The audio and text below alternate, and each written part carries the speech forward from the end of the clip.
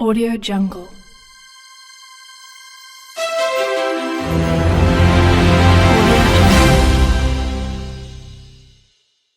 Halo sahabat ngomik, selamat datang di channel ini. Ini merupakan sebuah video rekap dengan judul Omnipotent Warrior, dan video ini berisikan dari chapter 1 sampai 34, dan komik akan berlanjut di bulan Juli untuk season berikutnya. Semoga kabar ini benar ya. Tanpa berlama-lama, yuk kita masuk ke alur ceritanya. Cerita dimulai di sebuah dunia yang diselimuti kegelapan, di mana di dalamnya banyak monster-monster yang tidak biasa, seperti seekor tikus seukuran mobil, ular sebesar kereta api, dan lain-lain. Namun mereka bukanlah apa-apa. Makhluk jahat legendaris, merekalah yang benar-benar menguasai dunia, dan manusia berjuang dalam keputusasaan tanpa akhir. Untungnya, kemunculan gerbang bintang memberi umat manusia sebuah harapan terakhir. Manusia berbakat yang telah memasuki gerbang bintang memiliki harapan untuk bangkit menjadi seorang awakener. Seorang awakener adalah satu-satunya manusia yang dapat mengalahkan makhluk jahat. Lalu, di sebuah kota yang bernama Kota Dawn, tepatnya di bagian wilayah awakener, terlihat ada keributan di sebuah mansion. Seseorang baru saja ditendang keluar rumah. Dan pria yang baru saja ditendang itu bernama Baizin. Dia adalah karakter utama pada cerita ini. Dan pria yang baru saja menendangnya bernama Fan Bin. Dia merupakan anak pungut yang diadopsi oleh orang tua Baizin. Baizin pun tidak menyangka akhirnya akan seperti ini. 10 tahun yang lalu, orang tuanya mempertaruhkan hidup mereka untuk menyelamatkan Fan Bin dalam bencana. Lalu mereka mengadopsinya dan memperlakukannya layaknya putra mereka sendiri. Bahkan mereka juga mengajarinya untuk menjadi seorang awakener yang hebat layaknya matahari. Namun setelah orang tua Baizin menghilang kurang lebih sudah setengah bulan, Fan Bin datang ke rumah dan merebut rumah dan harta keluarga, serta menempati rumah leluhur. Baizin pun menyebut Fan Bin sebagai bajingan yang tidak tahu berterima kasih. Fan Bin sendiri tidak merasa semua tuduhan Baizin kepadanya itu adalah benar. Dia merasa tidak merebut harta keluarga dan menempati rumah leluhur. Fan Bin juga mengakui bahwa keluarga Bai telah tinggal di mansion ini selama 5 generasi, lebih dari 100 tahun. Namun Fan Bin mengingatkan Baizin bahwa mansion di area kediaman para awakener itu dimiliki oleh 6 guild awakener utama. Lalu seorang pengacara menjelaskan, Baizin hari ini berulang tahun yang ke-18, namun dia masih belum membangkitkan sebuah job. Menurut peraturan awakener guild utama, mereka yang belum membangkitkan suatu job sampai usia dewasa akan kehilangan semua haknya untuk tinggal di distrik awakener. Dan Fan Bin sebagai anak angkat dari kedua orang tua Baizin secara otomatis mewarisi hak tinggal di mansion ini dan tidak ada yang keberatan. Baizin pun tidak menerima hal ini dan menganggap bahwa mereka telah bekerja sama. Baizin juga menyebut bahwa ada banyak sekali orang yang belum membangkitkan jobnya di bagian wilayah awakener setelah berusia 18 tahun. Namun mereka masih diperbolehkan untuk tinggal. Dan Baizin mempertanyakan haknya dicabut secara paksa. Dan hal ini juga merupakan hadiah yang diberikan kepada kakek dan ayahnya yang berkorban untuk Kota Dawn. Mendengar ocehan dari Baizin membuat kuping dari pengacara sakit sehingga dia memukul Baizin hingga terlempar dan memintanya untuk diam. Pengacara menyebut Baizin hanyalah sebagai orang biasa yang berani protes dengan aturan yang telah ditetapkan oleh 6 guild utama. Lalu pengacara pun pamit dan menyerahkan tempat ini kepada Fan Bin. Dan pengacara tidak lupa mengingatkan Fan Bin mengenai apa yang telah dia janjikan kepadanya. Fan Bin pun mengerti dan akan menepati janjinya. Setelahnya, Fan Bin kembali mendekati Baizin dan menghajarnya. Serta dia juga lupa memberitahukan sesuatu kepada Baizin, mengapa dia tidak bisa membangkitkan sebuah job hingga dia berusia 18 tahun. Itu karena pada saat Baizin berumur 10 tahun, Fan Bin dengan sengaja telah meracuninya. Jika Baizin memakan potion Grey Crystal Krill Life Giving setiap bulan, hal ini akan membuat tubuhnya menjadi tidak berguna, dan pada akhirnya Baizin tidak akan bisa membangkitkan sebuah job. Mengetahui hal ini, Baizin menjadi sangat marah dan bertanya-tanya mengapa Fan Bin melakukan semua ini. Fan Bin menganggap Baizin terlalu naif. Tempat tinggal yang berada di dekat gerbang bintang adalah tempat terbaik dan juga teraman di keseluruhan kota Dawn, terutama mansion keluarga Bai. Selain tempat ini sangat aman, tempat ini juga sangat membantu kultivasi seseorang. Mendengar hal ini, Baizin menduga bahwa Fan Bin sudah merencanakan semua ini sejak awal. Menurut Fan Bin, seorang tiap peringkat bisa dengan mudah mendapatkan apartemen satu lantai di pinggiran wilayah bagian Awakener.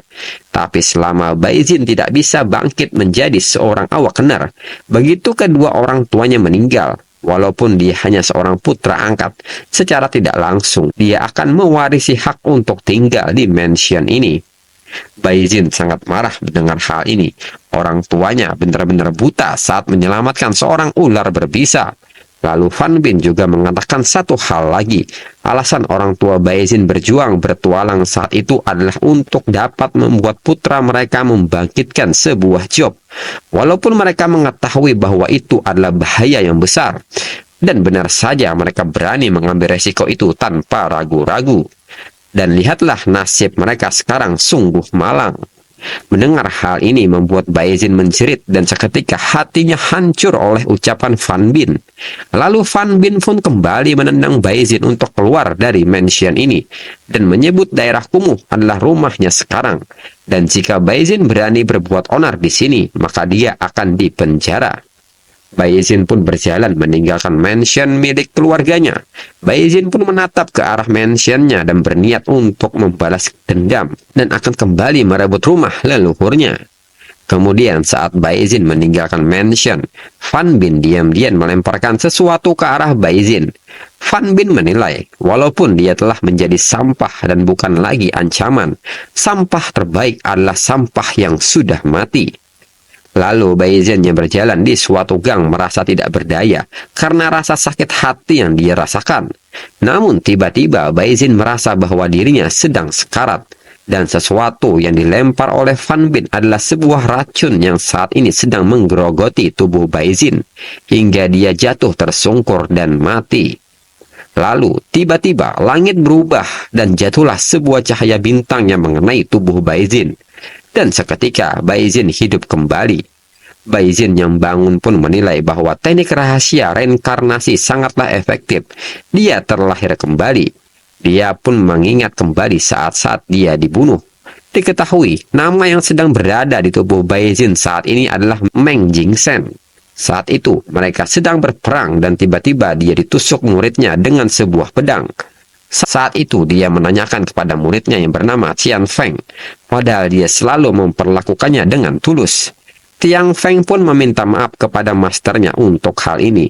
Jika masternya masih belum mati, dia akan terus hidup dalam bayang-bayang masternya dan tidak akan pernah menjadi dewa perang terkuat di dunia ini. Pejuang-pejuang lain pun mendukung tindakan dari Tian Feng. Mereka menyebut Meng Jingsen sebagai pejuang yang bodoh karena masih berani melawan The Great Demon God yang sangat kuat. Meng Jingsen pun sadar bahwa ini adalah pertarungan dia melawan semua orang dan angan-angannya untuk hidup damai terlepas dari kegelapan setelah mengalahkan The Great Demon God hanyalah harapannya seorang diri. Meng Jingsen pun menyebut bahwa mereka semua melupakan sumpahnya untuk melindungi umat manusia dan menganggap dirinya adalah ancaman yang melebihi The Great Demon God.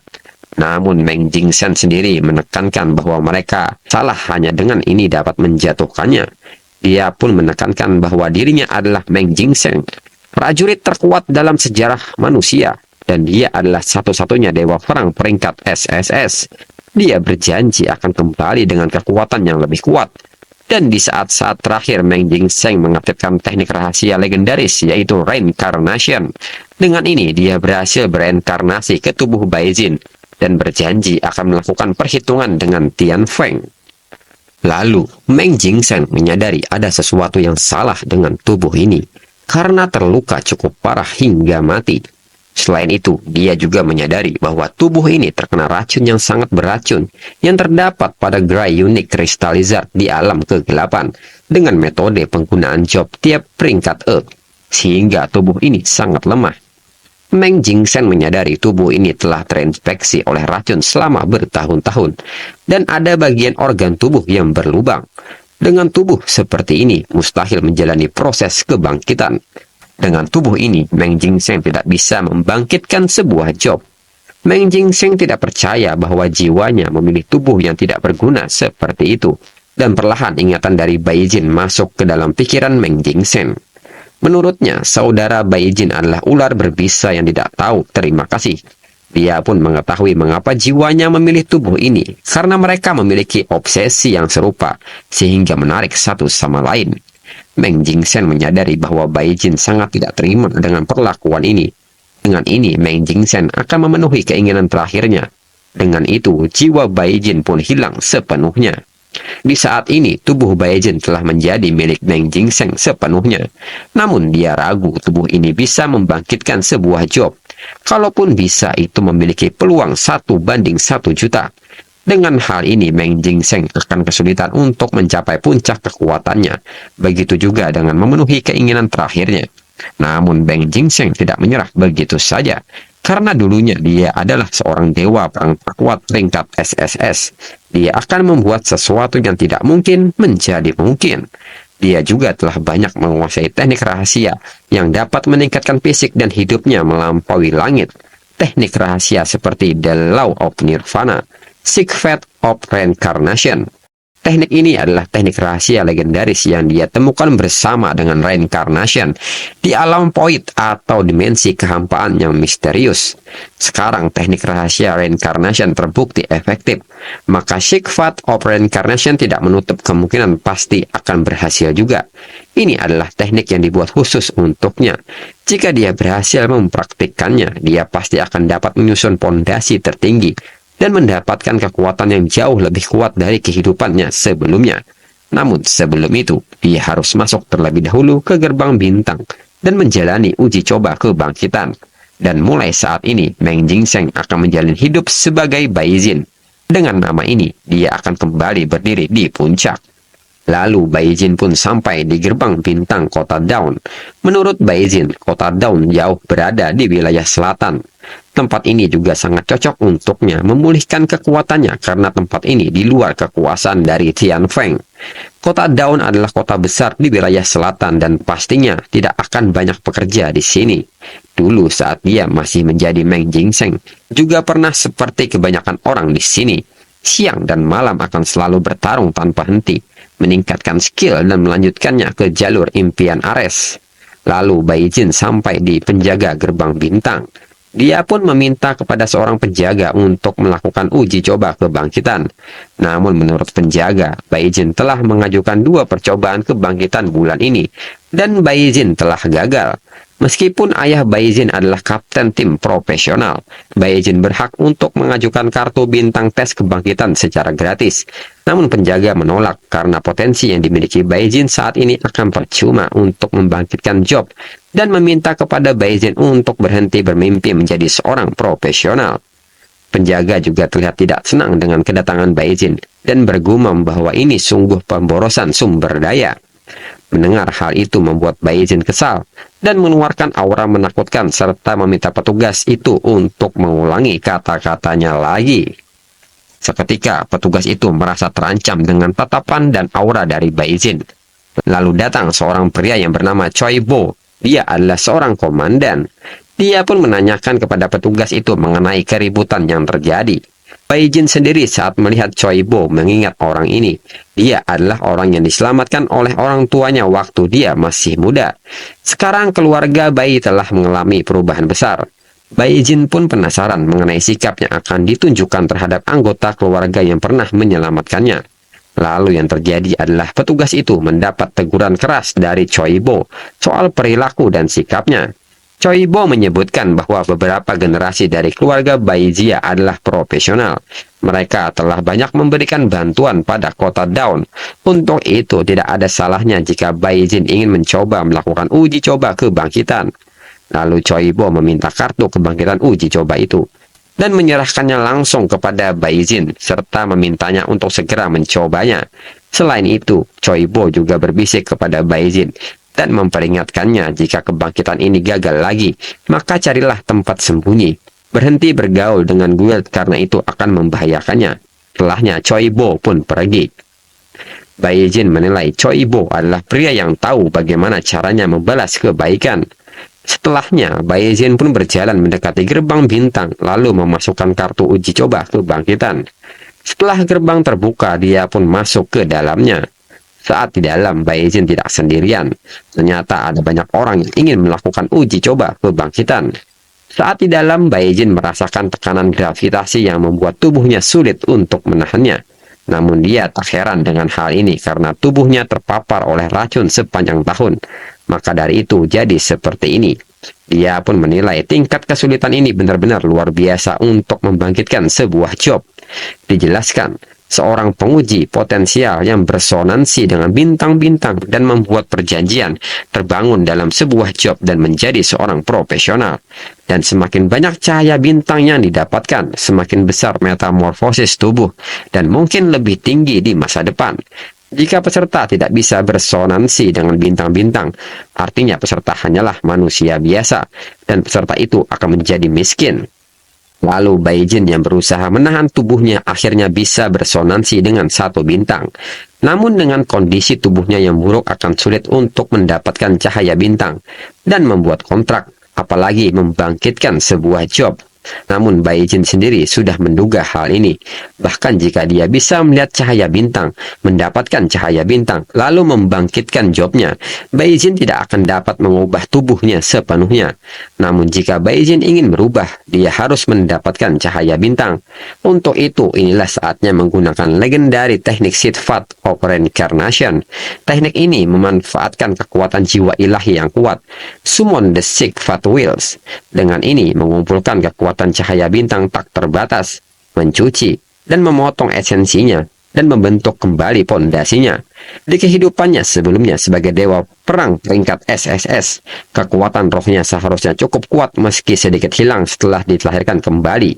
Bai Jin mulai menyerap semua cahaya bintang dan mulai membakar dirinya dengan cahaya tersebut hingga pada akhirnya Six Fat Wheel terbuka. Setelah tubuh Bai Jin memancarkan jiwanya, cahaya bintang pun turun mengenai tubuh Bai Jin hingga cahaya tersebut sangat menyilaukan. Hal ini tentu saja menarik perhatian dari peserta lain yang ada di sana karena cahaya bintangnya seterang matahari. Di sisi lain, Bai Jin bertanya-tanya apakah ketika seseorang membangkitkan jobnya dan membawa cahaya bintang tak terbatas itu benar-benar mengubah pondasinya. Setelah menunggu, ternyata teknik Six Fat Wheel berhasil, sehingga bisa menarik resonansi bintang. Tapi itu hanya langkah utama menurut Bai Jin. Berikutnya adalah menahan cahaya bintang yang mulai masuk ke dalam tubuhnya. Dengan ini, kebangkitan job dimulai.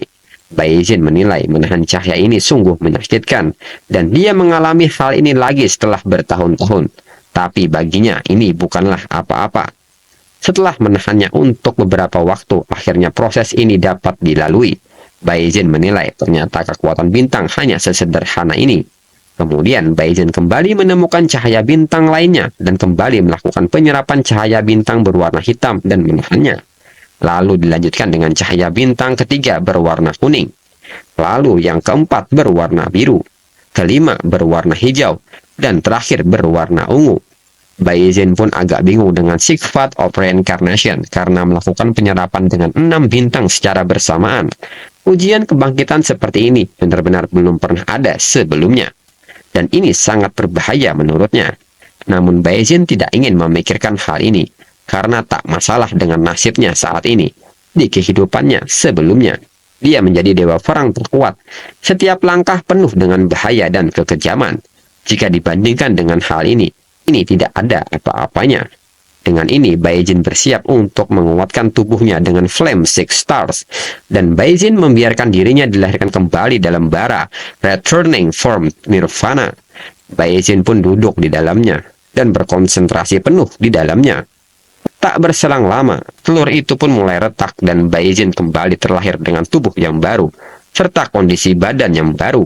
Tubuhnya yang sakit pun sudah pulih dan sisa racun di dalam tubuhnya juga telah dihilangkan.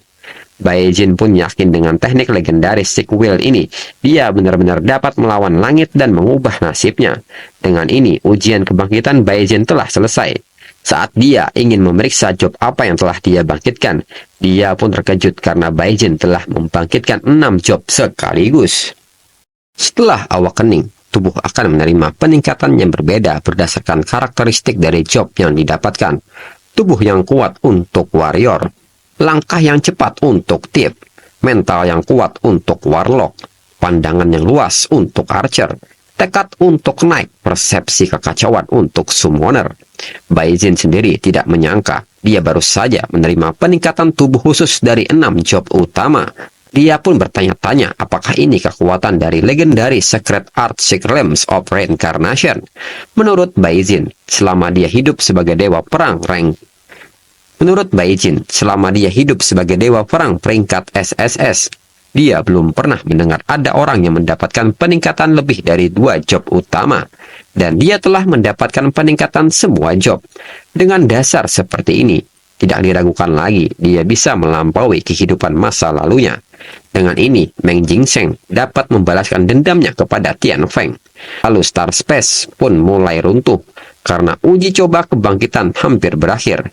Bai Jin pun segera keluar dari gerbang bintang. Saat melangkah keluar, Bai Jin pun kembali bertemu dengan Fan Bin. Fan Bin pun tidak menyangka bahwa Bai Jin kembali menjalani uji coba kebangkitan lagi. Fan Bin pun menyebut Bai Jin sebagai sampah yang benar-benar tahu cara membuang sumber daya. Lalu Fan Bin kembali memperingatkan Bai Jin bahwa dia harus tinggal di daerah kumuh jika dia ingin hidup lebih lama. Namun Bai Jin tidak menghiraukan ucapan Fan Bin dan memintanya menyingkir karena menghalangi jalannya. Fan Bin pun terkejut dengan sikap Bai Jin yang berani berbicara seperti itu kepadanya. Di sisi lain, Fan Bin sendiri tidak percaya bahwa Bai Jin masih hidup setelah dia meracuninya dengan Grey Crystal Lizard. Namun jika itu masalahnya, Fan Bin pun akan membunuhnya sekali lagi. Fan Bin pun mengeluarkan pisaunya dan bersiap menyerang Bai Jin dengan alasan dia berani mengabaikan saudaranya, serta dia akan mengajarinya beberapa sopan santun untuk ayah dan ibu angkatnya. Choi Bo yang melihat hal ini mencoba menghentikan Fan Bin, namun sudah terlambat. Segera Fan Bin meningkatkan kecepatannya dengan skill Sweep Speed tingkat bronze dan menggunakan serangan Snake Attack. Bai Jin menilai dengan Fan Bin menggunakan Sweep Speed peringkat E, skill tip serta Snake Attack, itu berarti Fan Bin berniat untuk membunuhnya. Namun Bai Jin bingung melihat seorang tiap menyerang bukan dalam kegelapan. Tentu skillnya tidak akan efektif. Bai Jin yang seorang dewa perang peringkat SSS dengan pengalaman bertarung yang banyak tentu bisa menemukan titik lemah tiap job dengan matanya. Belum lagi tubuhnya memiliki peningkatan tambahan dari ke-6 job utama. Bahkan jika ada perbedaan 1 atau 2 level, dia masih bisa melawannya. Dan segera Bai Jin mampu memberikan serangan langsung kepada Fan Bin dan membuatnya terlempar. Orang-orang pun tidak menyangka si sampah Bai Jin mampu memberikan 1 pukulan kepada level E tiap Fan Bin hingga membuatnya terbang. Lalu Fan Bin pun tidak percaya Bai Jin mampu mendaratkan 1 pukulan kepadanya dan menduga ini hanyalah sebuah kebetulan. Bai Jin sendiri juga sadar bahwa dia baru saja membangkitkan jobnya sehingga dia belum menerima talent atau skill apapun. Namun mampu memukul bajingan yang tidak tahu berterima kasih itu saat dia lengah sudah cukup bagus menurutnya. Namun hanya dengan ini tidaklah cukup untuk mengalahkannya. Lalu Choi Bo pun masuk di tengah-tengah perkelahian mereka. Dia menyebut Fan Bin secara terbuka merugikan seseorang yang baru saja terbangun di alun-alun gerbang bintang dan menanyakan keinginan Fan Bin apakah dia mau mengunjungi sebuah penjara. Fan Bin pun mencoba menyudutkan Choi Bo dengan menyebut bahwa Bai Jin beberapa bulan terakhir ini meminta uji coba kebangkitan gratis beberapa kali, dan Choi Bo menyetujui semuanya. Fan Bin pun menyebut bahwa Choi Bo menyalahgunakan posisinya, melindungi sampah tidak berguna yang tidak akan pernah bisa dibangkitkan. Namun Choi Bo sendiri menyebut bahwa Fan Bin tidak punya hak untuk memutuskan apakah dia telah menyalahgunakan posisinya atau tidak untuk melindungi Bai Jin. Selain itu, bangkit atau tidaknya job dari Bai Jin, siapapun yang memiliki mata dapat melihatnya. Orang-orang di sekitar pun menertawakan Fan Bin, dan ada juga yang meremehkannya. karena baru 1 kali pukul sudah berdarah. Fan Bin sendiri bingung dengan situasinya. Padahal selama ini tubuh Baizin tidak berguna karena racun yang dia berikan kepadanya. Belum lagi racun yang sangat beracun dari Grey Crystal Lizard. Fan Bin pun bertanya-tanya bagaimana tubuh seperti itu bisa bangkit. Lalu Choi Bo pun mendekati Baizin, lalu memeriksa job dari Baizin menggunakan sebuah alat. Dari sebuah alat itu diketahui bahwa job dari Baizin adalah seorang warrior. Orang-orang yang mengetahui job dari Baizin adalah warrior. Mereka semua menganggap pukulan yang kuat itu masuk akal. Orang-orang pun menganggap Fan Bin bodoh karena tidak menggunakan keunggulan dari jobnya dan malah menghadapi seorang warrior secara langsung. Menurut Baizin, membangkitkan 6 job utama sekaligus terlalu mengejutkan jika terungkap dan bakalan menarik perhatian. Tentu ini akan jadi masalah buatnya. Untungnya Baizin memiliki skill tersembunyi dari kehidupan terakhirnya yang memungkinkan dia untuk menyembunyikan auranya melalui pikiran dan hanya mengungkap job warriornya saja. Choi Bo pun menyebut Baizin tidak buruk sama sekali, dan sekarang Baizin adalah seorang awakener job warrior. Dengan ini Baizin tidak mengecewakan orang tuanya. Lalu Choi Bo menyarankan kepada Baizin untuk pergi ke Warrior Guild untuk belajar dan bekerja keras untuk naik level serta berusaha keras untuk mendapatkan bakat jobnya sesegera mungkin dan menjadi awakener sejati. Karena menurut Choi Bo, Baizin telah membuang terlalu banyak waktu. Jadi jangan sia-siakan lagi kesempatan ini. Baizin pun mengerti dan menerima kartu tersebut. Lalu Baizin juga menanyakan perihal ujian bakat bulanan. Choi Bo menyebut ujian itu dilaksanakan hari ini. Dan sekarang deretan mobil lapis baja itu sedang mengangkut para awakener yang mengikuti ujian bakat bulanan menuju luar kota untuk ujian. Choi Bo yang memperhatikan Baizin menduga bahwa Baizin ingin mengikuti ujian itu sekarang. Baizin pun mengiyakan hal itu. Namun Choi Bo sendiri tidak setuju dengan keputusan Baizin. Karena untuk mengikuti ujian itu para awakener hanya memiliki 1 kesempatan. Dan hal itu tentu tidaklah mudah.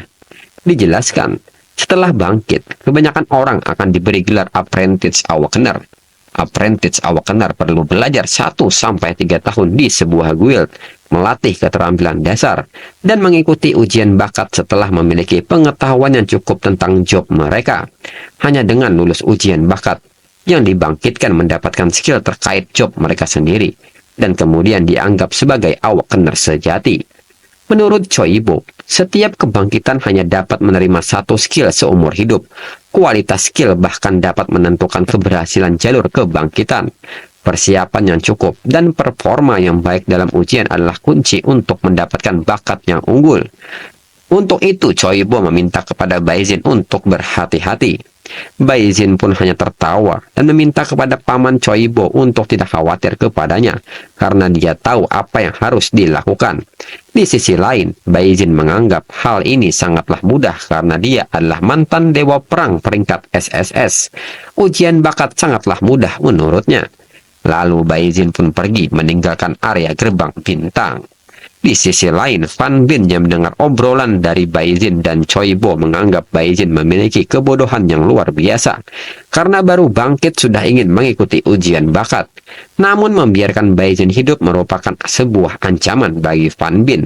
Untuk itu, Fan Bin mulai memikirkan cara untuk menyingkirkan Baizin dengan cepat. Baizin yang memperhatikan Fan Bin dari kejauhan merasakan rencana jahat yang sedang disusun oleh Fan Bin untuknya. Ketika dia nanti sudah mendapatkan sebuah skill dan menjadi awakener sejati, Baizin akan membuat chip rendahan peringkat E itu akan menyesal karena membuat dia marah. Dijelaskan, kota Dawn dilindungi oleh cahaya gerbang bintang. Dan di luar kota, ada berbagai macam jenis monster yang menakutkan di segala penjuru. Monster-monster itu sangat jahat. Mereka juga sangat menginginkan jiwa manusia. Para monster takut akan cahaya bintang dan tidak berani mendekati kota. Namun, apabila cukup banyak monster di sekitar kota, hasrat monster-monster itu akan lebih berat daripada ketakutan mereka. Dan sebuah disaster pit akan terbentuk dan mempengaruhi seluruh kota. Dalam sejarah manusia, banyak kota yang telah diserang oleh monster. Saat gerbang bintang hancur, cahaya bintang memudar, dan tak terhitung banyaknya manusia menjadi makanan monster. Karenanya, Di setiap ada disaster tit, tak terhitung banyaknya profesional akan bertindak untuk melawan monster dan melindungi kota.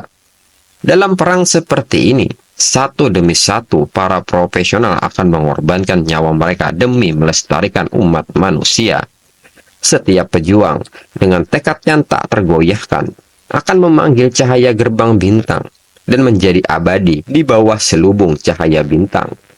Dengan berkumpulnya makam-makam tanpa akhir, mengkondensasikan sinar bintang yang tak terhitung, merubah ruang, dan membentuk sebuah dungeon khusus yang dikenal sebagai The Land of Starlight Gift.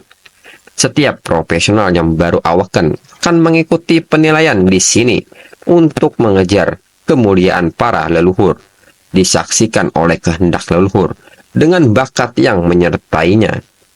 Dan kali ini, Baizin pun tetap dengan rencananya untuk ikut dalam ujian pembangkitan bakat. Walaupun sebelumnya dia sudah diperingatkan oleh Choi Bo, namun karena dia adalah dewa perang terkuat peringkat SSS, tentu hal ini bukan masalah besar baginya. Saat di dalam mobil baja, Baizin pun membaca sebuah buku.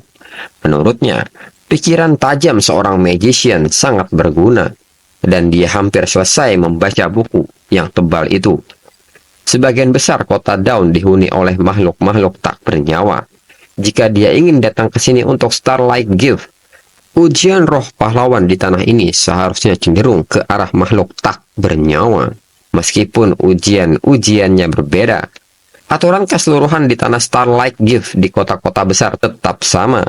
Di kehidupannya sebelumnya, Meng Jingsheng lahir dalam keluarga biasa tanpa dukungan dari para tetua.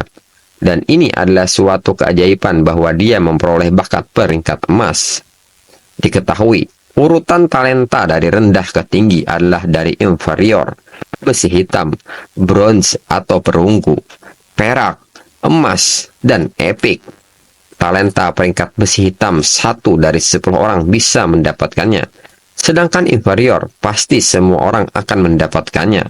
Dan 1 dari ratusan ribu, bahkan jutaan adalah talenta peringkat epik. Baizin pun bertanya-tanya apakah di kehidupan ini, dia bisa mendapatkan yang lebih tinggi lagi, seperti talenta peringkat epik.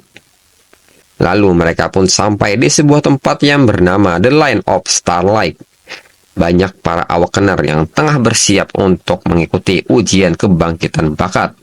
Orang-orang pun berharap dalam ujian ini mereka bisa mendapatkan bakat pendamping peringkat perunggu. Namun untuk ini tentu mereka sadar tidak akan mudah untuk mendapatkannya karena peluangnya 1:100. Lalu mereka juga mengomentari Baizin yang sedang berjalan. Mereka pun bertanya-tanya apakah Baizin sudah awaken atau belum. Namun mereka yakin Baizin hanya bergantung pada kredit orang tuanya saja. Karena setiap tahunnya, dia mengajukan begitu banyak uji coba awaken gratis. Bahkan dengan ini, seekor binatang pun akan bisa awaken. Baizin menilai, orang-orang yang hadir adalah para profesional magang selama 3 tahun di guild besar. Namun mereka masih belum mengetahui mengenai ujian bakat ini. Baizin pun yakin guild besar hanya mengajarkan pengetahuan dasar yang murah. Informasi yang benar-benar berguna beredar di antara para profesional berperingkat tinggi.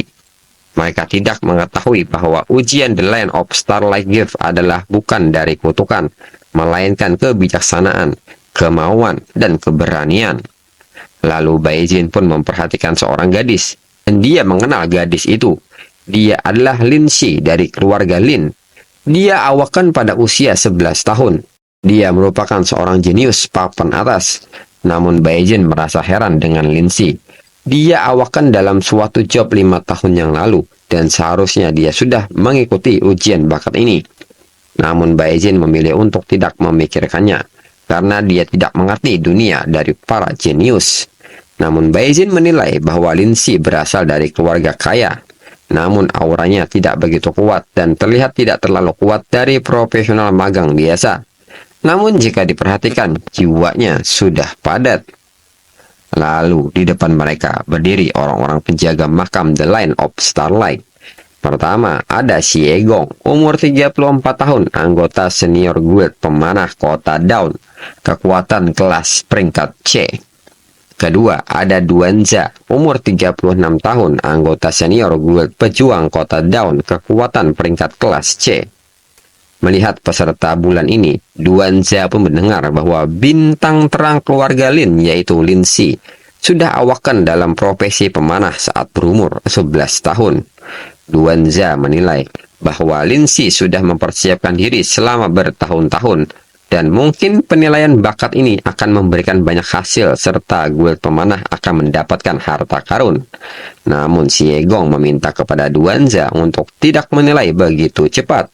Menurutnya, penilaian bakat tergantung pada keberuntungan.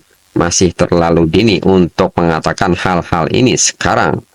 Namun dalam pikiran Xie Gong, dia mendapatkan informasi dari dalam bahwa keluarga Lin sudah sepenuhnya bersiap kali ini menargetkan bakat pendamping berperingkat tinggi dengan keyakinan besar. Namun dia enggan memberitahukan hal ini kepada mereka karena tidak ingin membuat mereka iri. Meskipun begitu, Duanza menilai bakat pendamping tergantung pada keberuntungan itu adalah hal yang wajar. Jika hidupnya kurang beruntung, tidak sulit mendapatkan bakat peringkat besi hitam. Xie Gong nampak kesal dengan Duanza yang mencoba menaruh sebuah kutukan. Namun menurut Duanza, dia tidak bermaksud untuk menaruh sebuah kutukan, tapi hanya mengatakan kenyataan. Ini sudah pernah terjadi sebelumnya. Senior-senior yang lain pun tidak menghiraukan pertengkaran mereka berdua karena hanya membuang-buang waktu. Karena hal ini sudah biasa terjadi kepada mereka berdua, dan mereka pun segera memulai penilaiannya. Mereka pun menjelaskan bahwa sebelum memasuki The Line of Starlight Gift, mereka beri penghormatan kepada para pendahulu yang beristirahat di sini.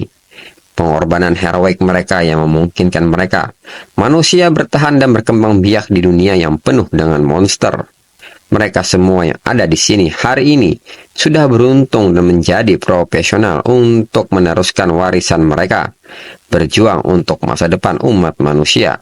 Di Line of Starlight Gift akan ada bahaya. Ini akan menjadi pertempuran pertama mereka untuk menjadi profesional resmi. Jika mereka tidak mengatasinya dengan baik, mereka mungkin akan mati. The Line of Starlight Gift hanya dibuka selama 1 hari. Dan para senior meminta kepada para peserta untuk memanfaatkan kesempatan ini. Apapun bakat pendamping yang mereka dapatkan tergantung pada keberuntungan para peserta. Lalu gerbang The Line of Starlight pun akhirnya terbuka. Dengan ini, uji coba kebangkitan bakat pun dimulai. Para peserta pun mulai memasuki gerbang tersebut.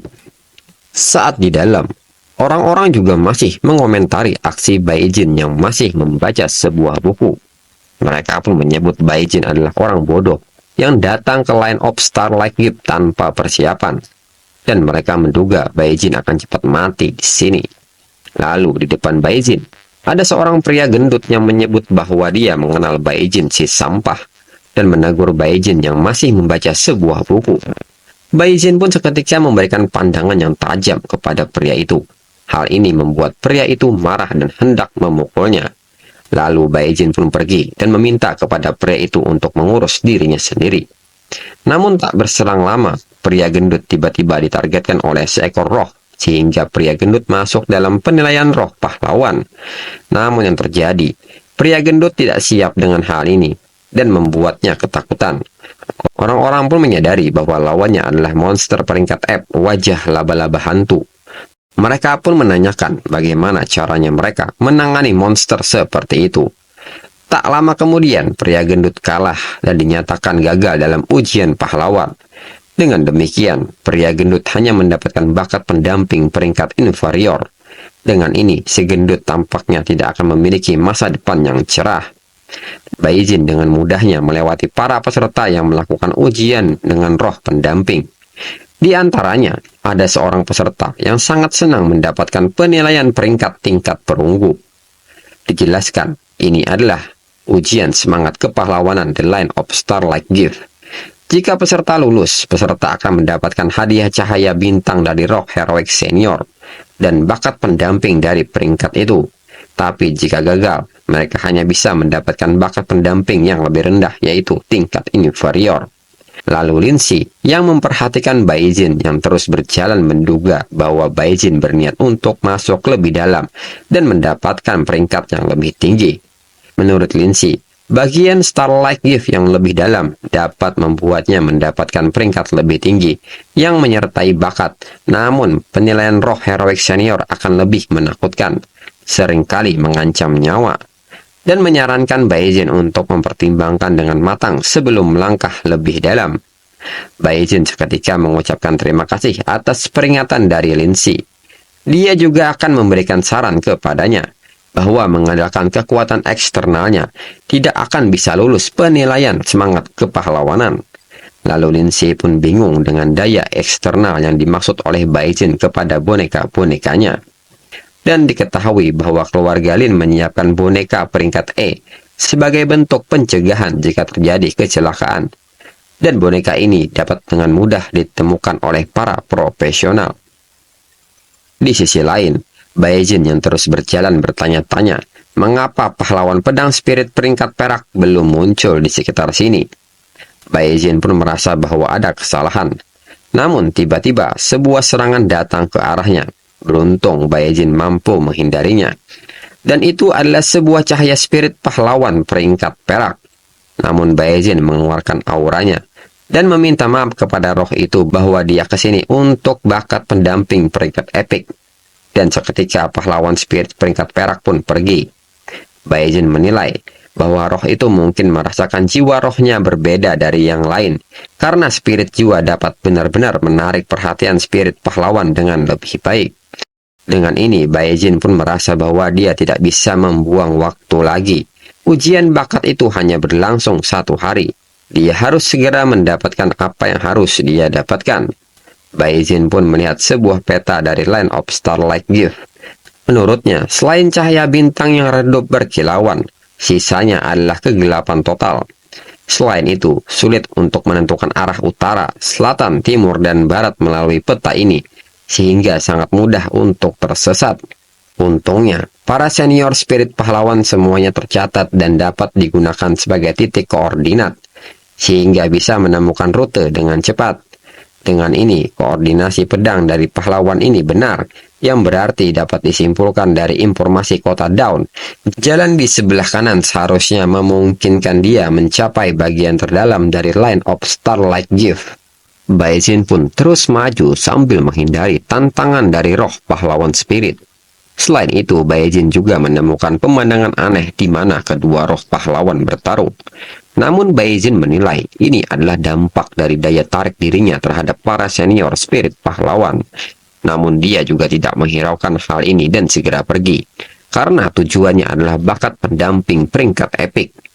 Dan tawaran dari senior spirit pahlawan terus bermunculan di sepanjang jalan Baizin. Namun Baizin terus-terusan menolak mereka, hingga sampailah Baizin di sebuah hutan. Dan kali ini, sepertinya dia memiliki peluang besar untuk memperoleh bakat pendamping peringkat epik. Lalu langkah dari Baizin pun terhenti, karena dia menyaksikan Lindsay sedang bertarung dengan spirit pahlawan peringkat emas. Namun Baizin menilai Lindsay bodoh. Baizin sudah memperingatkannya sebelumnya mengenai daya eksternalnya. Di sisi lain, Lindsay sendiri kebingungan dengan situasi yang dihadapi karena spirit pahlawan leluhur keluarga Lin marah dan menyerangnya dengan anak panah. Lalu anak panah itu perlahan berubah menjadi seekor monster. Dan monster itu adalah skeleton handok peringkat E. Lindsay menilai ini bukanlah ujian spirit pahlawan lagi, melainkan leluhurnya ingin membunuh dirinya. Lindsay sambil bertarung melawan skeleton handok mencoba mengajak spirit pahlawan leluhurnya untuk bicara dan memberitahukan kepadanya bahwa dia adalah keturunannya. Dan dia mempertanyakan maksud leluhurnya yang mencoba membunuhnya. Dan jika dia telah menyakiti senior, dia meminta diberitahukan alasannya. Namun jawaban yang diberikan leluhurnya adalah menyebut bahwa Lindsay tidak memenuhi syarat. Dan kata-kata itu terus diulang-ulang oleh leluhurnya. Lalu saat sebuah panah mengarah ke dirinya, berubah menjadi skeleton handok, Lindsay pun mati langkah dan tidak bisa menghindarinya. Beruntung boneka peringkat E melindunginya dari serangan ini, hingga boneka itu pun hancur dengan 1 kali serangan. Lindsay pun menyebut bahwa kakeknya selalu mengatakan bahwa bakatnya luar biasa, dan dia adalah harapan untuk kebangkitan keluarga Lin.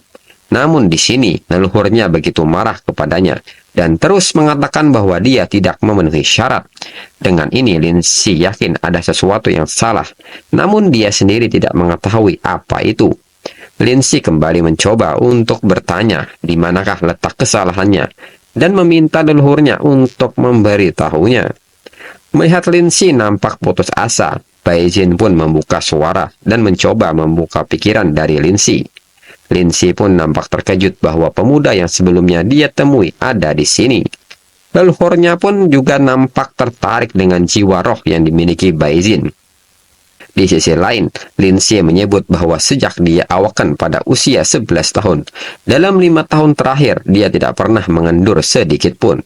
Dia bekerja keras dan berlatih, bahkan menjalani penyempurnaan yang tidak dapat dipecahkan bagi orang biasa. Menyempurnakan spirit jiwanya hingga batas profesional magang sebelum datang ke sini untuk menjalani ujian. Dia bekerja begitu keras untuk berkultivasi, hanya untuk mendapatkan pengakuan dari spirit pahlawan leluhur. Lalu ekspresi dari Lindsay berubah seolah-olah dia memiliki tekad yang kuat dan menyebut bahwa dia adalah jenius paling luar biasa dari keluarga Lin dalam 1 abad ini, serta pemanah dengan potensi terbesar. Dia akan melakukan yang terbaik untuk sampai ke sini. Hari ini, dia akan menghadapi spirit pahlawan leluhur. Bahkan jika dia harus mati, dia juga tidak akan melepaskan panah di tangannya. Seketika auranya bersonansi dengan spirit pahlawan leluhurnya. Menurut Baizin, lebih tepatnya, ujian spirit pahlawan senior yang paling penting bukanlah kemampuan tempur, melainkan tekad dan keberanian. Pada akhirnya, Lindsay menyadari bahwa membawa 2 penjaga boneka bukan hanya sebuah kecurangan, tetapi juga sebagai tindakan pengecut. Dan Lindsay juga menyadari maksud dari perkataan pemuda itu sebelumnya mengenai daya eksternalnya. Dan Lindsay pun penasaran dengan pemuda ini, serta bertanya-tanya siapakah namanya. Pada akhirnya, Lindsay dinyatakan lulus pada ujian ini, dan dia pun mendapatkan bakat pendamping leluhur peringkat emas.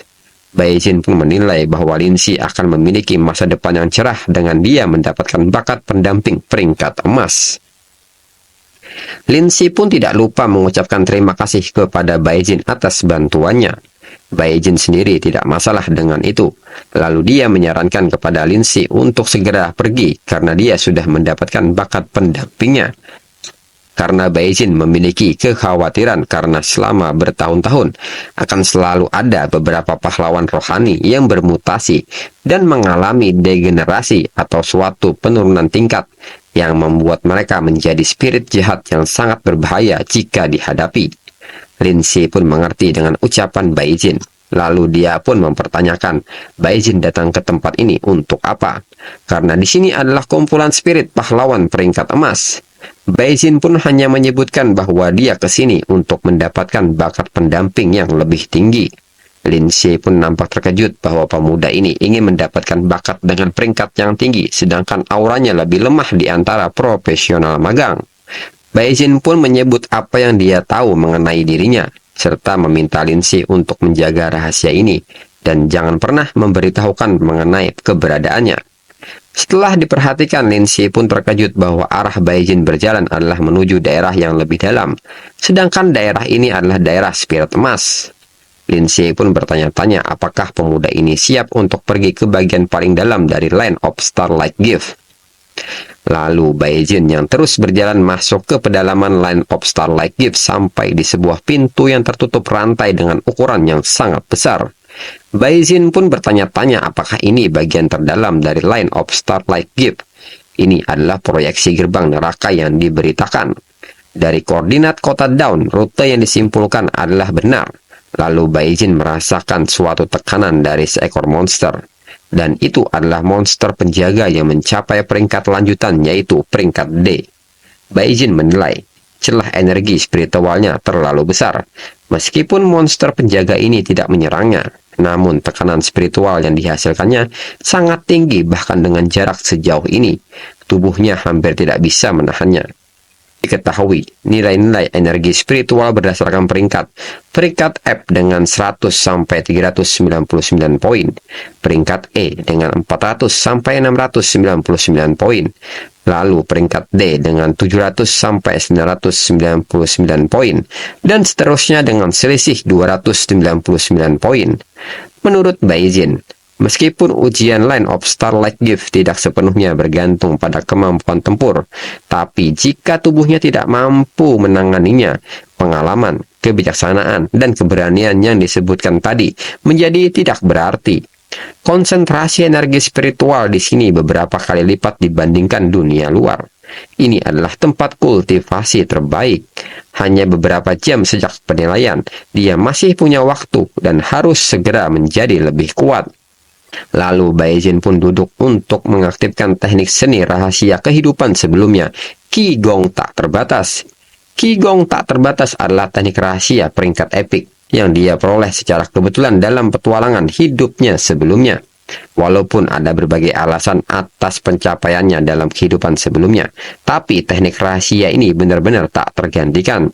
Kecepatan penyerapannya jauh lebih cepat daripada kali pertama dia berlatih dalam kehidupannya sebelumnya. Bayezin pun bertanya-tanya apakah ini karena dia membangkitkan fisik profesional 6 job utama. Bub yang menyebabkan dia memiliki kecepatan penyerapan yang luar biasa. Dan konsentrasi energi spiritualnya di sini sangat padat. Dia dapat menyerap sesuka hati. Dengan kecepatan ini, berlatih di sini 1 hari sama dengan 1 tahun bagi orang lain. Energi spiritual milik Bayezin pun terus meningkat hingga menyentuh nilai 99. Dan ini adalah batas maksimum bagi profesional pemula. Menurut Bayezin, sebelum memperoleh bakat pendamping, dia tidak dapat menjadi seorang profesional sejati. Tubuhnya juga tidak dapat menampung lebih banyak energi spiritual. Tapi nilai energi sebesar 99 bersamaan dengan penguatan tubuh 6 kali lipat seharusnya sudah cukup. Dengan ini, Bayezin pun berjalan dan siap untuk menantang penjaga gerbang, yaitu Hellhound, makhluk paling buas peringkat D. Bayezin menyebut tulang spiritual api di tubuh monster ini sudah cukup untuk membakar sebuah jiwa. Di sisi lain, para roh pendamping bakat tingkat epik tertarik dengan roh milik Bayezin dan mengatakan bahwa setelah ratusan tahun, akhirnya ada yang datang untuk mengikuti penilaian. Mereka pun menunggu hingga Bayezin mampu mengalahkan Hellhound itu. Menurut Bayezin, pada akhirnya itu hanya seekor anak anjing dengan jejak fragmen spirit jiwa Cerberus neraka. Jika dulu sebelum dia berlatih, mungkin Bayezin akan takut kepadanya. Namun sekarang beda ceritanya. Bayezin pun mengaktifkan teknik Infinite Qigong Break. Dengan ini jenis energi spiritual peringkat suppression tidak akan mempan terhadapnya. Lalu Hellhound pun menyerang Bayezin. Beruntung Bayezin masih bisa menghindari serangan itu dengan cepat dan segera memberikan serangan balasan dan berhasil melukainya. Menurut Bayezin, hal ini sesuai dengan yang diharapkannya. Dengan kemampuan tempur dia saat ini, dia hanya bisa menggoresnya sedikit. Dengan ini, Bayezin menyebut anak anjing ini begitu lemah. Namun tiba-tiba Hellhound mengeluarkan energi yang sangat luar biasa, sehingga membuat Bayezin terdorong ke belakang. Segera Hellhound kembali melompat ke arah Bayezin. Bayezin pun hanya terdiam, tidak melakukan gerakan apapun, dan berakhir dalam mulut Hellhound. Namun nyatanya, Bayezin terlihat seperti bisa menembus mulut dari Hellhound. Bayezin menilai, pada akhirnya, Land of Starlight Gift hanyalah tempat penilaian untuk profesional pemula. Bagaimana mungkin mereka menempatkan Hellhound yang sesungguhnya? Monster ini peringkat D, peringkat lanjutan untuk penilaian ini. Dan segera memberikan serangan jari tepat ke muka Hellhound, sehingga Hellhound dapat dikalahkan. Sebagai profesional pemula, sekuat apapun dia, penilaian Line of Starlight Gift ini kemampuan tempur bukanlah kuncinya, melainkan kebijaksanaan, kemauan, dan keberanian. Tapi Bayezin agak heran saat dia memprovokasi Hellhound. Nyatanya Hellhound benar-benar bisa marah kepada Bayezin. Hellhound yang sesungguhnya adalah mayat hidup, dan mayat hidup tidak memiliki emosi, apalagi marah. Menurut Bayezin, itu pasti digunakan untuk menakuti kandidat yang mengikuti penilaian. Bayezin pun mempertanyakan para peserta jika melihat Hellhound apakah mereka mempunyai keberanian untuk menghadapi hal ini. Lalu Baizin pun masuk ke dalam sebuah gerbang yang sudah terbuka. Menurutnya, ini nyatanya adalah sebuah gambar virtual yang diproyeksikan oleh gerbang neraka ini. Baizin pun merasa bersemangat saat memasuki gerbang ini. Hal ini gila, apakah yang sedang menantinya di depan sana? Setelah masuk, pintu pun secara otomatis tertutup. Menurut Baizin, ini adalah bagian terdalam dari Line of Starlight Gate. Tampak seperti ini bukanlah neraka.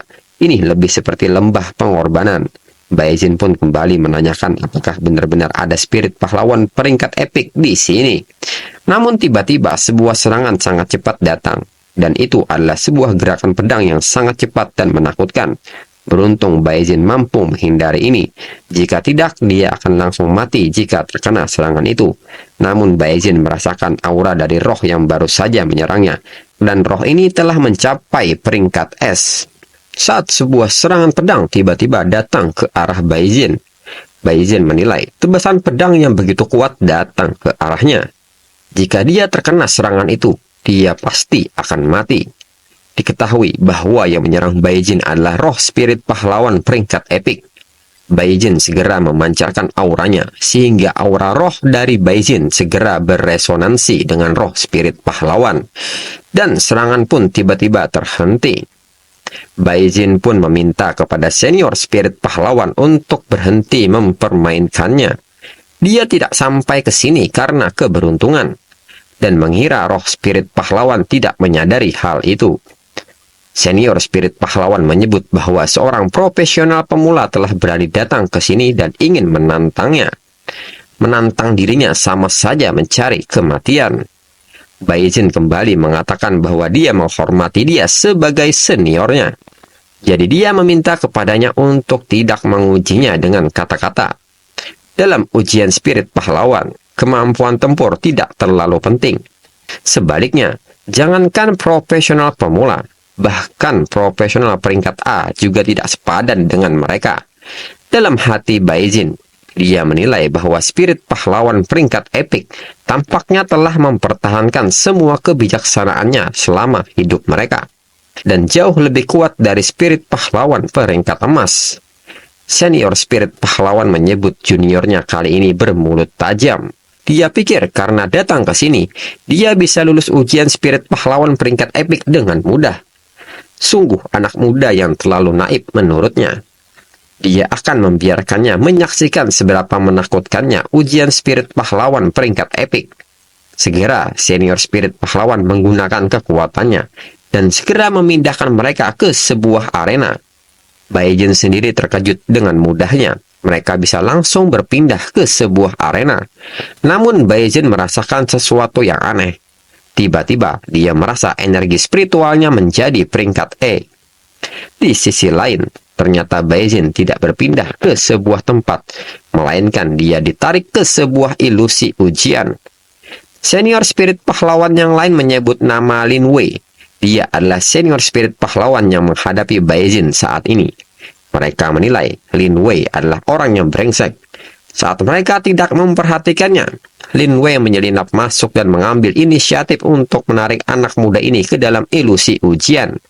Lin Wei mungkin mendapatkan gelar dewa peringkat S, meskipun dia dianggap hina saat masih hidup. Mereka juga menilai ini pertama kalinya dalam 100 tahun bahwa generasi muda masuk ke sini. Namun bagi profesional pemula, kesulitan ujian roh pahlawan peringkat epik terlalu tinggi. Menurut mereka, anak muda ini sebenarnya memiliki fisik yang sangat kuat, yang cocok untuk 6 profesi utama. Seorang jenius tak tertandingi di dunia. Mereka pun bertanya-tanya, apakah Lin Wei akan mempermudah anak muda itu dan membiarkannya lulus ujian ini. Sebagian dari mereka menyebut bahwa itu tidak mungkin. Lin Wei tidak akan berani, karena aturan spirit pahlawan bukan sesuatu yang bisa dia langgar. Jika Lin Wei berusaha mempermudah anak muda itu, maka mereka yang akan menguji pemuda tersebut. Di sisi lain, Baizin yang berada di dimensi ujian menyadari bahwa spirit pahlawan peringkat epik memiliki kemampuan untuk menarik kesadaran penerima ujian ke dalam arena khayalan. Lalu senior spirit pahlawan melemparkan pedangnya dan meminta Baizin untuk maju. Dia juga memberitahukan bahwa dalam ujian ilusi, Kedua belah pihak diatur memiliki kemampuan bertempur peringkat E. Dengan kemampuan tempur yang sama, jika dia bisa membuatnya mundur satu langkah saja, maka Baijin akan dianggap lulus. Mendengar hal tersebut, Baijin merasa ada yang aneh. Jika mereka memiliki kemampuan tempur yang sama, mengapa senior spirit pahlawan tidak menggunakan senjatanya untuk bertarung?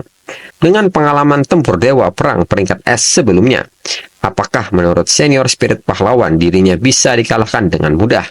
Namun jika permintaannya seperti itu, maka dia dengan senang hati menerimanya. Baijin pun segera maju dan melancarkan serangan pedangnya. Lin Wei yang melihat gerakan Baijin terkejut dan menilai bahwa teknik pedangnya sangat mahir. Ini adalah sesuatu yang hanya dapat digunakan oleh seorang profesional yang sudah mahir. Meskipun dirinya memegang sebuah senjata, Lin Wei merasa akan sangat sulit untuk menahan serangannya. Dan dalam beberapa gerakan akhirnya Lin Wei pun mati langkah dan tidak bisa lagi menghindari serangan dari Baijin. Namun Baijin menghentikan serangan itu tepat sebelum mengenai tubuh Lin Wei. Lin Wei pun tidak mempercayai hal ini. Kemampuan yang digunakannya melampaui dirinya.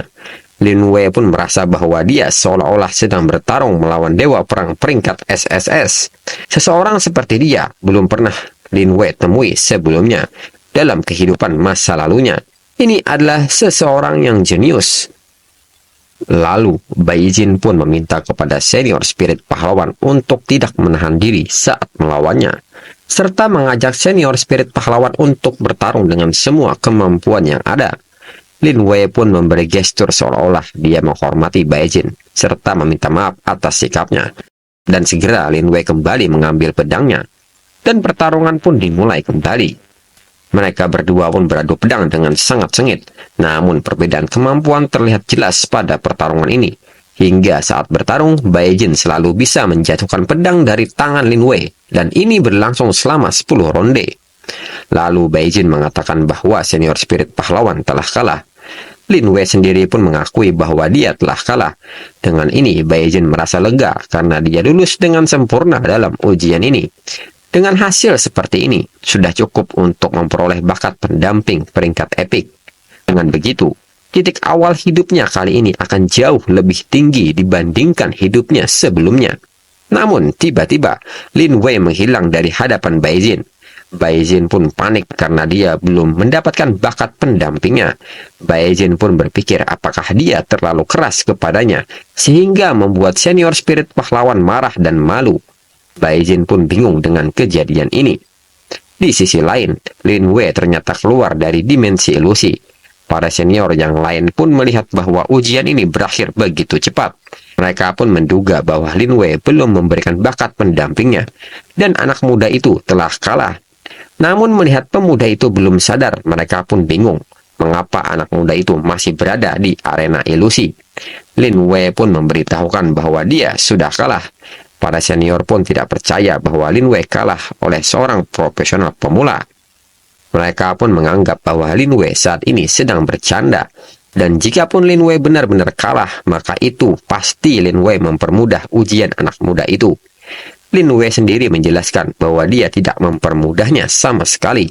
Dan ini adalah kekalahan telaknya. Bakat anak muda itu jauh melampaui dari apa yang mereka kira. Dengan ini, Lin Wei mempunyai sebuah rencana dan menyampaikannya. Mendengar rencana dari Lin Wei, para senior menilai pemikiran Lin Wei terlalu gila. Namun jika anak muda itu benar-benar berbakat seperti yang dijelaskan Lin Wei, maka itu patut untuk dicoba. Namun mereka menilai hanya dengan peringkat Lin Wei saja itu tidak cukup. Maka dari itu Lin Wei mempunyai saran untuk membuat rencana ini menjadi semakin gila.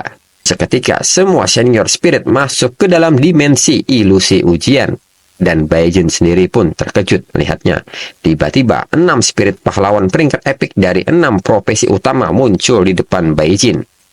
Baijin sendiri tidak pernah membayangkan di bagian terdalam Starlight Gate Land di kota Dawn ada semua spirit pahlawan peringkat epik dari 6 profesi utama. Baijin pun bertanya-tanya jenis perang apa yang telah terjadi di sini. Di sisi lain, salah seorang senior menilai Baijin yang nampak tenang ketika menghadapi tekanan dari ke-6 spirit pahlawan peringkat epik. Dia pun sangat menantikan hal ini untuk melihat penampilannya. Lalu dia pun memberitahukan kepada Baijin, mereka semua datang ke sini karena mengetahui bahwa Lin Wei telah dikalahkan. Dengan ini, Baijin pun mendapatkan pengakuan dari mereka semua. Lalu dia juga memberitahukan bahwa mereka mengundang Baijin untuk mengikuti tantangan ujian dengan tingkat kesulitan yang lebih tinggi, karena mereka mengakui bakat yang dimilikinya sangat luar biasa. Dan dengan kemampuan tempur yang sama, Baijin akan bertarung dengan 6 spirit pahlawan peringkat epik. Jika Baijin dapat mengalahkan mereka, maka ke-6 spirit pahlawan akan memberikan bakat pendampingnya sekaligus. Namun, jika Baijin dikalahkan, maka Baijin tidak akan mendapatkan apa-apa. Mendengar tawaran ini, membuat Baijin tidak bisa berkata apa-apa. Mereka pun memberikan kesempatan kepada Baijin untuk mempertimbangkan tawaran ini. Baijin juga bisa menyerah dan pergi dari sini dengan bakat peringkat epik dari profesi warrior. Spirit pahlawan yang lain menilai bahwa Baijin nampak sangat ragu dengan hal ini. Terlihat dari perilakunya saat ini. Mereka pun berencana untuk membatalkan tawaran ini. Seketika Baijin pun tertawa sangat keras, karena Baijin tidak menyangka bahwa jadinya akan jadi seperti ini. Ini benar-benar sangat menarik menurutnya. Baijin juga merasakan tekad terus bertarung melawan pasukan monster dan membuka dunia yang cerah dari ke-6 spirit pahlawan. Dengan ini, Baijin menerima ujian ini dan meminta ujian ini segera dimulai. Mereka pun menilai Baijin sangat percaya diri dengan hal ini. Sifatnya yang angkuh juga membuat mereka menyukainya. Seketika Baijin pun meningkatkan aura rohnya yang menandakan bahwa dia telah siap untuk bertarung. 6 spirit pahlawan pun juga tengah bersiap untuk melakukan serangan. Baijin menilai 6 spirit pahlawan utama telah bersama selama 100 tahun. Tentu mereka juga saling mengenal dan memiliki kerjasama yang kuat tentunya. Baijin pun mencoba memperhatikan gerak-gerik mereka dan menilai situasinya terlebih dahulu. Dan target Baijin yang pertama adalah seorang Tiep, karena dia yang paling berbahaya, mampu bersembunyi di dalam kegelapan. Di saat yang bersamaan, spirit pahlawan Tiep mengaktifkan skillnya dan bersembunyi di balik bayangan. Dan tiba-tiba muncul di belakang Baijin dan siap melakukan penyergapan. Di sisi lain, Baijin pun sudah menggunakan skill dari job archer berupa pandangan dan pendengaran archer, serta mendengar suara dan identifikasi lokasi. Dengan kemampuan archer, Baijin pun dengan mudah dapat menebak lokasi dari Tiep dan seketika memberikan serangan kepadanya. Menurut Baijin, dengan kemampuan tempur peringkat E yang sama, Tiep akan menderita saat bertarung secara langsung dengan seorang prajurit. Dan benar saja, akibat serangan Baijin, Tiep pun terdorong sangat keras hingga membentur sebuah dinding arena. Dengan ini, Tiep spirit pahlawan peringkat epik telah dikalahkan. Mereka pun terkejut seorang Tiep spirit pahlawan kalah hanya dengan 1 kali serangan. Dan segera mereka semua pun maju untuk menyerang Baijin secara bersamaan. Baijin kembali menggunakan kemampuan job lain seperti Tiep berupa penyamaran dan kelincahan dari seorang archer, sehingga tubuh Baijin menjadi sangat ringan. Dan dengan mudah dia menghindari semua serangan yang ada. Lalu Baijin juga menggunakan kemampuan seorang penyihir sehingga kecepatan berpikir, ketajaman dalam menilai situasi semakin tepat, dan dengan mudah memblokir beberapa panah yang mengarah kepadanya. Namun di saat dia terfokus dengan archer, Warlock spirit pahlawan berhasil memberikan serangan lightning paralysis. Namun Warlock pun terkejut karena efek dari skill lightning paralysis tidak berguna. Baijin pun bersyukur karena dia memiliki fisik sebagai knight sehingga tahan terhadap sihir. Lalu target kedua Baijin adalah seorang Warlock sehingga dia pun maju mendekatinya. Baijin menilai seorang Warlock seperti kaca saat berhadapan dengan seorang warrior dan langsung menyerangnya hingga Warlock pun terdorong ke belakang sehingga Warlock spirit pahlawan peringkat epik telah dikalahkan. Kemudian Archer pun tidak tinggal diam dan memberikan serangan kepada Baijin. Baijin pun dengan mudah memblokir serangan itu, bahkan mengembalikan panah itu kepada Archer. Di saat Archer menghindari panahnya, Baijin dengan cepat menyelinap dan memberikan serangan. Dengan ini, Archer spirit pahlawan peringkat epik juga telah dikalahkan. Knight pun sangat kesal dengan hal ini, karena dia tidak bisa mengikuti kecepatannya. Seorang summoner segera memanggil makhluk summonnya yaitu beruang, dan memintanya untuk menghancurkan lawannya. Knight pun mencoba menahan gerakan dari Baijin dengan skill Holy Light Delay, sehingga kaki dari Baijin tiba-tiba terkunci, dan membuatnya tidak bisa bergerak. Di saat summoning beruang hendak menyerang Baijin, Baijin segera menggunakan kemampuan summoner dan mencoba mengambil alih summoningnya. Dan ternyata Baijin berhasil melakukannya. Dan tiba-tiba, summoning beruang memberikan serangan kepada Knight sehingga membuat dia terpental. Dan Knight peringkat epic pun telah dikalahkan. Di sisi lain, summoner pun terkejut atas hilangnya kendali atas beruangnya. Dan dengan cepat Baijin maju dan memukulnya. Dengan ini, summoner peringkat epic juga telah berhasil dikalahkan. Dengan ini, hanya tinggal menyisakan Lin Wei. Baijin sendiri pun menanyakan apakah Lin Wei masih mau lanjut. Lin Wei pun menyebut bahwa dia sudah kalah sebelumnya saat 1 versus 1, sehingga dia tidak ingin lagi dipermalukan oleh Baijin. Lalu, para senior spirit pahlawan pun kembali bangun dan mengatakan bahwa Baijin telah lulus dari ujian 6 spirit pahlawan tingkat epic. Mereka juga menilai fisik, kemauan, bakat bertarung jauh melampaui para profesional magang termasuk juga mereka. Dengan ini, mereka pun memberikan bakat pendamping mereka kepada Baijin. Dengan ini, Baijin pun memperoleh semua bakat tingkat epic dari ke-6 profesi utama. Namun, Baijin sendiri bertanya-tanya apakah dia bisa mengakses semua bakat itu dalam satu tubuhnya. Namun, kejadian aneh terjadi kepada Baijin. Ke-6 bakat yang diberikan kepada Baijin malah bergabung menjadi satu. Para senior spirit pahlawan yang menyaksikan ini juga menyadari bahwa ke-6 bakat tingkat epic menjadi satu. Dan auranya tampak jauh melampaui bakat tingkat epic.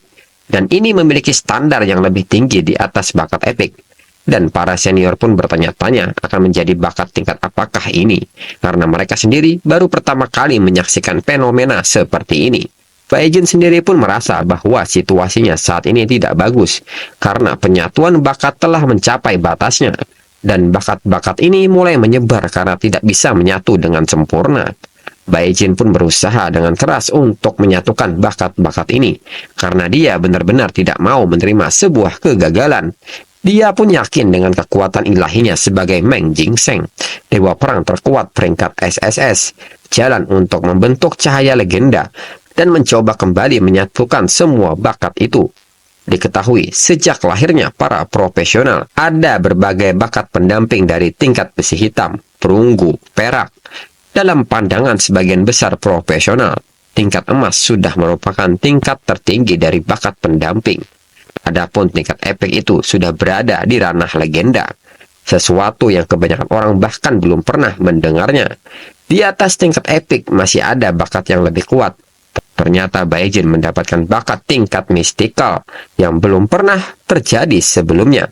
Bakat Mystical Heart of the Brave cocok dengan semua bakat. Heart of Brave membuatnya bertarung dengan lebih gigih seiring berjalannya waktu. Membunuh musuh memberikan sumber keberanian, mengembalikan kesehatan, dan meningkatkan kekuatan.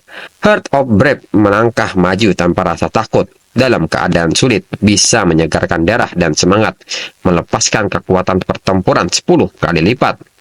Para senior spirit pahlawan pun tidak pernah menyangka bahwa di atas tingkat epic ada bakat yang lebih kuat. Mereka menyaksikan sebuah keajaiban di sisa-sisa kesadaran mereka. Setelah menanti begitu lama, mereka akhirnya memiliki seorang pewaris yang memuaskan. Dengan ini mereka bisa pergi tanpa penyesalan. Mereka berharap Baijin di masa depan dia dapat melayani kota Dawn dan melayani dunia ini, serta membawa cahaya pada dunia ini. Hingga pada akhirnya, para senior spirit pahlawan menghilang. Baijin pun memberikan penghormatan terakhir untuk mereka, dan berjanji akan memenuhi keinginan mereka. Lalu, para peserta yang sudah mendapatkan bakat roh pendamping perlahan mulai keluar dari The Land of the Starlight Gift. Orang-orang pun memuji kekuatan dari permata keluarga Lin, yaitu Lin Si, yang memperoleh bakat tingkat emas. Lalu Xie Gong pun memuji Lin Si karena mendapatkan bakat pendamping tingkat emas. Lin Si sendiri pun agak malu dipuji oleh senior Xie Gong dan menyebut dirinya tidak sehebat yang senior Xie Gong bayangkan. Xie Gong menilai Lin Si terlalu rendah diri. Bakat tingkat emas, sesuatu yang hanya bisa dihasilkan oleh kota Daud setiap 10 tahun sekali. Selain itu, Xie Gong juga menyindir Guild Warrior untuk masalah ini. Seketika Duanza pun kesal dan menyebut Xie Gong terlalu bangga. Guild Archer hanya beruntung menurutnya. Takdir bisa berubah, dan suatu hari Guild Warrior juga akan memiliki seorang jenius dengan bakat pendamping tingkat emas. Siegong pun menantikan datangnya hari itu. Di sisi lain, Lin Si pun memperhatikan keadaan sekitarnya dan penasaran dengan nasib Bai Jin. Dan dia menduga bahwa Bai Jin masih berada di Land of Starlight Gate. Siegong pun mengumumkan bahwa gerbang akan segera tertutup karena waktunya hampir berakhir. Dengan ini, penilaian ujian bakat pendamping telah selesai. Namun menurut Lin Si, ini masih terlalu awal untuk menutup gerbang, karena kemungkinan masih ada yang belum kembali. Siegong menyebut bahwa jika mereka belum kembali, artinya mereka gagal dalam penilaian ini. Namun tak lama kemudian, seseorang melangkah keluar dari gerbang, dan ternyata itu adalah Bai Jin. Orang-orang pun seketika menilai bahwa Bai Jin yang baru keluar pasti bersembunyi di dalam, takut untuk menghadapi penilaian spirit pahlawan. Lin Si sendiri baru mengetahui bahwa nama pemuda itu adalah Bai Jin. Seketika wajah Lin Si memerah saat melihat Bai Jin. Bai Jin sendiri berusaha untuk tidak merespon orang-orang yang sedang mengejeknya. Lalu Duan Jia pun mendekat dan menanyakan bakat yang diperoleh oleh Bai Jin. Duan Jia yang memperhatikan Bai Jin pun terkejut karena cahaya dari tubuh Bai Jin sangat terang, yang artinya dia memiliki bakat tingkat emas. Seketika hal ini memicu sebuah kehebohan karena dalam penilaian ini, dua talenta tingkat emas benar-benar muncul. Bai Jin sendiri kembali menyembunyikan tingkat bakat yang sebenarnya. Menurutnya dengan Heart of the Brave adalah bakat tingkat mistikal. Dia dapat menampilkan cahaya dari setiap tingkat bakat secara bebas, menunjukkan bakat tingkat emas tidak kurang dari apa yang dia peroleh dalam kehidupannya sebelumnya. Seharusnya dia dapat memperoleh cukup penghormatan dari Guild Warrior. Dengan ini memudahkan segalanya di masa depan. Lalu Bai Jin mengatakan kepada sekumpulan orang bodoh yang selalu saja memikirkan cara untuk mencaci maki orang lain, dan menyarankan kepada mereka untuk berpikir tentang bagaimana cara meningkatkan kekuatan mereka masing-masing. Orang-orang pun merasa ini adalah hal yang buruk, karena mereka baru saja menyinggung sosok penting masa depan kota Dawn. Di sisi lain, Lin Si yang memandang Bai Jin merasa aneh dengan Bai Jin mendapatkan pendamping tingkat emas, karena tempat yang dia tuju merupakan bagian terdalam dari Land of Starlight Gate, dan di sanalah dia memperoleh bakat pendamping. Bai Jin yang sadar Lin Si menatap ke arahnya seketika memintanya untuk diam dan merahasiakan apa yang telah dia lihat di dalam. Lin Si pun mengerti dan menilai Bai Jin adalah pria yang sangat misterius. Dia pun penasaran dengan apa yang ditemukan Bai Jin di bagian terdalam dari Land of the Starlight Gate. Lalu Bai Jin yang merasa risih dengan Duan Jia yang memandangnya dari jarak dekat menyebutnya dengan sebutan janggut tua. Serta dengan ini Bai Jin juga menyatakan bahwa seharusnya dia sudah lulus penilaian ini. Duan Jia pun kurang senang dipanggil dengan sebutan janggut tua dan meminta Bai Jin untuk menunjukkan sedikit rasa hormat. Lalu dia menepuk bahu Bai Jin kemudian memujinya dan menyebut bahwa Bai Jin adalah jenius yang selalu diperhatikan oleh Guild Warrior mereka. Orang-orang pun kemudian menyebut bahwa Duan Jia tidak punya rasa malu. Sebelumnya dia bahkan tidak mengenal Bai Jin, dan dia berani mengatakan bahwa Bai Jin adalah jenius yang selalu diperhatikan oleh Guild Warrior. Siegong yang melihat hal ini sangat-sangat tidak menyangka bahwa mereka kedatangan dua jenius dengan bakat tingkat emas dalam penilaian ini. Ini adalah peristiwa yang luar biasa. Dia pun harus segera melaporkan ini kepada atasannya. Kemudian di kota Dawn, kabar mengenai dua orang yang mendapatkan bakat tingkat emas menjadi pembicaraan hangat. Orang-orang pun penasaran dengan identitas dua orang ini. Lalu mereka menyebut bahwa salah satunya adalah Lin Si, jenius dari keluarga Lin. Namun yang mengejutkan adalah satu orangnya lagi. Dia bukan orang terkenal, bahkan banyak orang yang tidak menyangka bahwa dia adalah orang yang jenius. Orang itu bernama Bai Jin. Fan Bin yang secara tidak sengaja mendengar pembicaraan orang-orang seketika terkejut, dan dia tidak menyangka bahwa Bai Jin bisa mendapatkan bakat tingkat emas dalam penilaian bakat. Dia pun menjadi sangat kesal dan menyebut bahwa ini mustahil. Di kota Dawn, tepatnya di Guild Warrior, di mana Bai Jin diajak Duan Jia untuk mengatur dokumen pendaftaran untuk masuk ke Guild Warrior. Bai Jin pun menjadi pusat perhatian di sana. Orang-orang tidak menyangka dalam penilaian bakat kali ini ada dua orang jenius yang mendapatkan bakat tingkat emas, dan salah satunya sekarang berada di Guild Warrior. Sungguh masa depan yang menjanjikan. Baijin juga jadi idola para wanita sekarang karena Baijin dianggap masih muda dan tampan. Dan beberapa orang ingin menjodohkan putri mereka kepada Baijin. Baijin sendiri tidak menduga bahwa bakat tingkat emas akan memiliki pengaruh seperti ini. Tak lama kemudian, proses pendaftaran selesai, dan Baijin secara resmi sudah terdaftar sebagai seorang warrior. Duanza pun sangat senang akan hal ini, dan mengucapkan selamat kepada Baijin yang telah bergabung dengan Guild Warrior. Lalu Duanza meminta Baijin untuk mengikuti dia, karena Guild Warrior mempunyai hadiah yang sesuai dengan bakat Baijin. Baijin menilai bahwa bakat tingkat emas sangat dihargai oleh Guild. Kemudian sampailah di sebuah ruangan di mana Baijin bertemu dengan seorang kepala manajer Guild Warrior yang bernama Chen Guan. Chen Guan pun memuji bakat yang dimiliki Baijin yang sangat luar biasa. Dan dia menyerahkan sebuah kotak hadiah yang berisikan sebuah buku skill Strength Peace Blade. Menurut Duanza, ini adalah salah satu keterampilan utama terkuat dalam profesi warrior. Dia menyebut manajer Chuan Ga memiliki selera yang bagus. Chen Guan sangat mengapresiasi hal ini. Akhirnya, Guild Warrior mereka menghasilkan bakat tingkat emas. Dengan usaha yang besar, tentu mereka harus fokus pada pembinaannya. Selain buku skill Strength Peace Blade, ada juga 10 Primary Stone. Duanza menilai hadiah untuk bakat tingkat emas adalah sesuatu yang luar biasa. Baijin yang membuka buku skill Strength Peace Blade menyadari sesuatu dan membuat dia terkejut dengan isi dalamnya. Lalu manajer Chen Guan memberitahukan bahwa dalam beberapa hari setelah memperoleh bakat, efisiensi pelatihan skill sangat tinggi. Dan dia menawarkan sebuah latihan untuk Baijin. Baijin pun mengiyakan tawaran itu karena dia sudah tidak sabar. Kemudian saat manajer Chen Guan kembali ke ruangannya, ternyata di ruangannya ada Fan Bin yang menunggunya serta menanyakan situasinya. Chen Guan sendiri menjelaskan bahwa dia dapat dipercaya jika menangani suatu hal. Strength Peace Blade yang telah diubah itu sudah sampai kepada Baijin. Begitu dia berlatih selama beberapa hari, dia pasti akan mengalami sebuah kesalahan yang fatal. Ketika waktunya tiba, Chen Guan menyarankan kepada Fan Bin untuk mengajukan sebuah duel ke Guild Warrior untuk melawan Baijin. Sudah pasti Fan Bin akan mampu mengalahkannya secara publik. Mendengar hal ini, Fan Bin pun sangat beruntung mempercayakan hal ini kepada manajer Chen Guan. Jika dia bisa menyingkirkan Baijin dan secara resmi mewarisi warisan keluarga Bai, dia pasti akan menyatakan rasa terima kasihnya. Chen Guan sendiri mengatakan bahwa mereka melakukan hal-hal ini karena atasan mereka. Dan untuk hadiahnya, Fan Bin bisa menentukannya sendiri.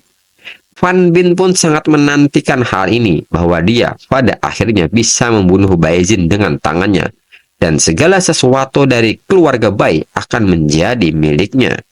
Di sisi lain, Baijin yang tengah menjalani sebuah latihan ternyata menyadari bahwa skill dari Strength Peace Blade telah rusak, dan formulanya sedikit berubah.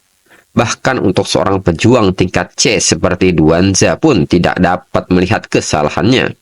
Jika bukan karena pengalaman hidup Baijin sebelumnya, dia benar-benar tidak akan melihat petunjuk-petunjuk ini. Baijin menilai dari tindakan Chen Guan, pasti dia terlibat dalam pemalsuan teknik ini. Baijin tidak tahu pasti apakah ini berhubungan dengan Fan Bin atau tidak. Dengan ini, Meng Jingchen memikirkan kejadian-kejadian yang menimpa Baijin dari pengusiran dari rumahnya, serta perampasan hartanya oleh manajer sebelumnya, yaitu Song Qian. Sekarang ada manajer Guild Warrior yaitu Chen Guan, serta hilangnya misteri orang tua dari Baijin. Meng Jingchen pun menganggap ini sesuatu yang menarik. Ada beberapa otak tersembunyi di balik keluarga Bai.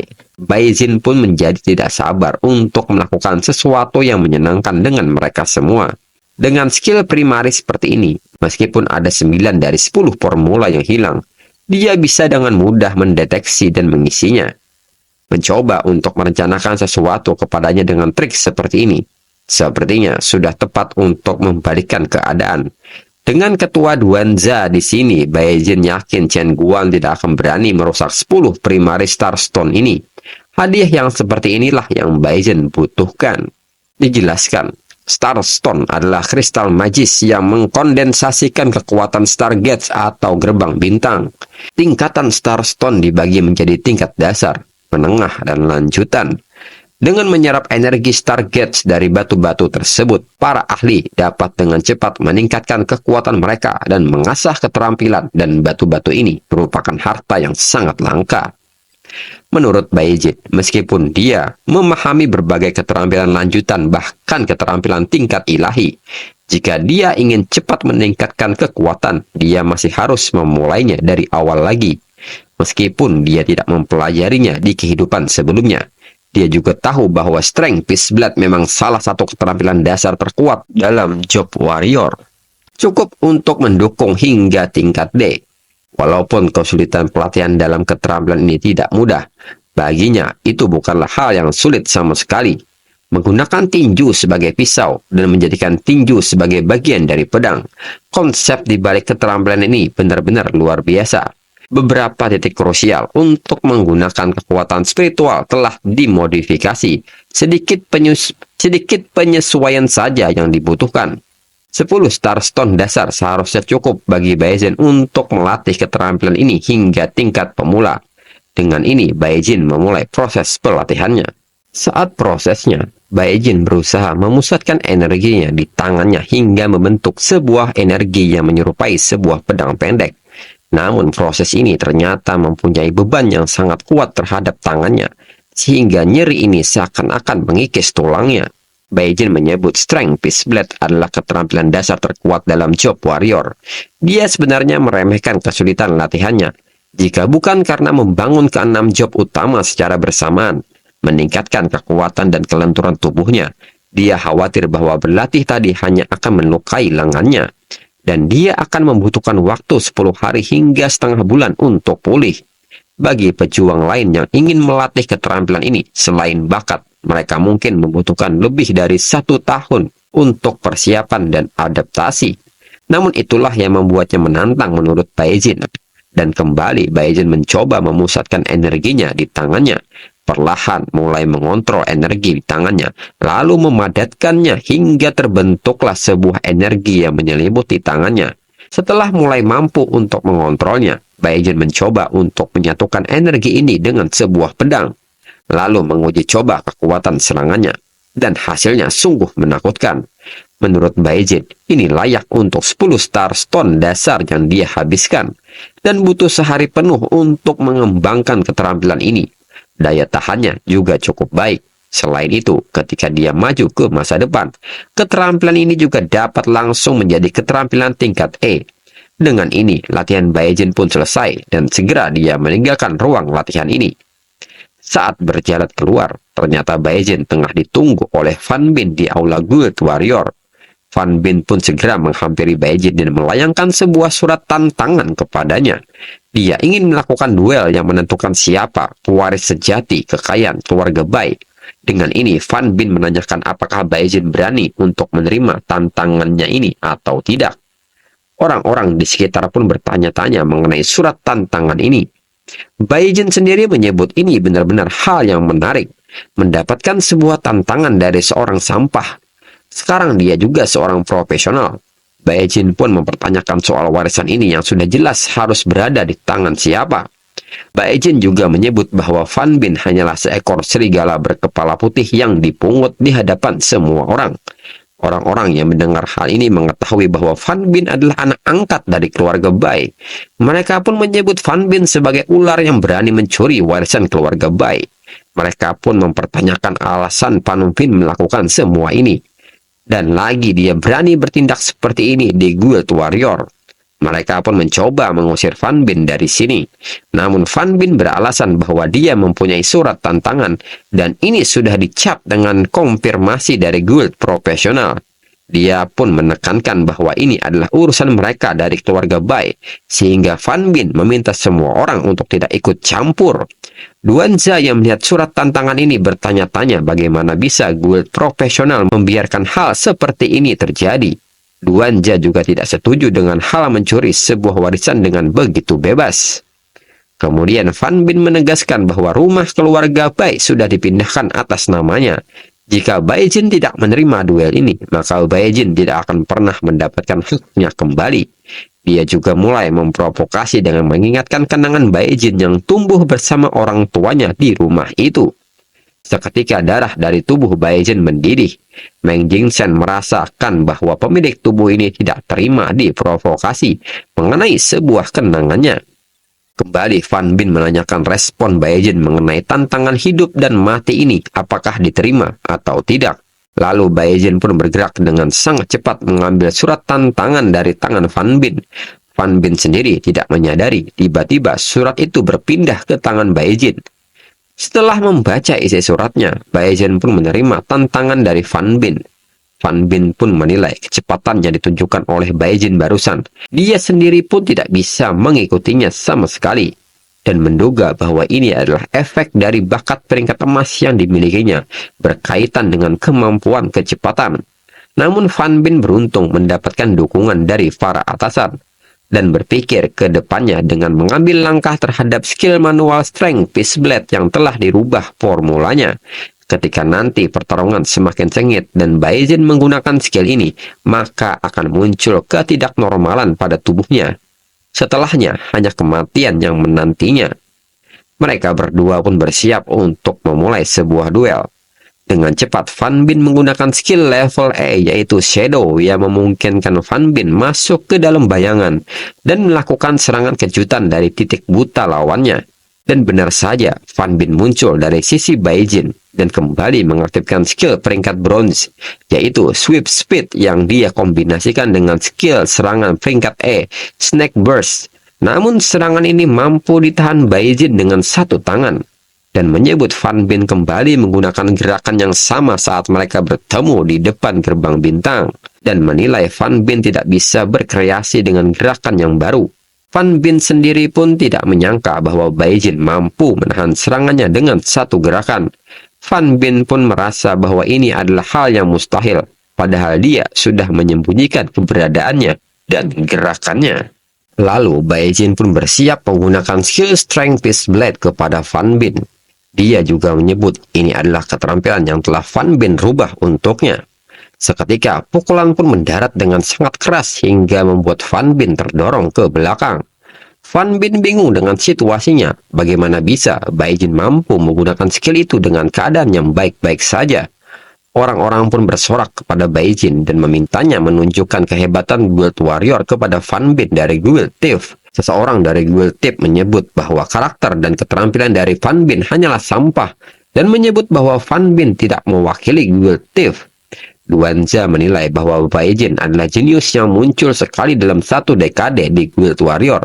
Dia menguasai Strength Peace Blade hanya dalam waktu satu hari. Bahkan mampu mengatasi seorang tiap level E secara langsung. Bai Jin pun maju dan kembali menyerang Fan Bin menggunakan skill Strength Peace Blade hingga kembali membuatnya terdorong ke belakang. Bai Jin pun tidak menyangka bahwa Fan Bin cukup tangguh untuk seorang thief. Fan Bin pun mengakui bahwa dia sebenarnya mengenakan baju jirah sutra emas dengan pertahanan terbaik pada duel ini. Fan Bin juga menyebut bahwa Bai Jin hanyalah seorang pejuang level F yang hina. Tidak mungkin bagi Bai Jin untuk melukainya. Orang-orang yang mengetahui hal ini menyebut Fan Bin telah berlaku licik karena berani mengenakan sebuah jirah saat menantang orang lain. Fan Bin pun menyebut bahwa Bai Jin dahulu hanya beruntung. Tapi hari ini, Bai Jin harus mati. Segera Fan Bin maju dengan menggunakan skill yang belum pernah diperlihatkan kepada Bai Jin, yaitu Dual Servant Strike. Bai Jin menilai Fan Bin hanyalah orang yang benar-benar memiliki pandangan yang terbatas. Dengan mudah, Bai Jin kembali menahan serangan itu dengan Strength Peace Blade.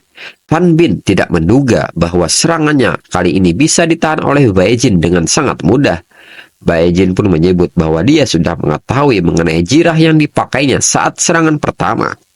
Dia di sini hanya sedang bermain-main saja dengan Fan Bin, memperlihatkan sebuah harapan bahwa Fan Bin akan menang. Namun nyatanya harapan tak semanis kenyataan. Dan tentu ini adalah perasaan yang menyebalkan. Pada akhirnya, Bai Jin memberikan serangan bertubi-tubi kepada Fan Bin hingga serangan terakhir membuat Fan Bin tersungkur tidak berdaya. Fan Bin pun menanyakan kepada Bai Jin mengapa dia tidak terluka. Bae-jin pun memberitahukan kepada Fan Bin sejak awal dia menerima buku skill.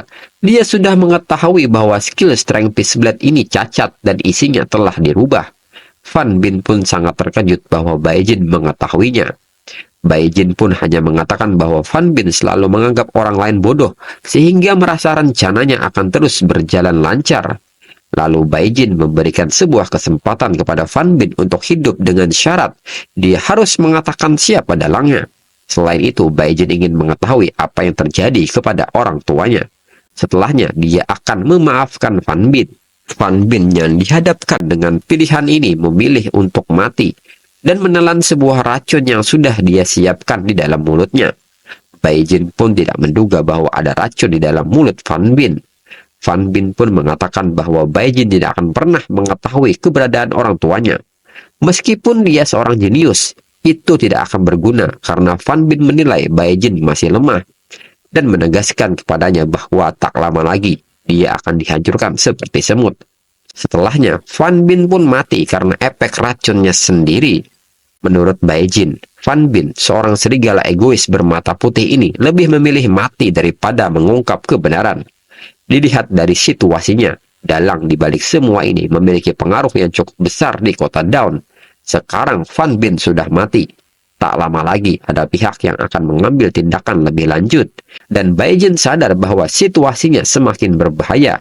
Untuk itu, Bae-jin ingin mengetahui seberapa hebat individu di balik layar ini sebenarnya.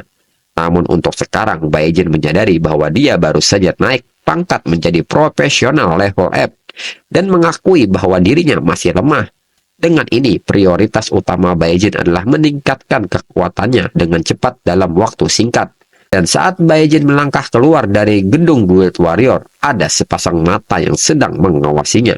Kemudian di perbatasan komunitas profesional, Bae-jin kembali ke apartemennya dan sedang melakukan penyerapan dari batu Starstone. Menurut Bae-jin, ini benar-benar fisik seorang profesional penuh, menyerap energi Starstone dengan kecepatan yang mengejutkan. Sayangnya, potongan terakhir Starstone sudah Bae-jin habiskan. Meng Jingseng mengingat ketika dia pertama kali menjadi profesional peringkat F, kekuatan spiritualnya hanya 105 poin. Sedangkan sekarang, sebagai Bae-jin telah meningkat menjadi 246 poin. Dijelaskan secara teori, kekuatan yang terkandung dalam satu Starstone Premier dapat mengkonversi menjadi 10 poin kekuatan spiritual. Namun teori hanyalah teori. Ketika profesional mengolahnya, sebagian besar kekuatan dalam Starstone akan hilang dan terbuang percuma. Dalam pelatihan profesional reguler, mampu menyerap dengan efektif sebesar 10% itu sudah dianggap cukup baik. Kalau mampu menyerap lebih dari 30% sudah dianggap sebagai profesional jenius. Menurut Bae-jin, 20 Starstone Premier telah meningkatkan kekuatan spiritualnya sebanyak 141 poin.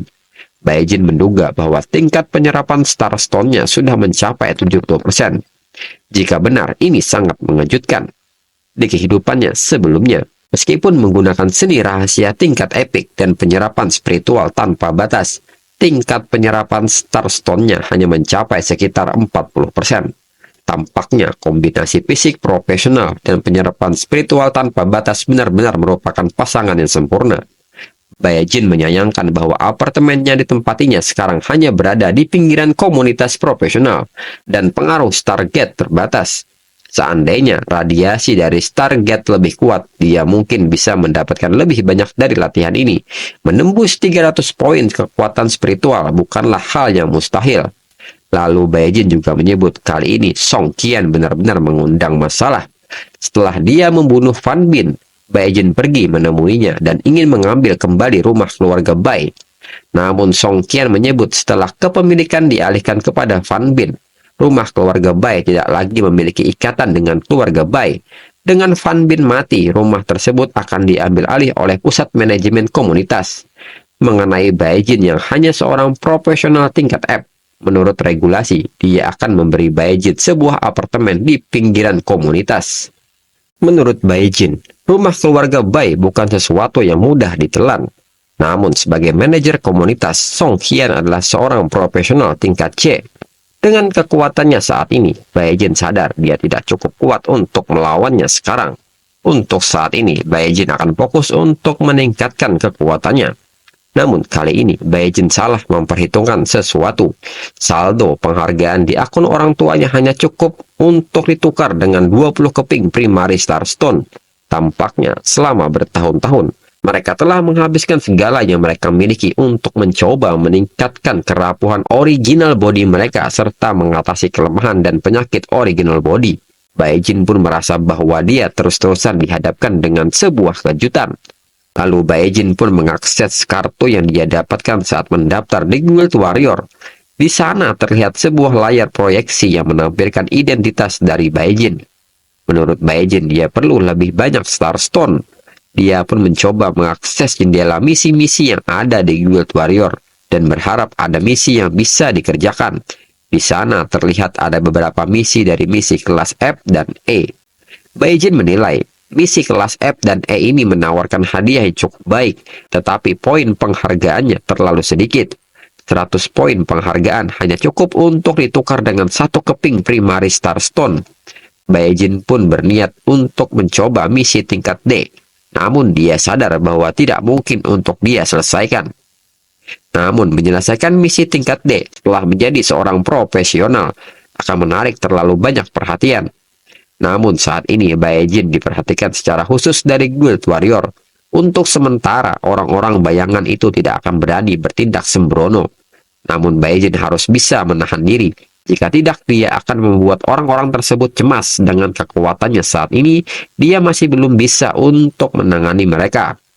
Baekhyun pun mencoba mencari cara untuk mendapatkan uang dengan cepat tanpa menarik banyak perhatian. Lalu Baekhyun menemukan sebuah misi kelas E, yaitu menjelajahi pinggiran hutan berlumut. Hadiah 20.000 yuan dan 20 poin penghargaan. Baekhyun menilai bahwa hutan ini sepertinya akan memberikan hasil yang bagus. Untuk itu, Baekhyun pun memilih misi itu. Kemudian di camp profesional di pinggiran, Baekhyun tengah berdiri di sebuah petunjuk arah dan melihat arah di mana hutan berlumut. Di saat itu, Baekhyun pun dipanggil oleh seseorang. Ternyata orang itu adalah Lindsay. Lindsay pun menanyakan apakah Baekhyun juga mengambil misi untuk pergi ke hutan lumut. Baekhyun pun membenarkan hal tersebut.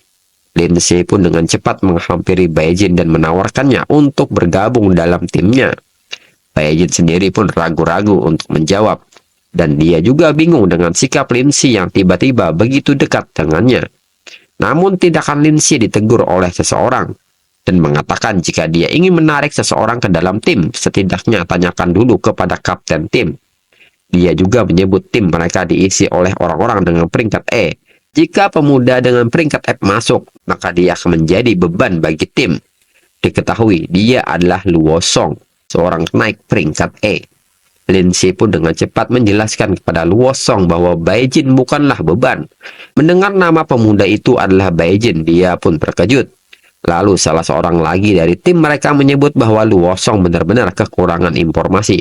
Dia memberitahukan bahwa Baekhyun adalah jenius seperti Lindsay, sama-sama memperoleh bakat tingkat emas dalam penilaian bakat. Dia pun segera memperkenalkan dirinya.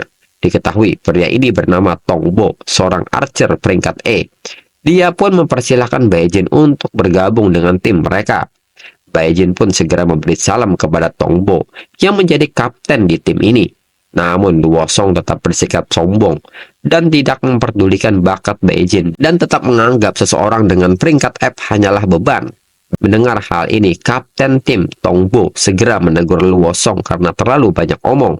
Kemudian Tongbo pun mengajak mereka semua untuk segera berangkat karena waktunya sudah sangat malam. Di batas luar hutan lumut, mereka mulai bertarung dengan beberapa monster yang ada di hutan lumut.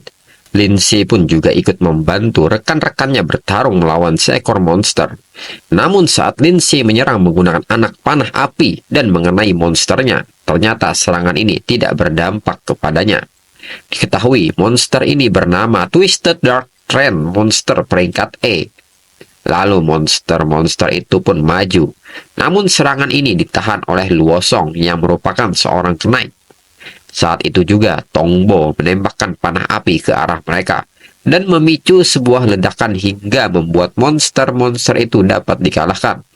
Luo Song pun menyebut musuh peringkat E seperti ini terlalu mudah untuk diatasi oleh Tongbo. Lalu Luo Song pun mendekati Baekhyun. dan memberitahunya bahwa pertempuran untuk misi peringkat E bukan sesuatu yang bisa diatasi oleh seorang prajurit warrior peringkat F. Mendengar hal ini, Lindsay pun datang dan menyebut bahwa serangan pertama tadi adalah anak panahnya.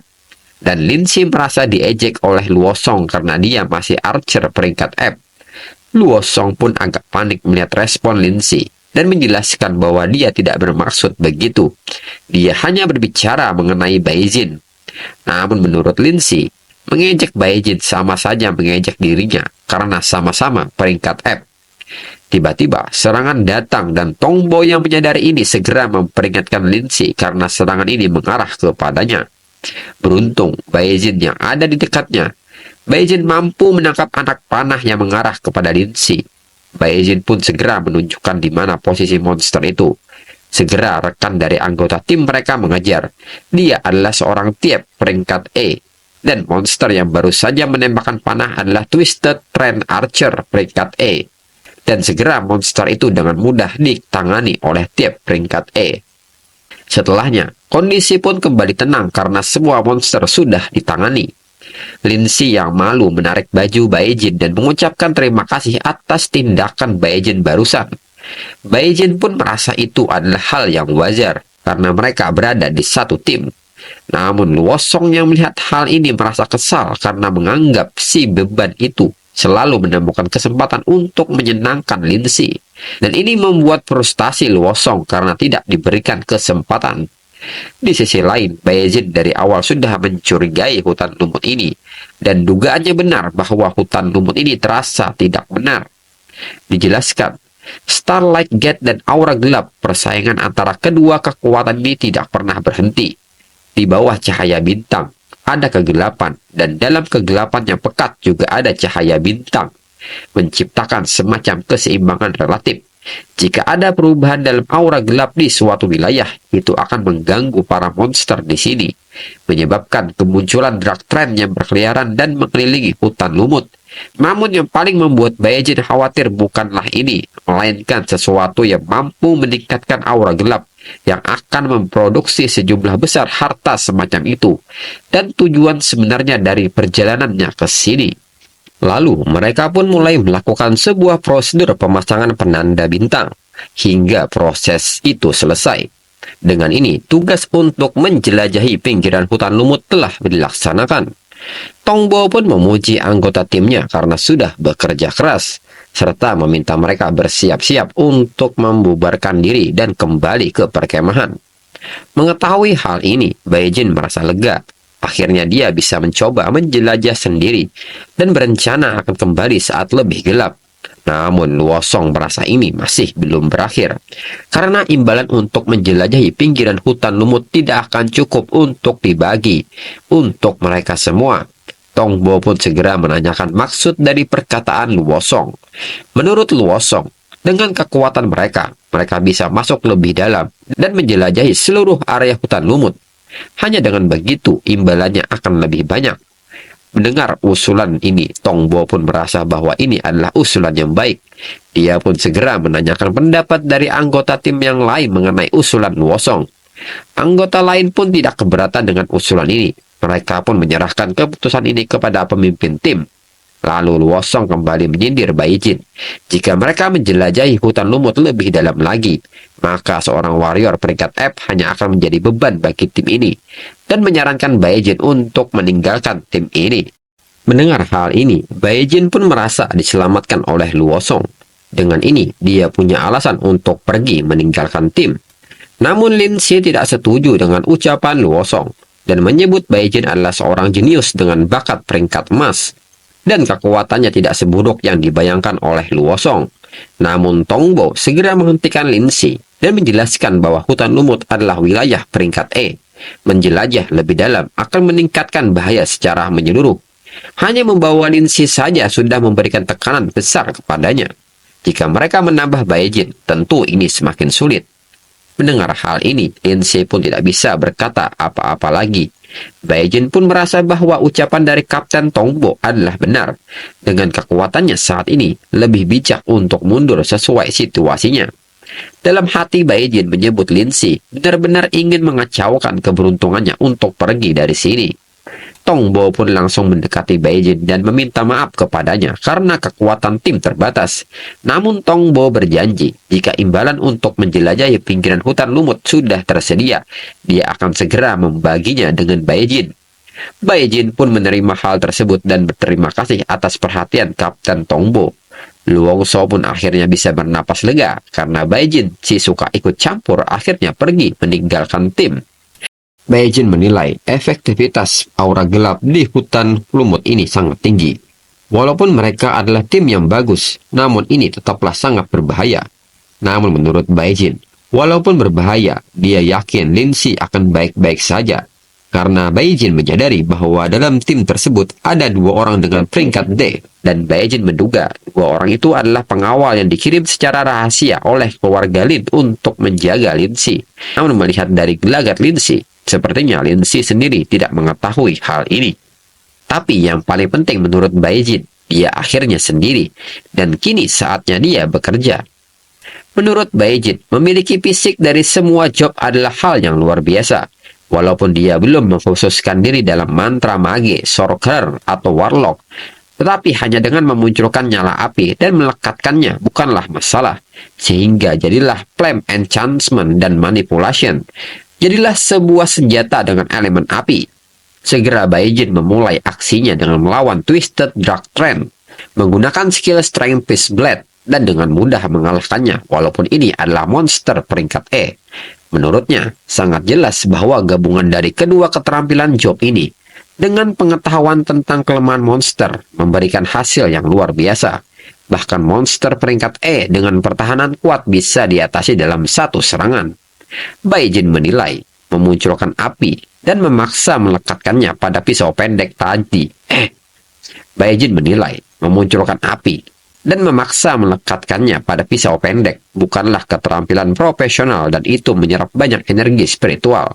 Konsumsi dari serangan ini umumnya tinggi. Dengan ini, Baejin segera mencari cara untuk mempelajari keterampilan dari profesi lain. Kemudian saat monster berhasil dikalahkan, maka ada suatu energi yang keluar dari mayatnya. Dan ini adalah sesuatu yang hanya Baejin sendiri melihatnya. Dan energi ini bisa dikonsumsi oleh Baejin. Dengan ini, energi Baejin yang baru saja terkuras akan cepat dipulihkan. Ini adalah kemampuan Heart of the Brave yang mampu mengembalikan kekuatan Starlight dan vitalitas saat musuh dilumpuhkan, serta memberikan dorongan di awal pertempuran. Berkatnya, energi yang tadi terkuras akan cepat pulih. Baejin mengakui bakat ini adalah bakat tingkat dewa. Untuk itu, Baejin tidak akan khawatir dengan pertempuran yang berkepanjangan. Lalu saat Baejin mengambil Starstone dari mayat monster, ada yang aneh dengan Starstone-nya. Baejin menduga ini adalah pengaruh dari intensifikasi Dark Aura dalam hutan lumut. Dark Trend ini menghasilkan Dark Starstone yang tidak murni. Diketahui, kekuatan Starlight internal yang terkandung dalam batu-batu ini hanya setara dengan 1/10 dari Starstone normal. Dan ada sejumlah besar energi Dark Aura yang bercampur di dalamnya. Profesional biasa sama sekali tidak bisa menggunakannya. Mereka bahkan harus khawatir akan tercemar oleh energi gelap. Menurut Baejin, bagi para profesional lainnya, belum tentu mereka menemukan Dark Starstone ini. Bahkan jika mereka menemukannya, itu akan sia-sia. Tetapi untuk Baejin itu berbeda. Teknik epik, penyerapan spiritual tanpa batas, sudah cukup untuk menolak energi gelap dan mengekstrak kekuatan Starlight darinya. Lalu saat Baejin mencoba menyerap Dark Starstone, dia sadar bahwa ada beberapa monster yang sedang mengintainya. Dengan ini, Baejin merasa akan lebih banyak mendapatkan Dark Starstone di sini. Baejin pun kembali bersiap dengan pisau elemen apinya. Seketika Baejin pun dikepung oleh beberapa monster, dan pertarungan pun dimulai. Baejin pun perlahan mengurangi jumlah mereka hingga dia berhasil mengalahkan beberapa dari monster Twisted Dark Trend. Namun karena jumlah mereka terlalu banyak, Baejin pun agak kewalahan untuk menghindari serangan mereka. Hingga pada akhirnya Baejin terkena satu serangan. Menurut Baejin, situasi ini tidak baik. Ada terlalu banyak monster. Namun dia beruntung memiliki fisik super dari semua job. Dengan persepsi mage dan kegesitan Archer, memungkinkan dia untuk bereaksi tepat waktu. dan menghindari titik vitalnya. Drug Trend ini memang monster peringkat E, dan jumlah mereka juga banyak. Tapi Baekhyun memiliki bakat yang luar biasa, sehingga sekarang mengkonsumsi semua energi monster yang telah dikalahkan, dan mengembalikan staminanya. Setelahnya, Baekhyun kembali maju menyerang mereka. Menurutnya, dengan fisik dari semua job dan Heart of the Brave, dia bisa bergerak dengan bebas di antara kelompok monster peringkat E. Dan tingkat kemampuan bertarung seperti ini adalah sesuatu yang bahkan tidak pernah Meng Jingchen impikan saat dia masih seorang warrior peringkat F biasa. Hingga pada akhirnya, semua monster di area itu dikalahkan.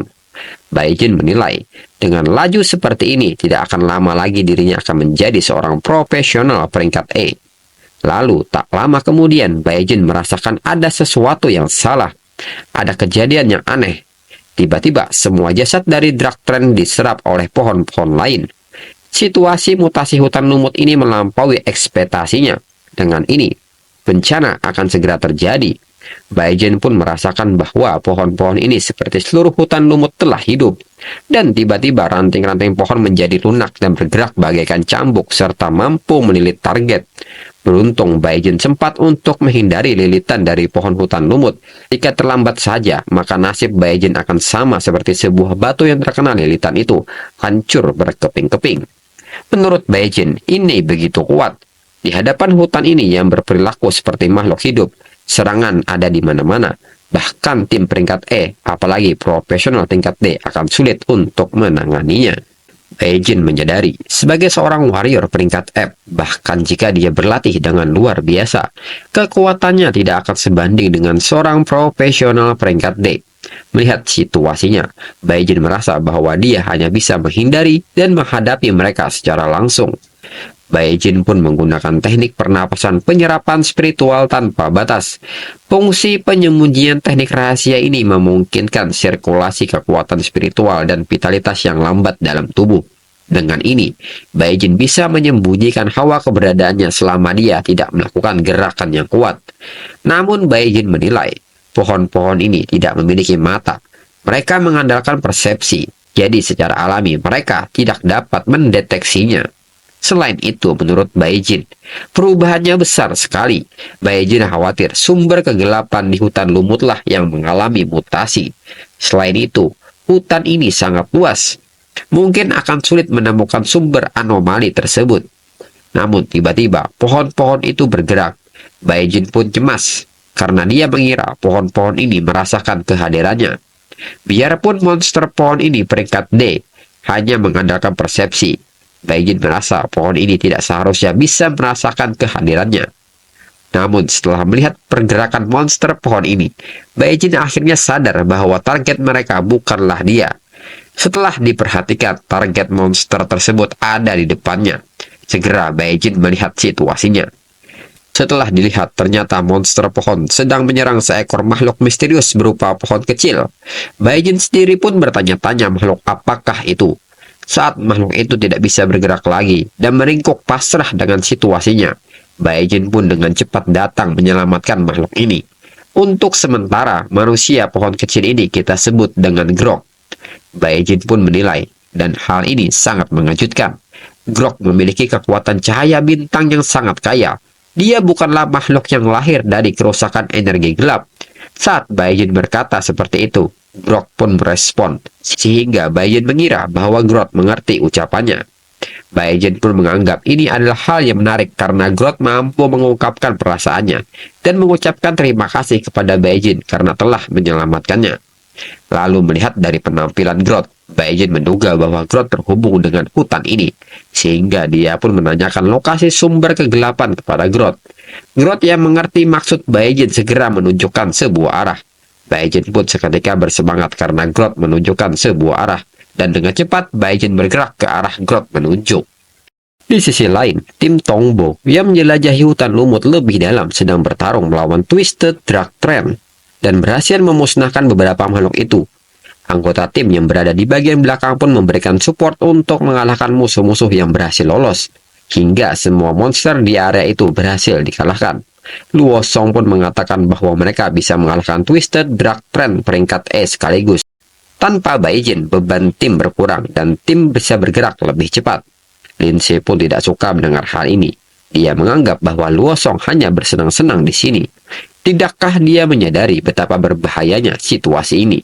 Bertarung melawan 3 monster peringkat E secara bersamaan. Untuk tim mereka di level ini masih terlalu banyak. Lalu Lindsay pun kepikiran keadaan Baijin saat ini. Lindsay juga penasaran dengan kekuatan Baijin. Dia yakin kekuatan Baijin tidak sesederhana itu. Lalu anggota tiap mereka mengatakan kepada Kapten Tongbo bahwa dia merasakan ada sesuatu yang tidak beres. Tongbo pun penasaran maksud dari tiap mereka. Dia menyebutkan bahwa tubuh para Dractren yang mereka kalahkan di sepanjang jalan, tubuh mereka tiba-tiba menghilang. Pohon-pohon di hutan ini melahap tubuh para Dractren ini. Ketika kepanikan terjadi kepada mereka, tiba-tiba ranting-ranting pohon menyerang Luo Song dan seketika melilitnya. Luo Song pun meminta pertolongan kepada Tongbo. Namun semua itu terlambat. Tubuh Luo Song sudah tertusuk ranting-ranting pohon. Mereka pun bertanya-tanya dengan situasi hutan lumut ini. Mereka merasa bahwa seluruh hutan berlumut ini tiba-tiba hidup. Tiba-tiba Luo Song yang sudah tertusuk ranting-ranting pohon seketika bergerak dan seperti dikendalikan oleh pohon-pohon itu. Dan dia mengatakan bahwa semua profesional yang ada di sini akan dikubur di hutan ini. Tongbo pun menyadari bahwa saat ini Luo Song terinfeksi Dractren. Namun ada yang aneh dengan hal ini. Manusia pohon ini hanyalah peringkat E menurutnya. Jadi bagaimana mereka bisa merusak sesama profesional dengan peringkat yang sama? Dan segera mayat Luo Song maju hendak membunuh mereka semua. Dengan cepat Tongbo menembakkan panah peringkat E, Fiery Rocket Arrow. Namun serangan ini tidak mempan kepadanya. Tongbo pun terkejut serangan tipe api tidak mempan kepadanya, dan semakin membuatnya bingung. Dengan cepat mayat Luo Song mendekati Tongbo dan hendak memukulnya. Tongbo juga di situasi dia tidak bisa bergerak lagi.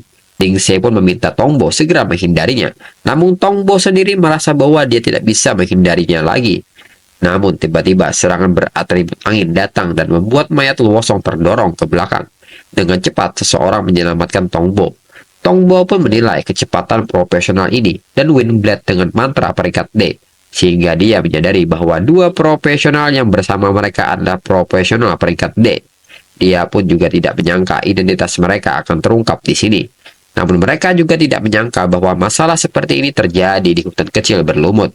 Lindsay pun akhirnya mengetahui bahwa mereka adalah penjaga yang dikirimkan untuknya. Profesional peringkat D pun membenarkan hal itu, bahwa dia di sini dikirim oleh keluarga Lee untuk memastikan keamanan Lindsay. Lindsay pun hanya terdiam dengan hal ini bahwa ayahnya selalu melindunginya. Mereka pun meminta Lindsay untuk mundur dan menyerahkan hal ini kepada mereka. Namun nyatanya, profesional peringkat D pun kewalahan melawan mayat Luo Song, di mana Dractren semakin menyebar ke tubuh Luo Song sehingga tubuhnya berbentuk seperti pohon. Selain itu, tingkat regenerasinya terlalu cepat. Mereka pun menyadari jika situasi ini terus berlanjut, mereka semua akan kehabisan tenaga dan akhirnya mati. Profesional penyihir pun akan berusaha membuka sebuah celah agar Lindsay bisa kabur dari sini. Namun Lindsay menolak untuk kabur dan meninggalkan mereka. Melihat Lindsay tidak ingin kabur dengan cepat, profesional penyihir membuat sebuah celah dan memanggil sihir angin dan melemparkan Lindsay ke tempat lain. Lindsay yang berhasil kabur ternyata belum bisa lepas sepenuhnya dari kejaran Dractren. Seketika dia pun kabur sekuat tenaga dari kejaran Dractren. Namun Lindsay merasa bahwa dia sudah tidak bisa kabur lagi. Hingga pada akhirnya Lindsay berhenti untuk berlari dan meminta maaf kepada semuanya karena kesempatan yang diberikan kepadanya sia-sia. Namun di saat itu Baijin pun datang menyelamatkan Lindsay. Lindsay pun terkejut ternyata Baijin lagi-lagi datang menyelamatkannya. Baijin pun segera menanyakan kondisi dari tim mereka dan menanyakan di mana Kapten Tongbo. Namun hal tersebut tidak dijawab oleh Lindsay karena dia kaget dengan kekuatan Baijin yang mampu membunuh 3 monster peringkat E dalam sekali serang. Baijin yang melihat Lindsay hanya terdiam menyebut bahwa hal-hal ini sungguh merepotkan. Segera dia mendekati Lindsay dan mendekapnya. Lindsay pun teriak malu-malu dengan hal ini. Baijin pun menekankan kepada Lindsay untuk diam. Jika Lindsay berbicara lagi, dia akan melemparnya keluar. Baijin juga menyebut ini adalah cara bertahan hidup dan saat ini gerombolan monster akan datang. Saat monster-monster mendekat, Lindsay bingung monster-monster ini tidak menyerang dan seolah-olah mereka tidak bisa melihat dirinya bersama Baijin yang sedang berada di dekat mereka. Lindsay pun menduga bahwa ini mungkin bakat profesional yang diperoleh oleh Bae-jin. Lindsay pun menilai Bae-jin adalah pemuda yang terlalu banyak rahasia. Di sisi lain, Bae-jin merasa bahwa dia merasa sesak di sini, dan ini sungguh merepotkan dirinya. Bae-jin pun menyayangkan kekuatannya hanya peringkat F, sehingga dia hanya bisa menyembunyikan keberadaan Lindsay dengan cara seperti ini. Kemudian mereka pun berjalan dan mencari sebuah tempat persembunyian. Setelah berada di tempat yang aman, Bae-jin segera menanyakan kejadian yang menimpa tim mereka. Bae-jin juga menanyakan keadaan profesional penyihir dan pencuri yang berada di peringkat D, apakah mereka bisa mengatasi hal tersebut.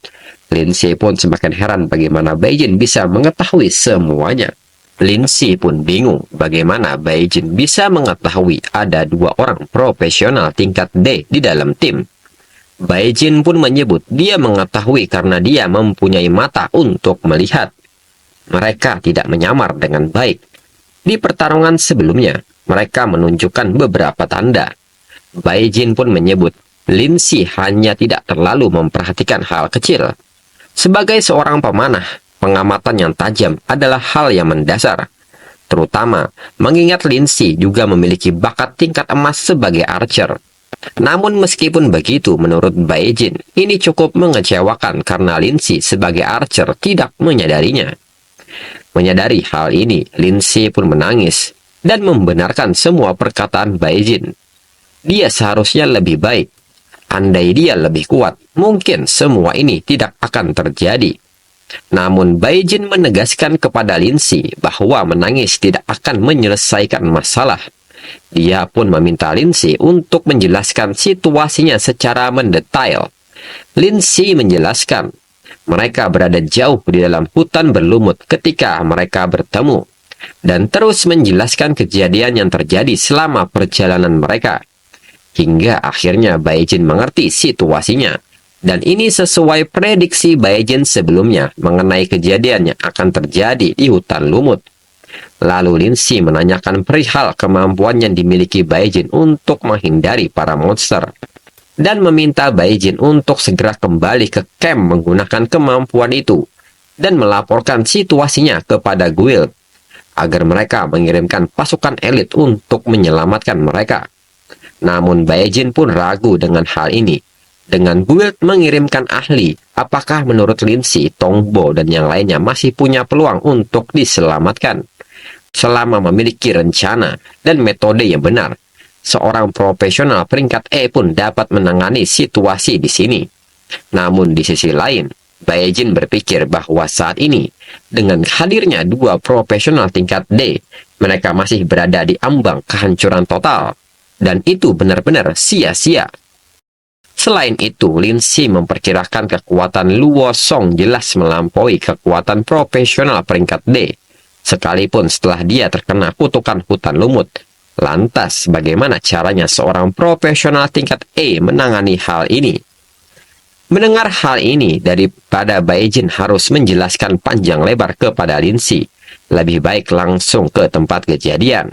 Bae-jin bangun dan meminta Lindsay untuk membawanya ke tempat itu, untuk memecahkan anomali di hutan berlumut. Di sisi lain, terlihat profesional tingkat D yaitu penyihir masih mencoba bertahan dari serangan mayat Luo Song sambil melindungi rekannya si Tiep dan Tongbo. Di saat yang sama, Bae-jin dan Lindsay sampai di lokasi tersebut dan melihat bahwa mereka masih hidup. Lindsay menilai bahwa mereka tidak akan bisa bertahan lebih lama lagi dan menanyakan masalah ini kepada Bae-jin, apakah dia punya cara untuk menyelamatkan mereka.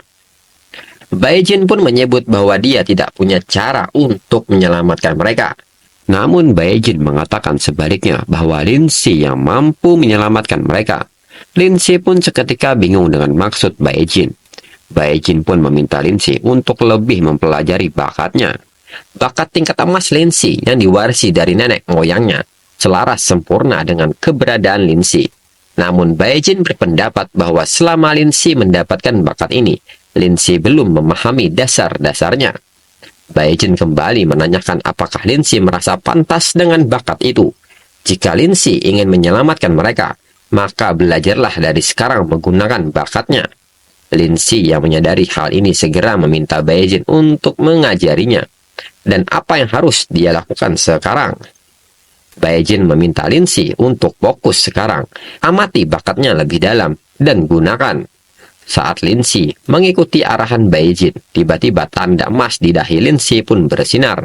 Dengan ini, Lindsay mengaktifkan bakat emas pemanah yaitu Hawk Eye atau mata elang. Baekhyun menilai bakat Lindsay sungguh luar biasa. Dengan bimbingannya, dalam waktu kurang dari 10 tahun, dia bisa mencapai peringkat S. Dengan ini, sepertinya Meng Jingsen mempunyai keinginan untuk mengajar siswa lagi. Namun, Meng Jingsen mengingat kembali saat dia dikhianati muridnya sendiri, dan itu merupakan suatu penghinaan besar baginya. Lalu Lindsay yang mulai menggunakan bakat mata elang seketika mampu melihat aura yang berada di sekitar Luosong. Sepertinya lusinan pohon gelap yang bengkok saling tumpang tindih.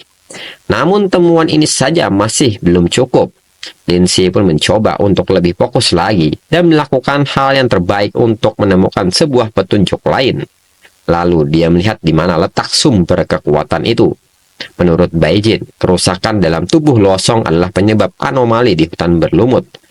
Hutan sekarang tampak seperti satu kesatuan yang kohesif atau suatu keterpaduan bentuk. Konsentrasi kekuatan puluhan pengkhianat yang rusak di dalam tubuh Luosong terlalu berlebihan untuk Lindsay hadapi secara langsung, sehingga mengakibatkan kekalahan Lindsay. Tapi pada dasarnya itu masih tingkat kekuatan monster peringkat E. Selama Lindsay berhasil mengenai intinya, Lindsay bisa menang. Lindsay pun mengerti maksud Baekhyun dan mencoba menembakkan panahnya tepat ke sasaran intinya. Selama dia bisa mengenai intinya dengan satu serangan, maka mayat Luosong akan dapat dikalahkan. Namun Baekhyun langsung menghentikan tindakan Lindsay yang mencoba bertindak bodoh karena merasa menemukan intinya.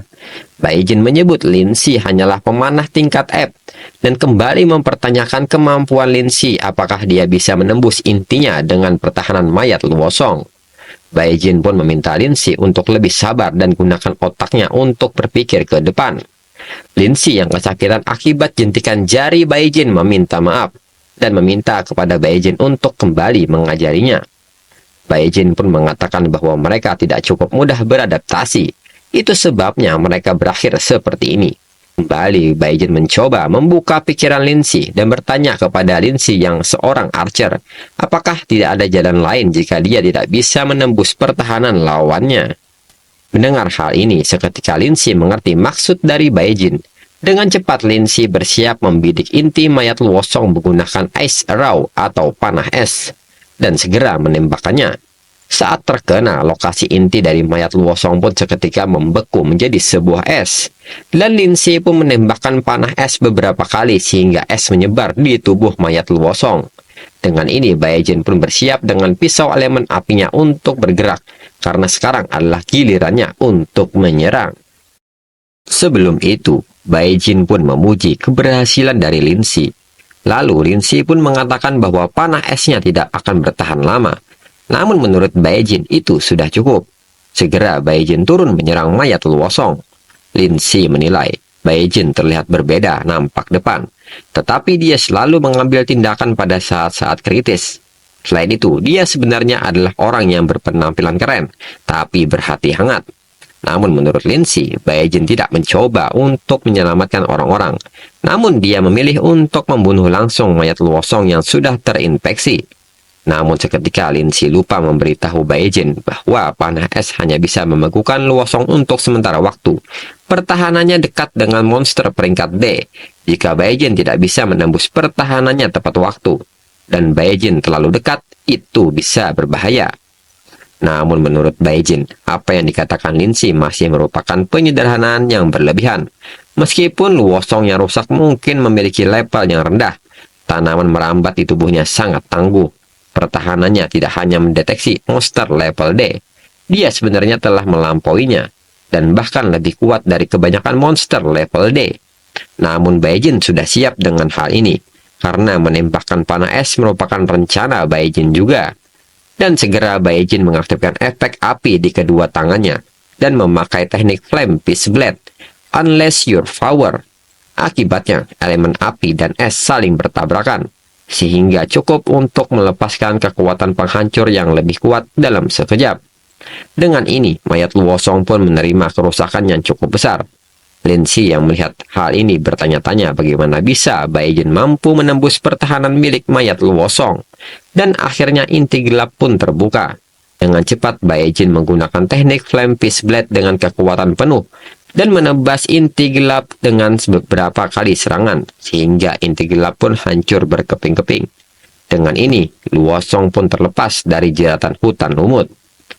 Luosong yang sadar pun tidak bisa mengingat apa yang sedang terjadi. Luosong langsung menyebut Baekgin sebagai bajingan karena berani muncul lagi di hadapannya.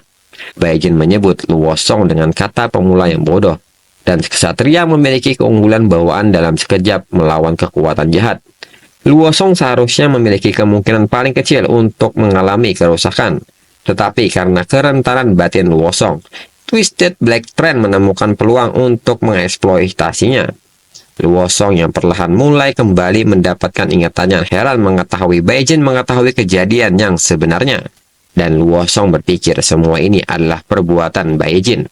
Tanpa pikir panjang, Luosong maju ingin menyerang Baekgin, serta menuduhnya sebagai dalang dari semua ini. Baekgin pun hanya menyebut Luosong dengan kata bodoh, dan segera membunuh Luosong dengan satu kali serangan. Saat tubuh Luosong tergeletak di tanah, seketika dari tubuh Luosong keluar sebuah kristal jiwa yang penuh dengan kebodohan dan kecemburuan. Dan Baekgin menyayangkan Luosong tidak mati terpanggang. Baekgin pun segera memungut kristal itu, dan ternyata itu adalah Dark Star Stone tingkat menengah. Menurut Baekgin, energi gelap yang tidak diklaim mencoba merusaknya. Ini mimpi yang luar biasa. Selain itu, Baekgin menilai sangkar dahan hitam telah layu, dan aura jahat di sini telah mereda secara signifikan. Tapi Baekgin masih punya perasaan bahwa itu belum sepenuhnya menghilang. Kemudian Lin Si pun turun dan memeriksa keadaan Kapten Tongbo dan yang lainnya. Setelah diperiksa, Lin Si pun bisa bernapas lega karena semuanya dalam keadaan baik-baik saja. Lin Si pun segera mengucapkan terima kasih kepada Baekgin. Jika bukan karenanya, mereka semua mungkin sudah mati di sini. Namun Baekgin menyebut bahwa yang dia inginkan bukan sekedar ucapan terima kasih secara lisan. Lin Si yang malu-malu pun menanyakan kehendak dari Baekgin, dan Lin Si pun mengira bahwa Baekgin sangat tertarik kepada dirinya. Lin Si juga mengakui bahwa dirinya adalah salah satu wanita cantik yang terkenal di kota Dawn. Baekgin sendiri bingung melihat Lin Si yang tiba-tiba berperilaku aneh. Lalu Baekgin pun mengatakan apakah Lin Si masih mengingat apa yang dia katakan saat uji coba profesional.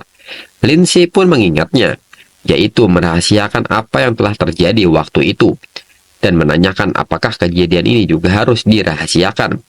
Baekgin pun mengiyakan hal tersebut, dan memuji Lin Si karena menjadi gadis yang pintar. Seketika Lin Si pun malu dengan dirinya sendiri karena salah paham mengenai hal ini. Lalu Baekgin pun meminta Lin Si untuk tetap di sini karena untuk sekarang mereka aman di sini. Lin Si pun segera menanyakan kemana Baekgin mau pergi sekarang. Baekgin menyebut bahwa dia akan pergi ke bagian terdalam hutan berlumut untuk menangani akar anomali. Lin Si pun kaget mendengarnya bahwa Baekgin ingin menangani asal mula anomali. Lalu Baekgin pun berjalan menuju pedalaman hutan lumut. Dan benar saja, ini seperti yang dia harapkan. Pohon-pohon hitam telah layu, tampaknya mengalahkan Luosong yang rusak menghabiskan banyak kekuatan anomali. Meskipun begitu, lokasinya masih belum mudah untuk ditemukan. Lalu Grok pun keluar dari dalam baju Baekgin. Baekgin pun mengatakan bahwa sekarang saatnya bagi Grok untuk bersinar, dan meminta Grok untuk menunjukkan jalan menuju sumber anomali. Segera Grok pun kembali menunjukkan ke sebuah arah. Dengan cepat, Baekgin pun berlari menuju tempat tersebut. Tak lama kemudian, Baekgin pun sampai di sebuah pohon besar dan menduga bahwa inilah lokasinya. Baekgin menilai disinilah aroma pembusukan dan kedengkian yang kuat terpancar.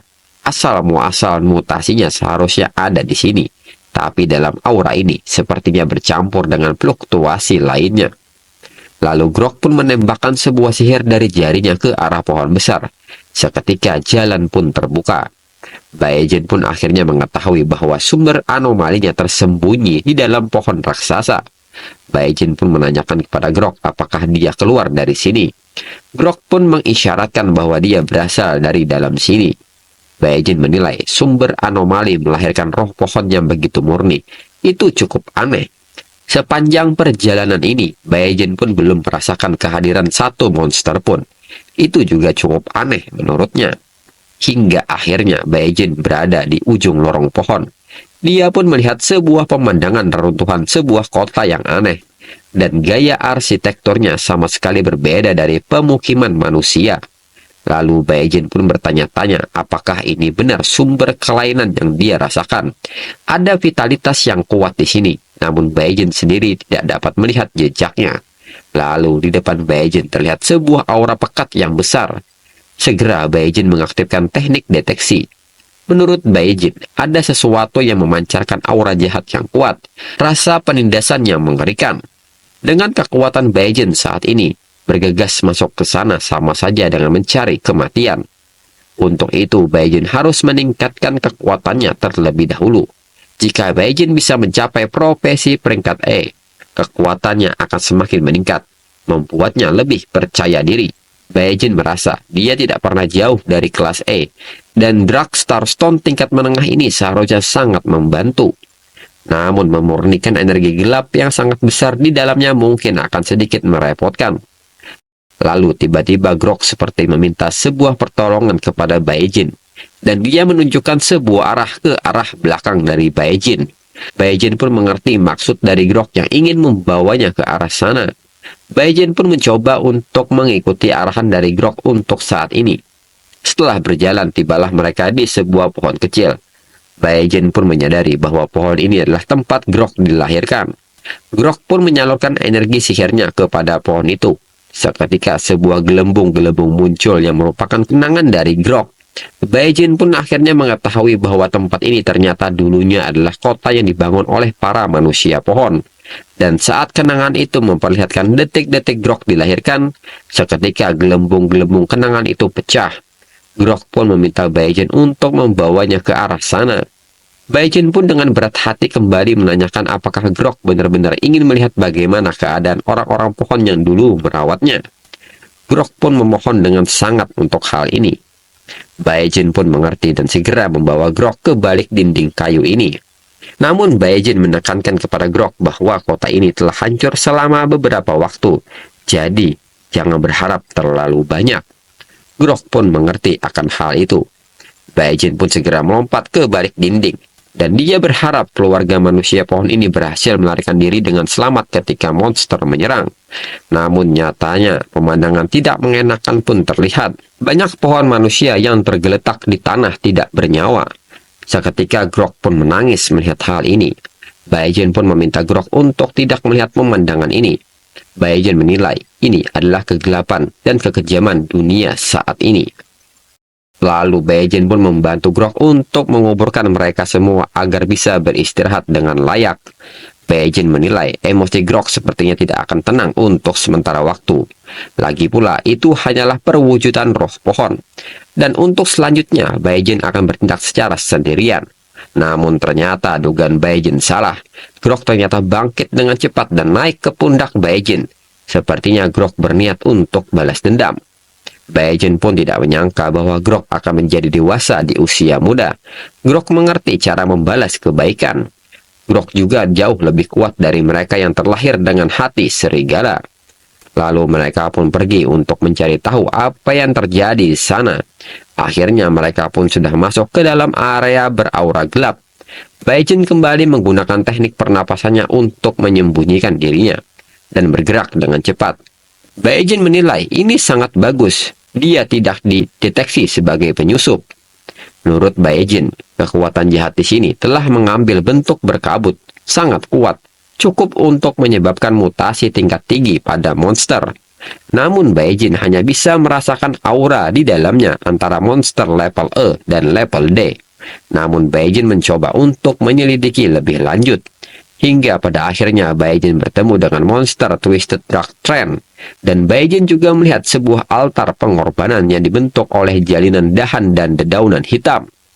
Selain itu, kekuatan jahat yang berkumpul di altar ini ditransmisikan ke seluruh hutan berlumut. Baekhyun pun menduga bahwa ini mungkin Drakthren raksasa yang sudah mati adalah sumber dari semua kekuatan gelap yang bermutasi di hutan ini.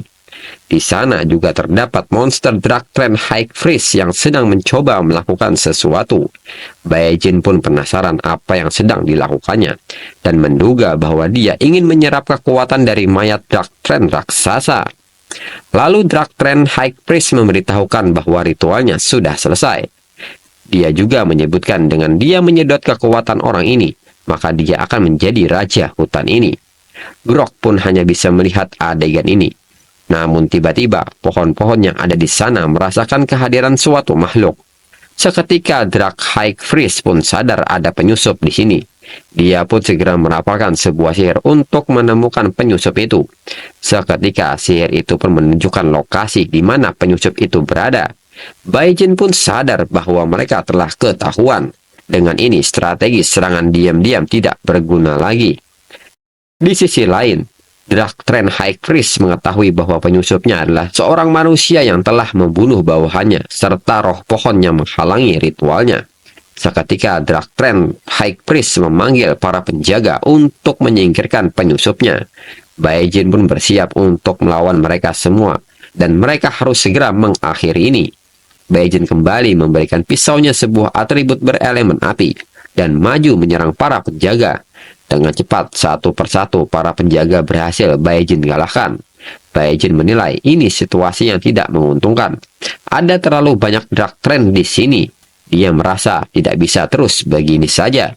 Kemudian Baekhyun berencana untuk menangkap pemimpin mereka terlebih dahulu. Baekhyun pun menargetkan Drak High Priest. Sifat job tip Baekhyun membuatnya jauh lebih cepat dari sebelumnya. Menurut Baekhyun, High Priest Drakthren ini adalah monster kelas ganda dengan kemampuan penyihir dan prajurit. Untuk itu, Baekhyun akan membuat pertarungan jarak dekat dengannya agar lebih mudah untuk membunuhnya dan dengan cepat mendekatinya. Namun Baekhyun sepertinya salah dalam menilai hal ini. Drak High Priest tiba-tiba mengayunkan tongkatnya dan memukulkan tongkatnya ke arah Baekhyun. Dan ternyata pukulannya mampu menghentakkan permukaan tanah.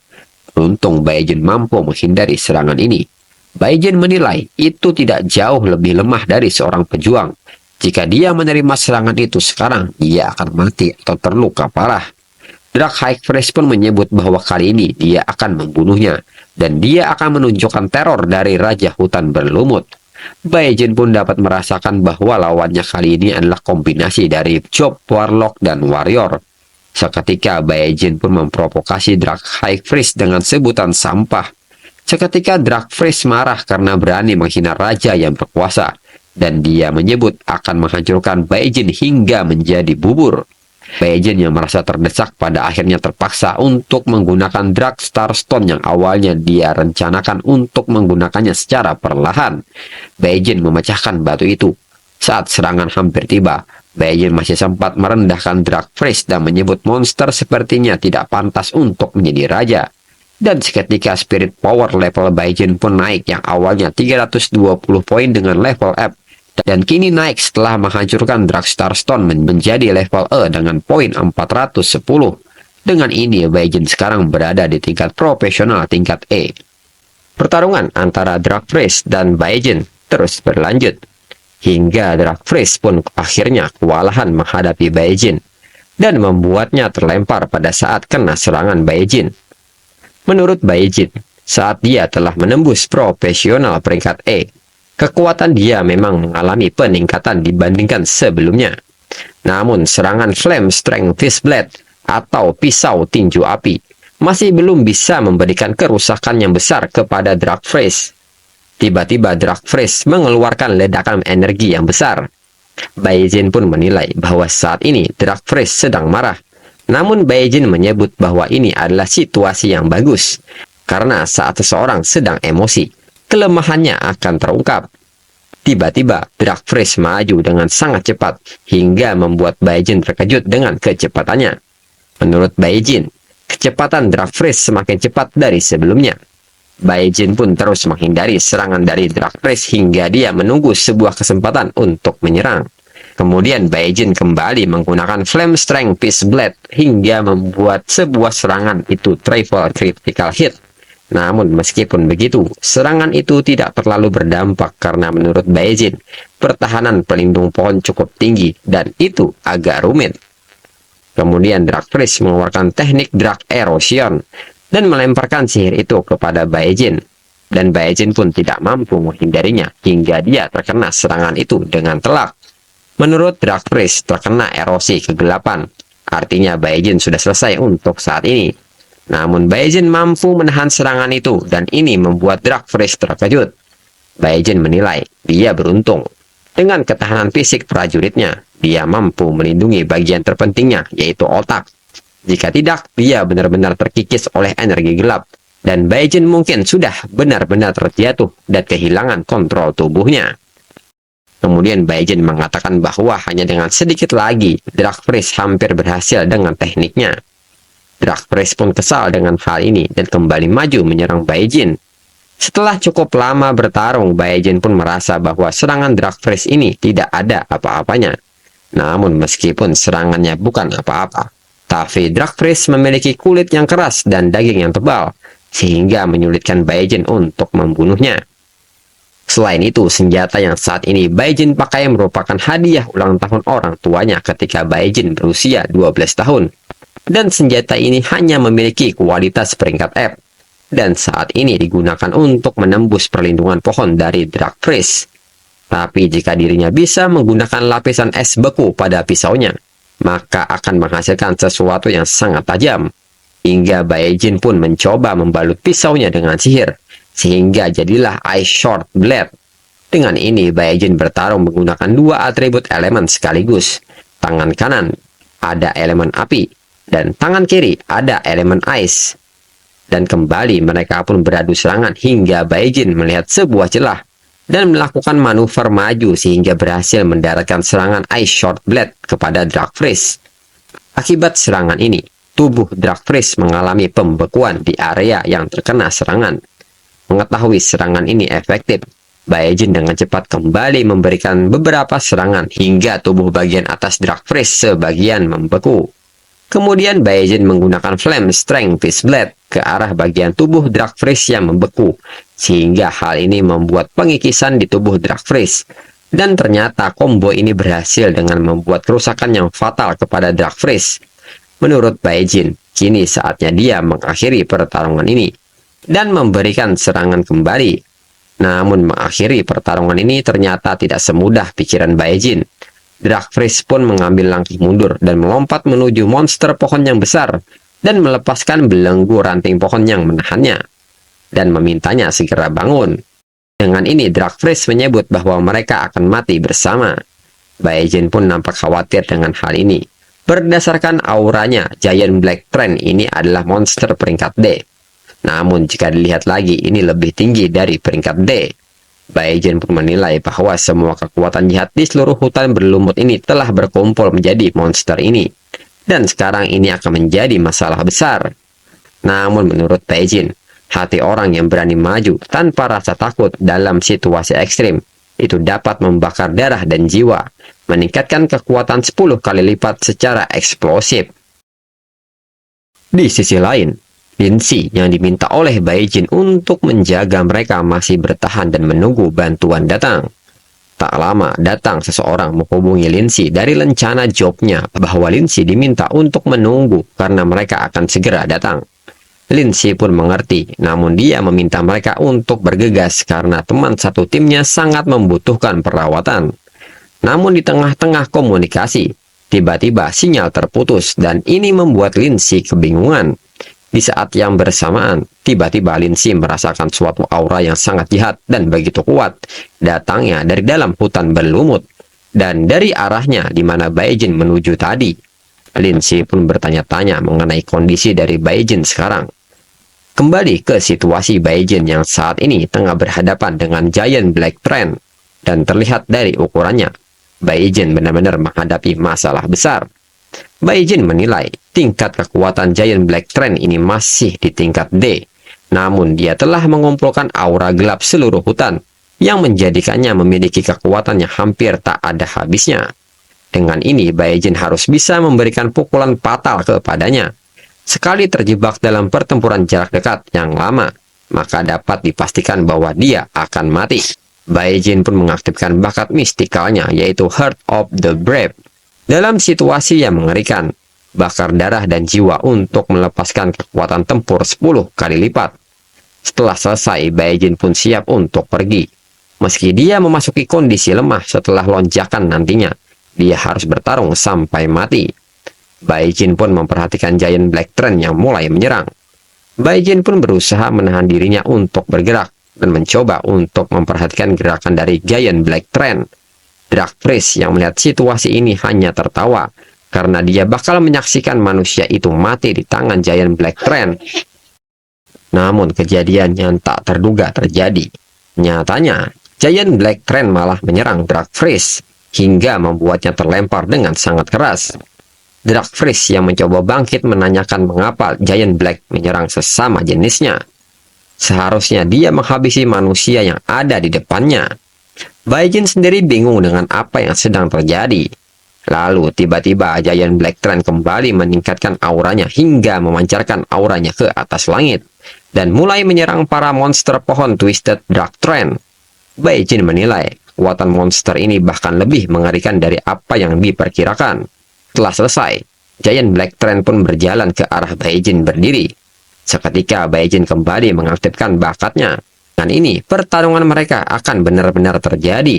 Namun Grok yang dari tadi bersembunyi di dalam baju Baekhyun tiba-tiba keluar dan naik ke atas kepala Baekhyun. Baekhyun pun juga bersiap dan mengaktifkan peningkatan kekuatan tempur 10 kali lipat. Namun kembali lagi, kejadian yang tak terduga terjadi. Ranting-ranting pohon malah menusuk tubuh Giant Black Trend, layaknya seperti dia sedang bunuh diri. Setelahnya, energi dari Giant Black Trend pun mengalir keluar. Dan seketika gelembung-gelembung ingatan keluar. Baekhyun pun menduga bahwa ini adalah kenangan dari perjanjian itu. Tubuh makhluk ini mengandung energi Trend murni, dan Baekhyun pun akhirnya mengetahui kejadian yang terjadi di hutan berlumut. Ternyata saat itu Dark Priest datang menyerang mereka, dan menggunakan tekniknya untuk mengendalikan manusia pohon. Dia datang untuk mengambil artefak suci dari mereka. Dark Priest juga meminta mereka untuk menerima pembaptisan kekuatan gelap, dan Dark Priest akan mengampuni mereka. Namun pada akhirnya, para manusia pohon menolak tawaran itu, dan pada akhirnya terjadilah pertarungan di antara mereka.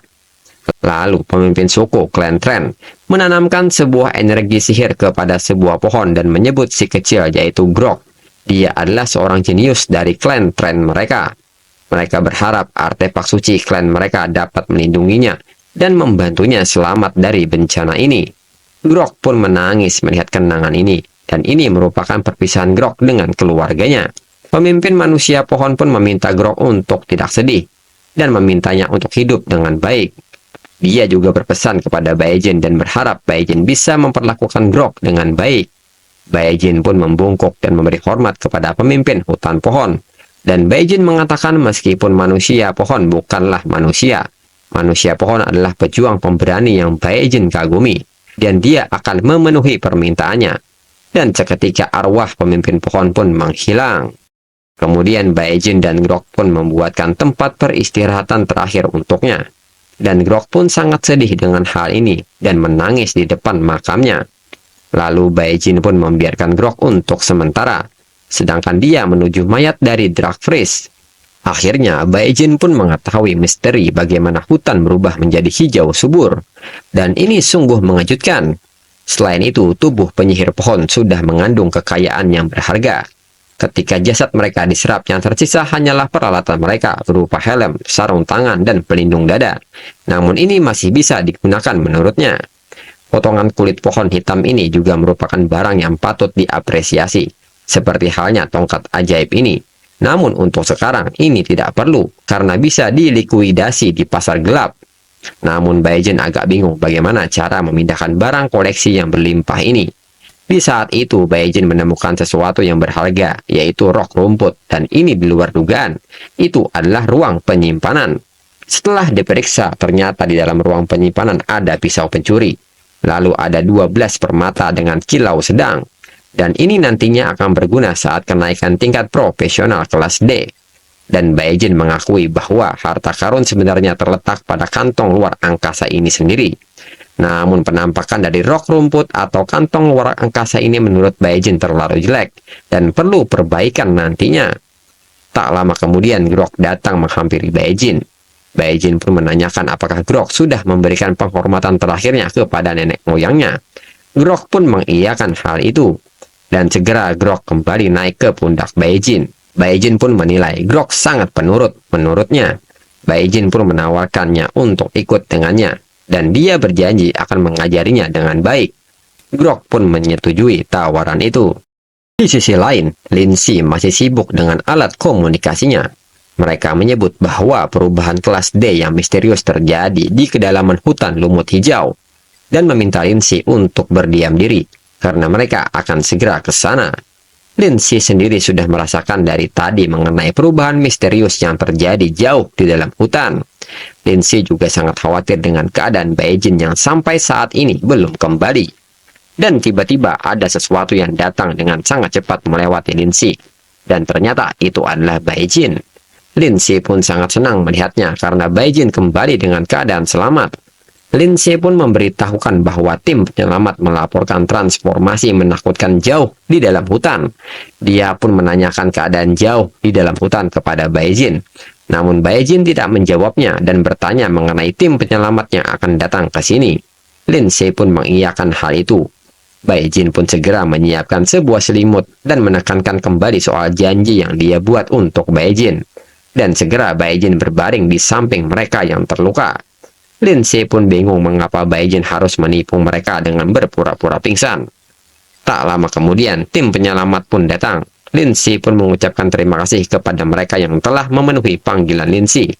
Dia pun bersyukur bahwa Lin Si selamat, dan segera memintanya untuk kembali ke perkemahan bersama dengan tim penyelamat sekarang. Dan dia sendiri akan pergi ke jantung hutan karena penyelidikan yang cermat terhadap sumber pergeseran ini mutlak diperlukan. Dan mereka pun segera pergi menuju jantung hutan. Kemudian mereka pun tengah sampai di pinggiran perkemahan profesional. Setelah situasi dirasa cukup aman, Baekgin pun bangun dan ingin segera keluar. Namun Lin Si pun meminta Baekgin untuk menunggu terlebih dahulu. Namun Baekgin malah menyebut bahwa hadiah penjelajahan hutan harus dikirim langsung kepadanya sebagai ketua tim. Pada akhirnya Baekgin pun pergi dan Lin Si tidak bisa menahannya. Kemudian alat komunikasi Lin Si berdering, dan itu dari para profesional yang sedang melakukan investigasi di jantung hutan. Mereka pun menanyakan kepada Lin Si apakah dia bertemu dengan profesional lain di dalam hutan lumut. Lin Si pun menjawab tidak ada, dan Lin Si menanyakan tentang apa yang telah terjadi di sana. Mereka menjelaskan bahwa sumber transformasi misterius di hutan ini telah terpecahkan, dan Archer itu menduga bahwa hal ini paling tidak tim profesional kelas D atau bahkan mungkin ahli misterius kelas C yang menyelesaikan hal ini. Mendengar hal ini, Lin Si pun terkejut. Dia tidak bisa mempercayai Baekgin yang menyelesaikan hal ini, karena Baekgin adalah orang yang baru awaken. Kemudian di suatu tempat di kota Dawn, menurut Baekgin, meskipun diperlukan dedikasi untuk menyempurnakan kumpulan Dark Starstone Medium, untuk sumber daya pelatihan ini tersedia berlimpah saat ini. Baekgin pun merasa beruntung memiliki kemampuan job lain. Memperoleh keterampilan formal untuk 5 job lainnya harus dipercepat. Namun, sulit untuk mendapatkan keterampilan ini tanpa mengungkapkan tingkat kesulitannya. Lalu Grok pun keluar dan mengisyaratkan kepada Baekgin bahwa dia lapar. Baekgin pun mengerti, dan segera setelah di rumah dia akan menyiapkan makanan yang enak. Namun Baekgin sendiri bertanya-tanya apa yang dimakan oleh pohon. Lalu saat berjalan, Baekgin pun secara tidak sengaja melihat Song Qian juga berada di sana dan sedang memindahkan beberapa barang furnitur. Baekgin mengingat bahwa setelah kematian Fan Bin, Song Qian mengambil alih rumah pekerja kulit putih dan menjadikannya miliknya. Song Qian yang menyadari keberadaan Baekgin menyebut bahwa ini sungguh luar biasa. Dia baru saja akan memberitahunya. Setelah menetap, dia menyadari bahwa rumah keluarga kulit putih sungguh luar biasa. Baekgin pun hanya tertawa dan menyarankan Song Qian harus mengambil kesempatan ini untuk menikmati sepenuhnya. Menurut Baekgin, dalam pikirannya, Bertahun-tahun mereka tidak tergoda oleh eksistensialisme harfiah ini. Baijin memperingatkan Song Qian bersiap-siap karena waktu hampir habis untuknya. Baijin saat ini sedang mencari lokasi pasar gelap di kota Dawn. Menurutnya, dia harus mulai memutuskan hal-hal yang menunjang jobnya dan kemudian membeli beberapa keterampilan dari kelas lain. Lalu di saat itu, Baijin telah membelikan makanan buat Grok berupa roti burger. Namun kelihatannya Grok tidak menyukainya dan melempar makanan itu. Baijin seketika bingung, ternyata makanan manusia tidak cocok dengan Grok. Dia pun mulai memikirkan makanan yang lain buat Grok. Saat berpikir, tanpa Baijin sadari bahwa dia sekarang berada di depan Zhang Bao Pavilion.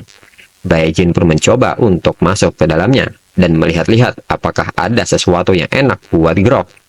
Saat masuk ke dalam, Baijin pun dikejutkan dengan antrian yang panjang. Dia pun bertanya-tanya berapa lamakah waktu yang diperlukan dengan jumlah orang sebanyak ini. Baijin pun menyebut kelas penilai memang selalu sangat populer. Lalu saat berjalan, Baijin melihat sebuah toko dengan sedikit orang. Baijin pun menduga bahwa ini adalah toko yang baru buka. Namun Baijin tidak mempermasalahkan hal tersebut, karena dia hanya ingin menilai sebuah peralatan tingkat rendah. Dan segera Baijin mengarah ke depan toko itu. Orang-orang yang mengetahui hal tersebut menyebut Baijin sebagai laki-laki yang tertarik kepada kecantikan pemilik toko sehingga mengunjunginya. Toko itu memiliki peraturan yang ketat dan arogan. Selain itu, akan ada seorang pria yang menjadi penjaga wanita itu berdiri. Dan jika tidak bisa mengikuti aturan yang diberikan, maka pengunjung akan langsung dihajar. Namun meskipun begitu, orang-orang beranggapan meski dipukul, tidak masalah karena bisa melihat wanita cantik. Orang-orang pun menunggu dengan apa yang akan terjadi kepada pemuda tersebut. Saat Baijin hendak masuk, dia pun membaca sebuah pesan yaitu, jika pengunjung tidak dapat menghancurkan formasi energi spiritual, pengunjung harus menerima 3 pukulan dari penjaga toko mereka. Mengetahui peringatan itu, Baijin tetap masuk ke dalam dan membuka pintunya. Saat masuk, dia pun berhadapan dengan seorang pria yang lebih besar darinya. Baijin pun menilai, pria yang ada di depannya sekarang adalah seorang profesional tingkat C yang bekerja sebagai penjaga toko penilai.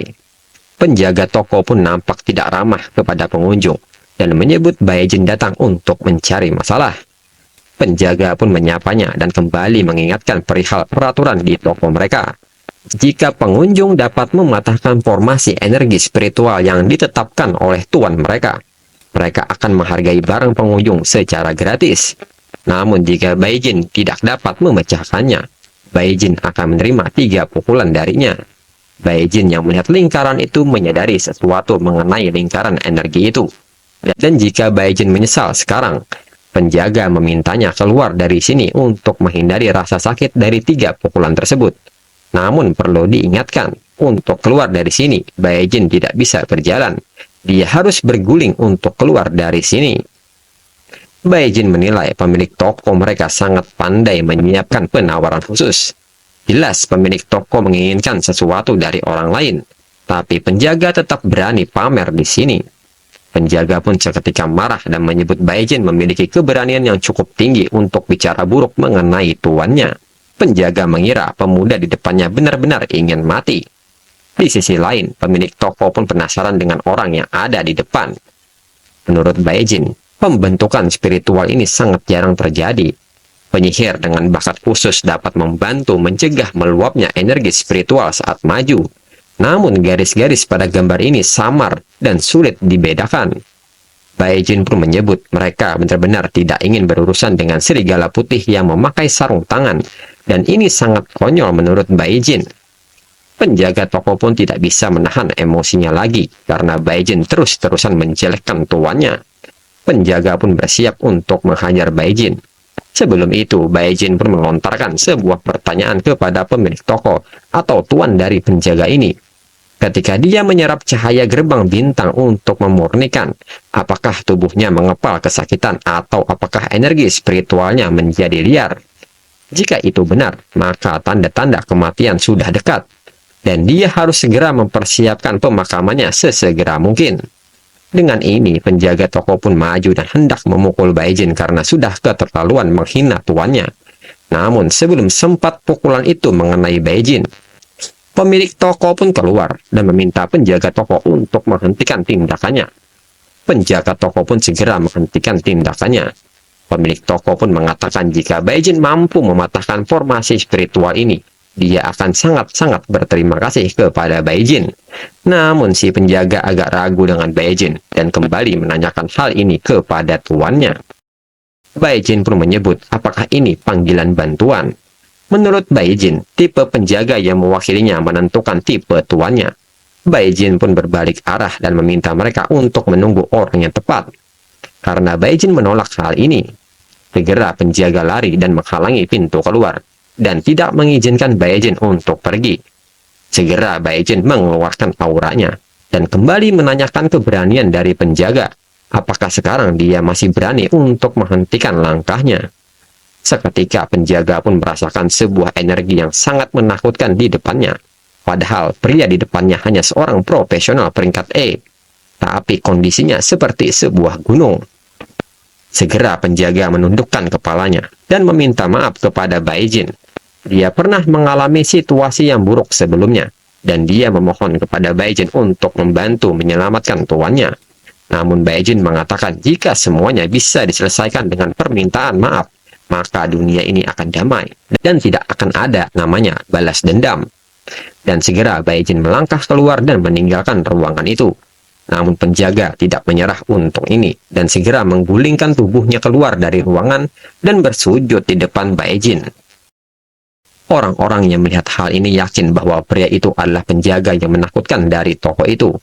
Mereka pun bertanya-tanya apa yang sedang terjadi, karena biasanya yang dipukul oleh penjaga ini adalah pelanggannya, tapi sekarang ini malah kebalikannya.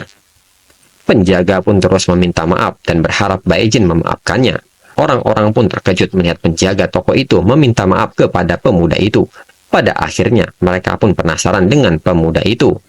Si wanita pun akhirnya membuka penutup kepalanya, serta meminta maaf atas sikapnya yang kasar, dan meminta Baijin menghormatinya dan teman-temannya. Dia pun menundukkan kepalanya, dan meminta Baijin menerima permintaan maaf mereka yang tulus. Saat Baijin melihat pemilik toko, dia pun mengingat wanita ini di kehidupannya sebelumnya. Pada saat mereka sedang menjalankan sebuah misi. Saat itu, wanita ini berkata, jika lain kali kelompok Meng Jingsheng mengunjungi kotanya, dia pasti akan menghormati mereka.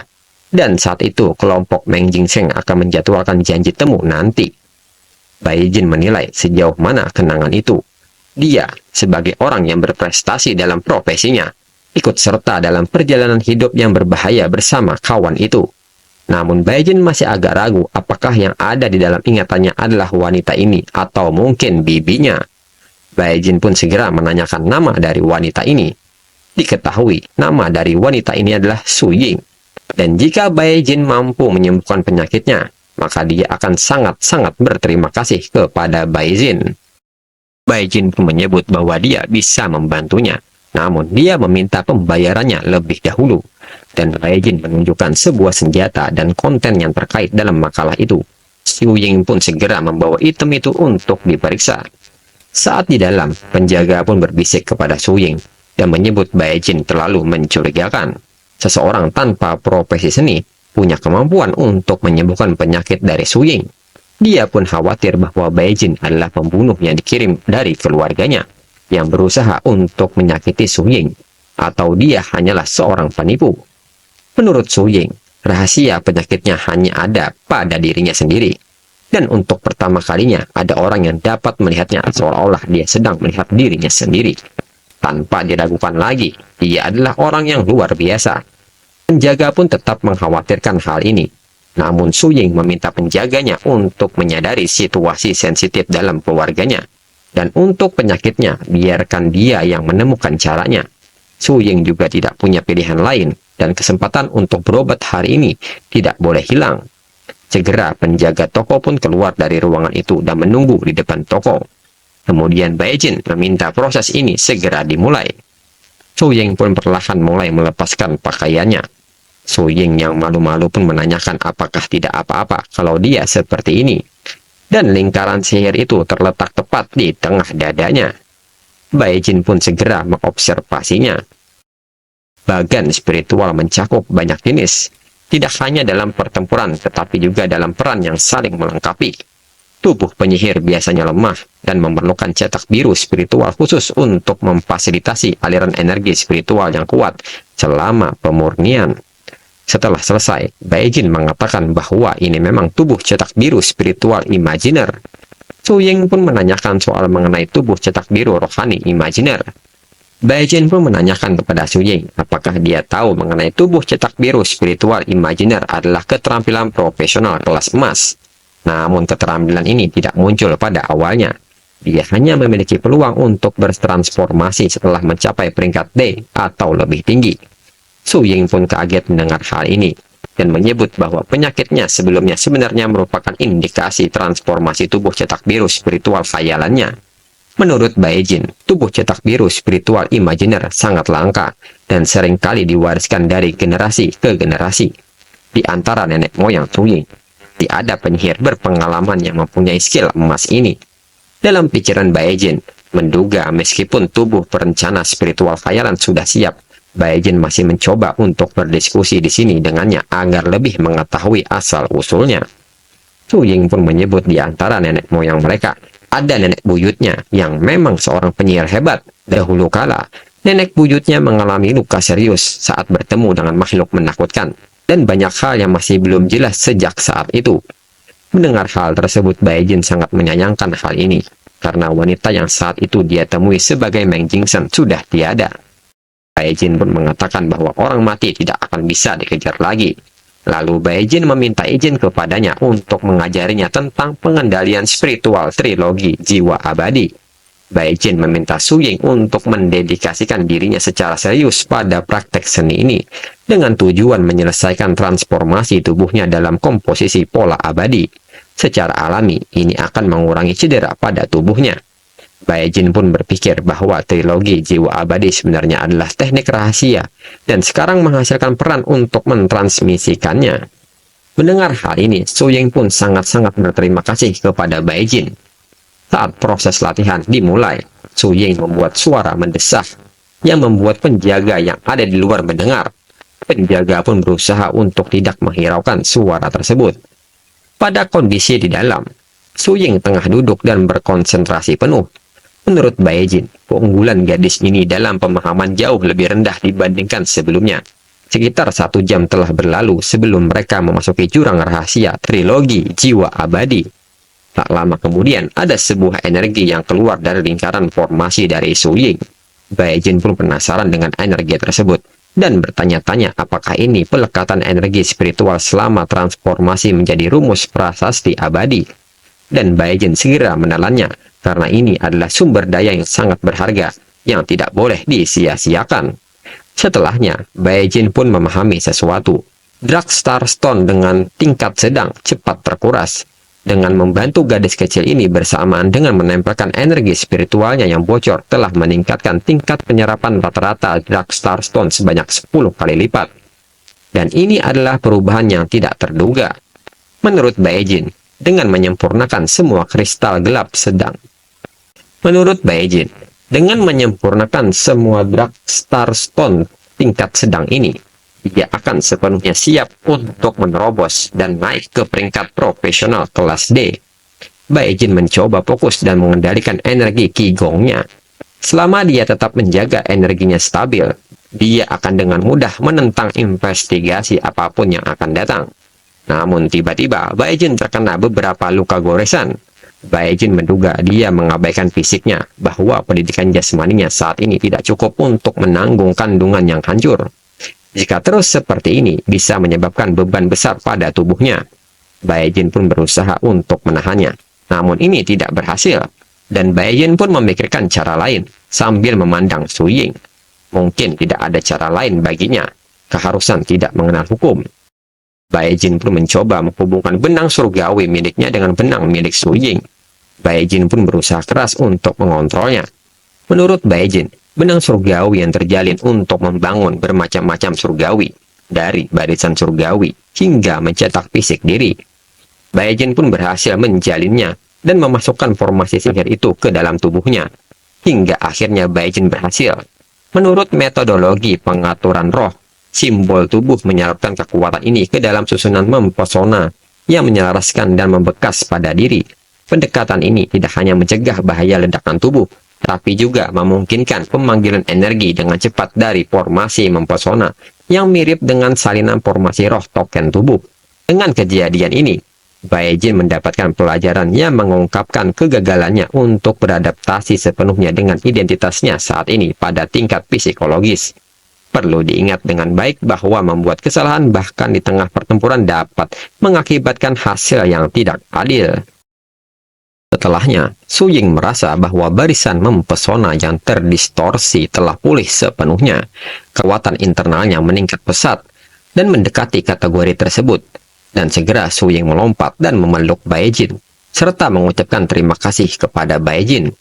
Penjaga yang mendengar Su Ying berteriak pun masuk dan dia mendapati Su Ying tidak mengenakan pakaian yang pantas dan sedang memeluk Bae-jin.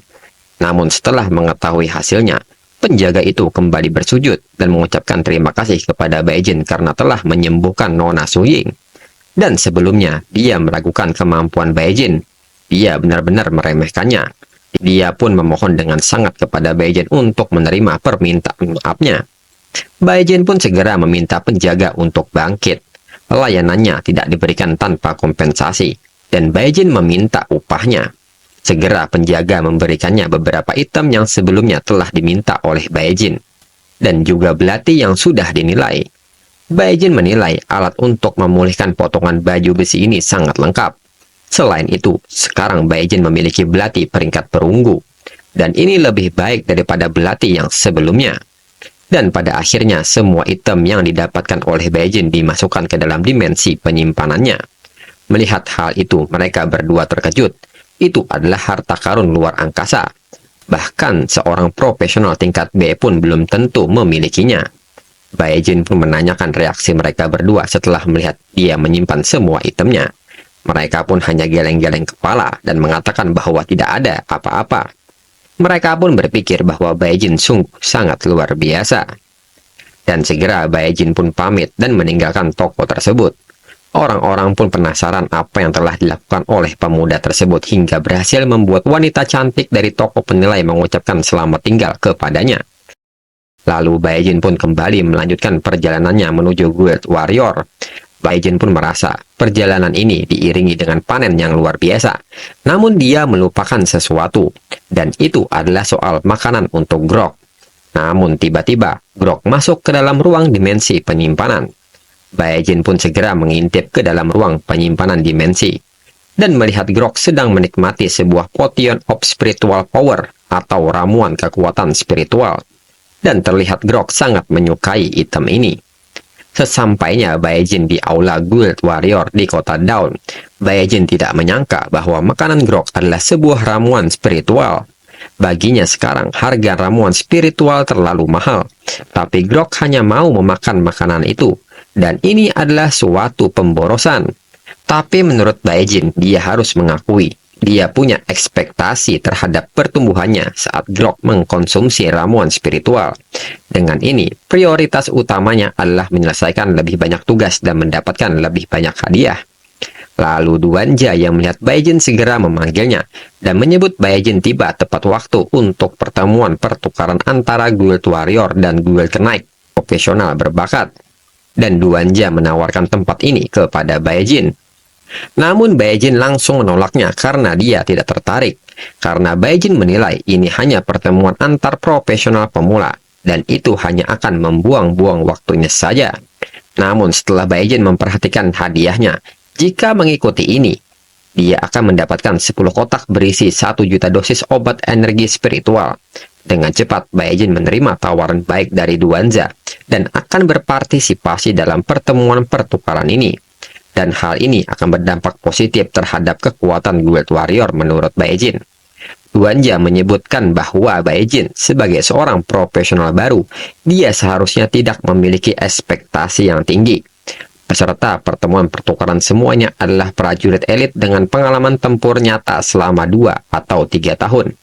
Tujuan dia mengamankan partisipasi Bae-jin adalah memberinya kesempatan untuk berinteraksi dan mendapatkan pengalaman praktis dari para jenius ini. Bai Jin pun mengerti dan segera pergi ke pertemuan itu. Luan Jia pun meminta Bai Jin berhati-hati dan jangan gegabah dalam melakukan sesuatu. Di sisi lain, ada sepasang mata yang memperhatikan Bai Jin.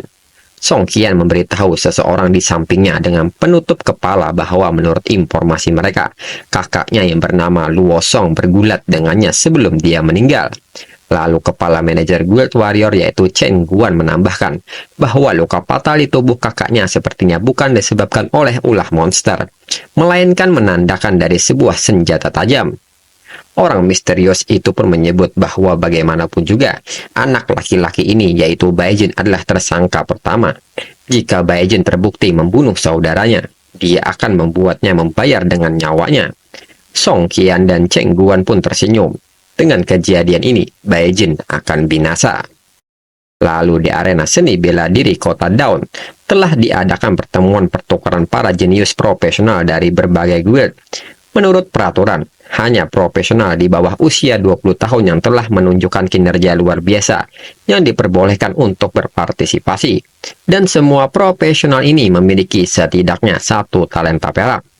Menurut Bai Jin, meskipun kota Dawn tidak besar, arena seni bela diri ini sangat mengesankan. Lalu orang-orang yang sudah berada di sana memperhatikan Bai Jin yang sedang berjalan di arena tersebut dan menjadi bahan pembicaraan orang-orang. Karena dia dirumorkan memiliki talent atau bakat peringkat emas. Mereka juga menilai Bai Jin adalah pendatang baru di dunia profesional, dan dia diikut sertakan dalam acara ini. Mereka pun menilai Bai Jin sangat berani dan tidak takut untuk dipukul. Lalu seorang profesional yang kita anggap saja sebagai panitia memberitahukan bahwa hampir semua peserta telah tiba. Acara pertukaran akan dimulai sekarang. Dia meminta anggota regu dari Warrior dan Kenaik akan melanjutkan dan memasuki arena sesuai urutan kartunya masing-masing. Lalu di tempat yang sama, ternyata ada Lin Si yang sedang duduk bersama dengan Xie Gong yang merupakan senior dari Guild Archer. Dia pun melihat bahwa Bai Jin ada di sana mengikuti acara ini. Xie Gong menilai pemuda ini baru saja menjadi profesional dan sedang berusaha untuk berpartisipasi dalam acara pertukaran ini. Lin Si pun membenarkan hal itu dan menyebut Bai Jin sebagai orang yang berani dan tidak takut dikalahkan secara brutal oleh orang lain. Menurut Xie Gong, nasibnya lebih buruk dari perkiraannya. Untuk menghadapi lawan seperti ini sejak awal, dia akan dikalahkan dengan telak. Lalu lawan dari Bai Jin menyebut bahwa Bai Jin benar-benar beruntung. Lawan pertamanya tidak lain adalah pendatang baru ini. Diketahui lawan dari Bai Jin bernama Bao Bei, seorang kenaik dengan level E.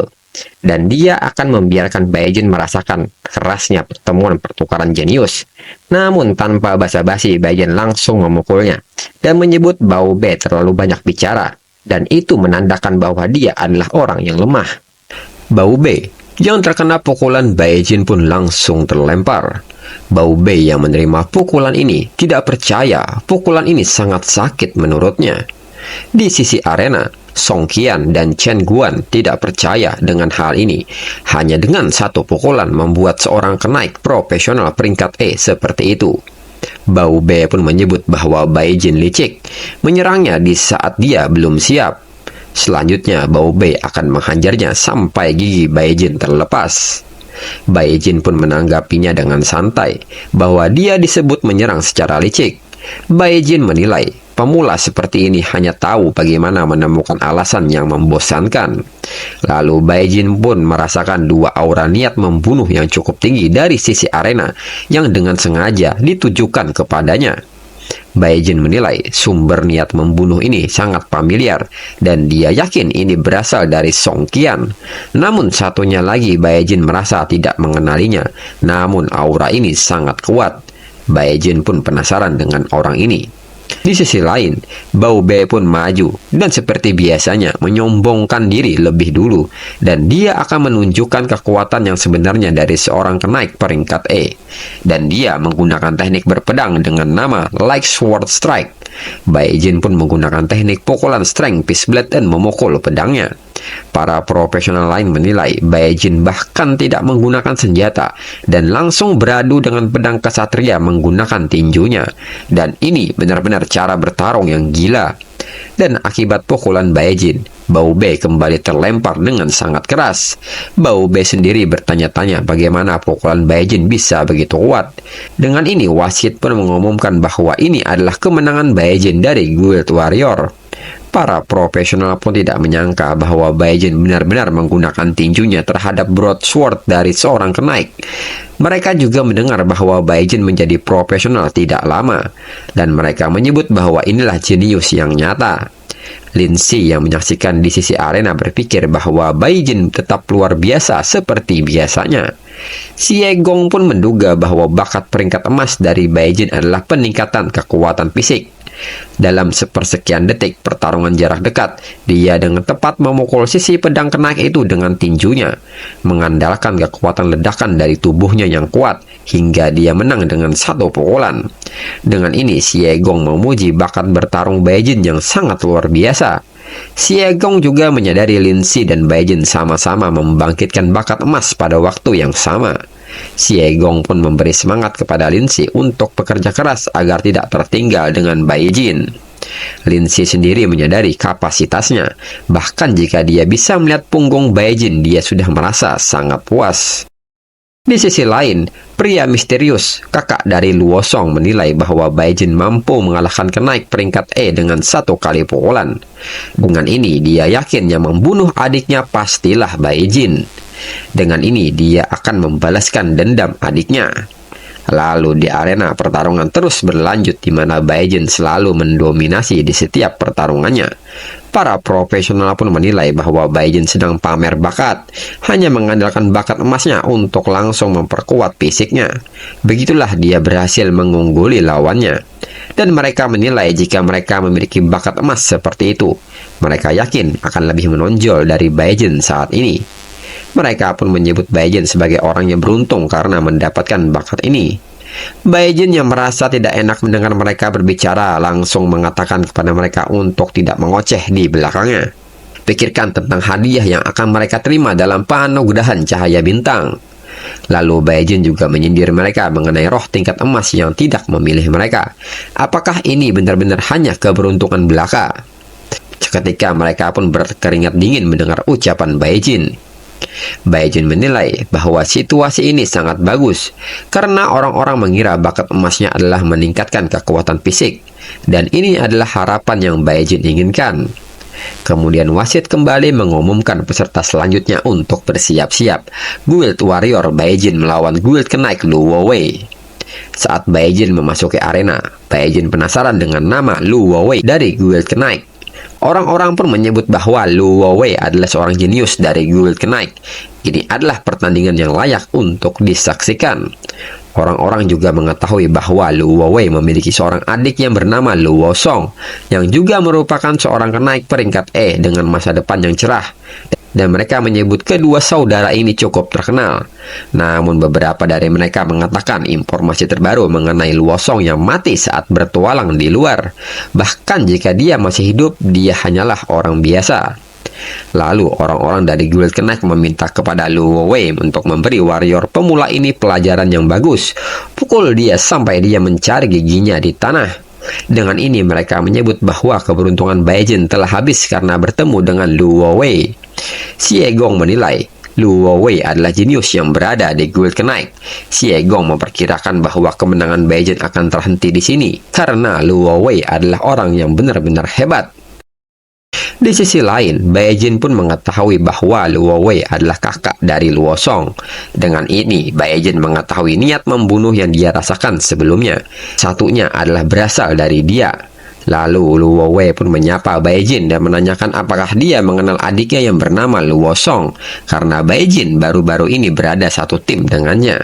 Bae-jin pun berpura-pura mengingat dengan sangat keras nama Luo Song, dan seketika dia pun mengingatnya. Bae-jin pun menyebut Luo Wei sedang membicarakan orang yang dikendalikan dan dimanipulasi oleh Black Trend, dan akhirnya dipermainkan sampai mati.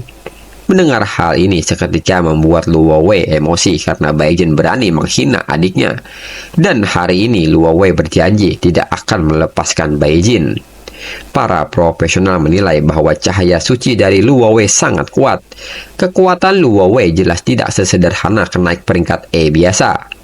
Xie Gong mengatakan kekuatan spiritual dari Luo Wei sebenarnya telah mencapai puncak peringkat E. Xie Gong pun memperkirakan dalam waktu kurang dari 2 bulan, Luo Wei akan menerobos ke jajaran kenaik peringkat D. Dan Xie Gong menilai ini sangat mengesankan. Dengan ini, Xie Gong yakin Bai Jin pasti akan kalah.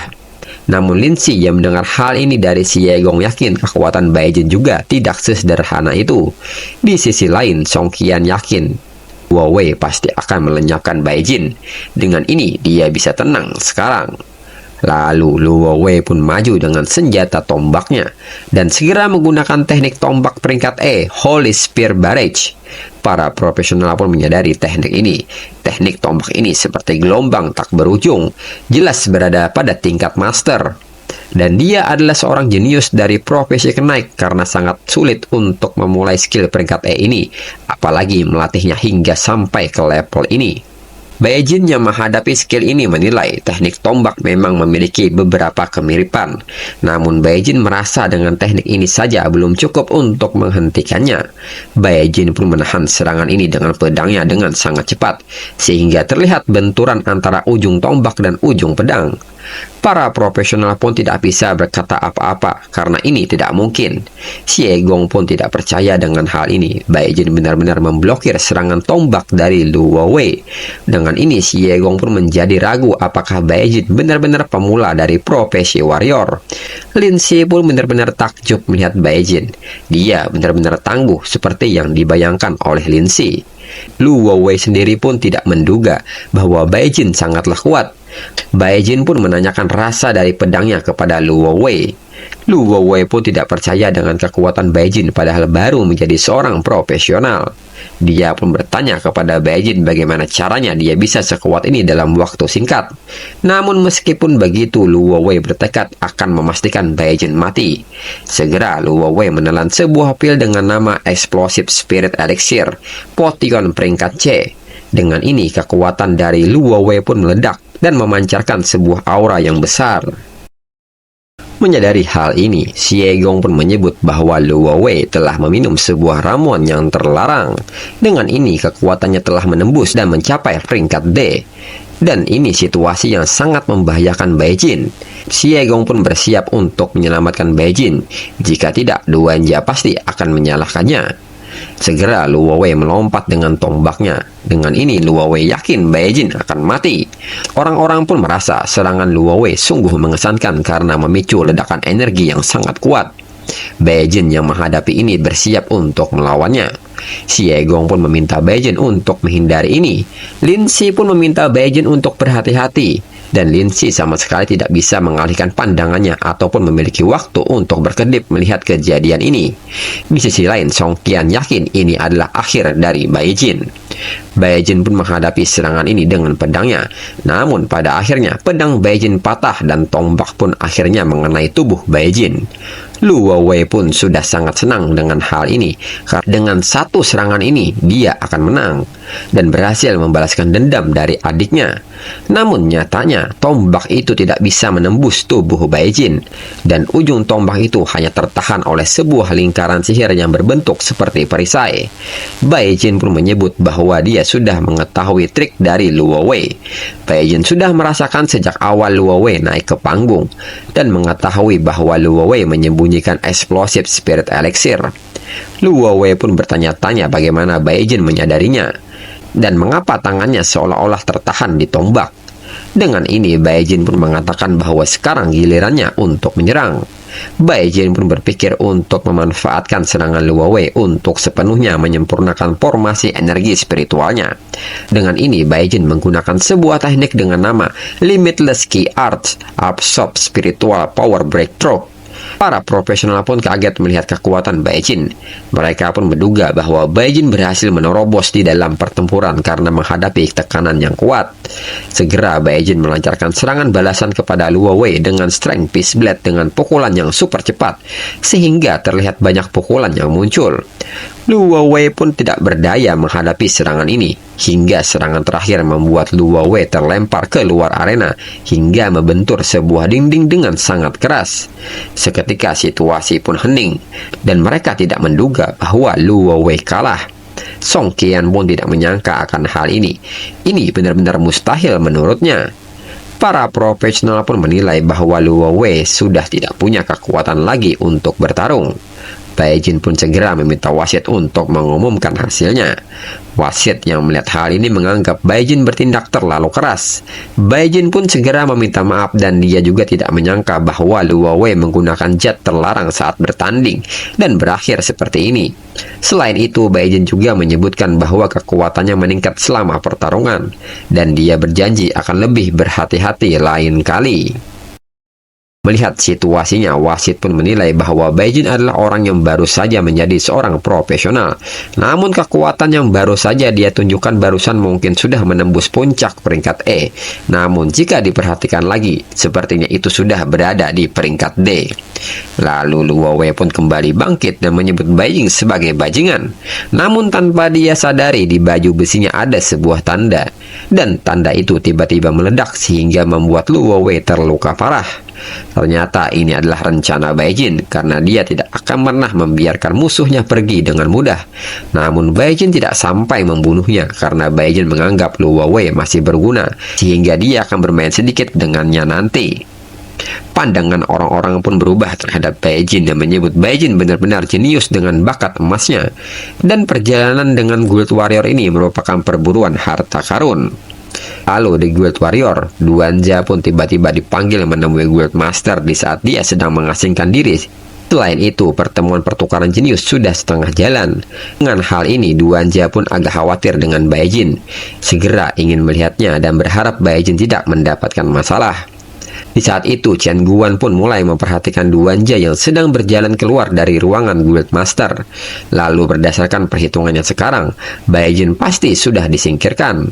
Dan sekarang dengan memanfaatkan situasi ini, dia juga akan menyingkirkan Duanjia. Dengan begitu, dia akan berhasil menjatuhkan dua orang dengan sekali pukul. Lalu saat Duanjia ingin pergi melihat Bai Jin, tiba-tiba dia ditahan oleh Chen Guan dan anak buahnya. Duanjia pun seketika bertanya dengan Chen Guan mengenai perbuatannya sekarang. Lalu Chen Guan pun membuat sebuah skenario yang menyudutkan Duanjia dengan menyalahkan Duanjia atas keputusannya yang mengikut sertakan Bai Jin dalam pertukaran jenius. Dan lawan-lawannya di sana sudah bertahun-tahun bertempur. Sedangkan Bai Jin adalah orang yang baru saja menjadi seorang profesional. Dan akibat keputusan Duanjia, dia baru saja mendapat kabar bahwa Bai Jin meninggal dalam pertemuan pertukaran. Duanjia pun seketika kaget mendengar hal ini dan tidak percaya bahwa Bai Jin telah mati. Segera Chen Guan meminta orang-orangnya untuk menangkap Duanjia. Dan Chen Guan memiliki kecurigaan bahwa Duanjia punya motif tersembunyi dengan sengaja menyebabkan kematian kejeniusan guild mereka. Mereka harus menyelidiki secara menyeluruh dan memberikan balasan untuk hilangnya seorang jenius. Kembali ke tempat pertemuan pertukaran jenius, wasit pun mengumumkan tempat pertama pada acara ini adalah perwakilan dari Guild Warrior yaitu Bai Jin. Orang-orang pun menilai Bai Jin yang masih berumur 18 tahun, tapi memiliki kemampuan yang luar biasa dengan bakat emasnya.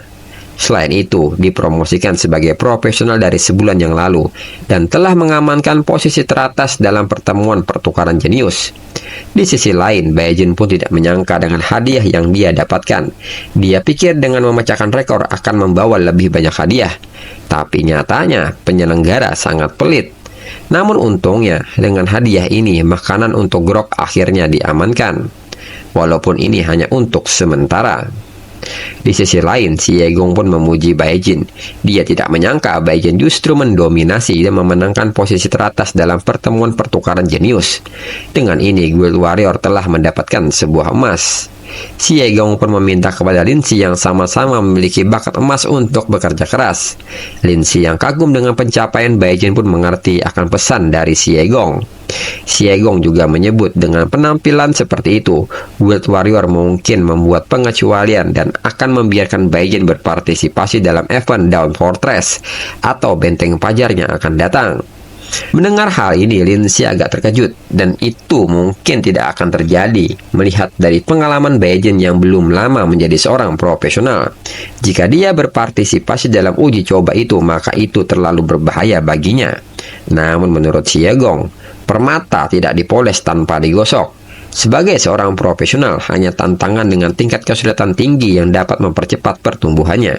Dan jika seandainya Baijin berada di Guild Archer, maka dia akan membuat pengecualian untuknya.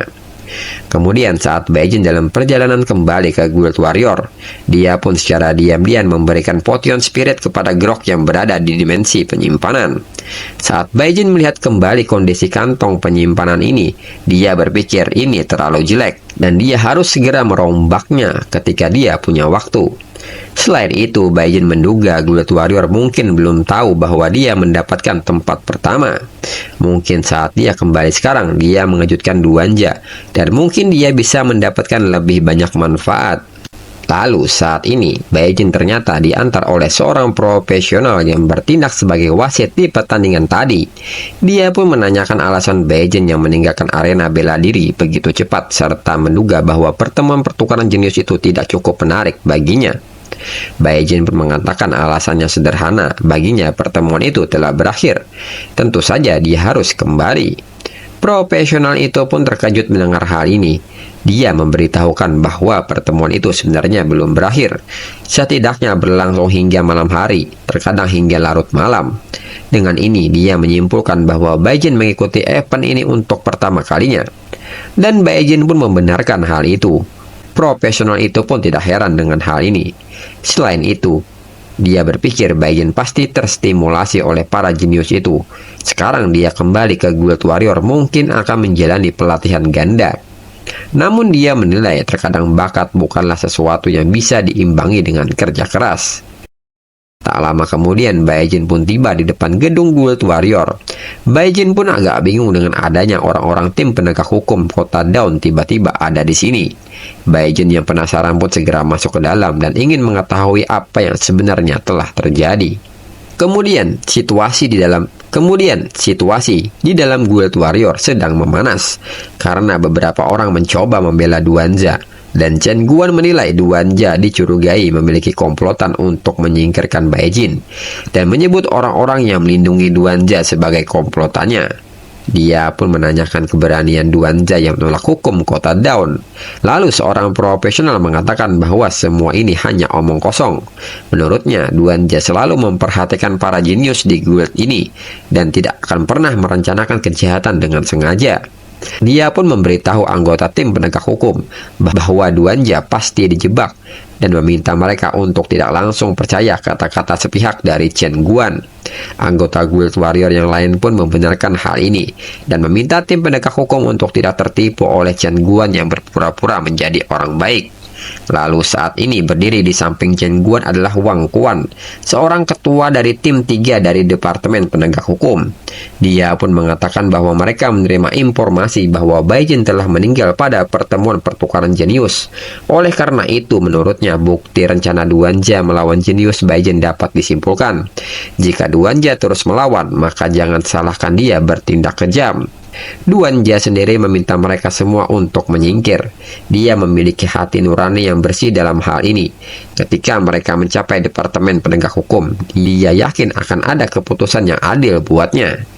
Dengan ini, Duanja pun mau mengikuti tim penegak hukum untuk pergi ke Departemen Penegak Hukum. Chen Guan menyebut bahwa Duanja adalah orang yang mudah ditebak, tapi tuduhannya bukanlah sesuatu yang dia buat. Ini adalah bukti yang tak terbantahkan, dan tidak ada yang bisa membantu Duanja untuk membersihkannya. Namun saat Chen Guan terlalu banyak bicara, tiba-tiba sebuah tinju melayang ke muka Chen Guan hingga membuatnya terlempar dan mengalami pendarahan. Chen Guan yang tidak menyadari siapa yang memukulnya dan tertunduk menyebut bahwa mereka secara terbuka menghalangi tugas resmi tim penegak hukum dan meminta Kapten Wan untuk menangkap mereka semua. Namun mereka semua terkejut dengan siapa yang telah memberikan pukulan. Ternyata itu adalah Baijin. Dia pun memberitahu Chen Guan untuk kejadian sebelumnya. Dia belum menyelesaikan masalah dengannya. Dan kali ini dia menyebarkan informasi palsu di sini dan menyebut bahwa dirinya sudah mati. Baijin pun meminta Chen Guan untuk membuka matanya lebar-lebar dan lihat siapa yang sedang berdiri di depannya. Melihat Baijin dengan keadaan baik-baik saja, Duanja pun sangat senang dan menduga Baijin pergi lebih dulu sebelum acara itu berakhir. Di sisi lain, Kapten Wan pun tidak menyangka Baijin datang ke sini.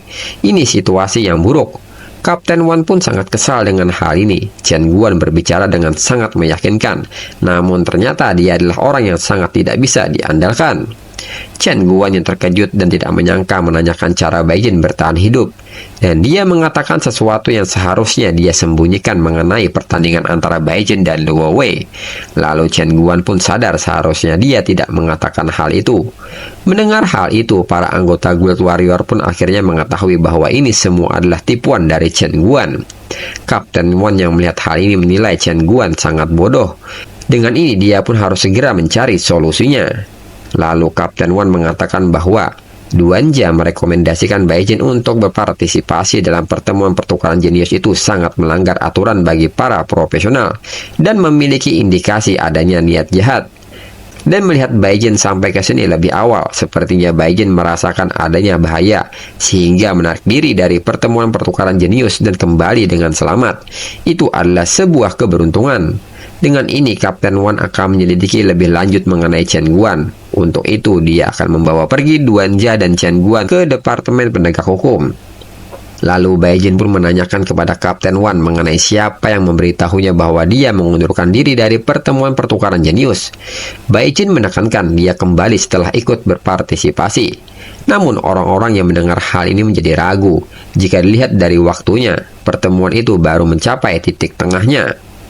Lalu seorang anggota yang tidak mengetahui situasi di dalam guild datang dan mengumumkan bahwa Bai Jin hanya dalam waktu setengah hari dengan lancar menyapu bersih profesional lain dalam pertemuan pertukaran jenius, dan dia memecahkan rekor tercepat. Berkat Bai Jin, Guild Warrior sekarang telah mendapatkan banyak perhatian.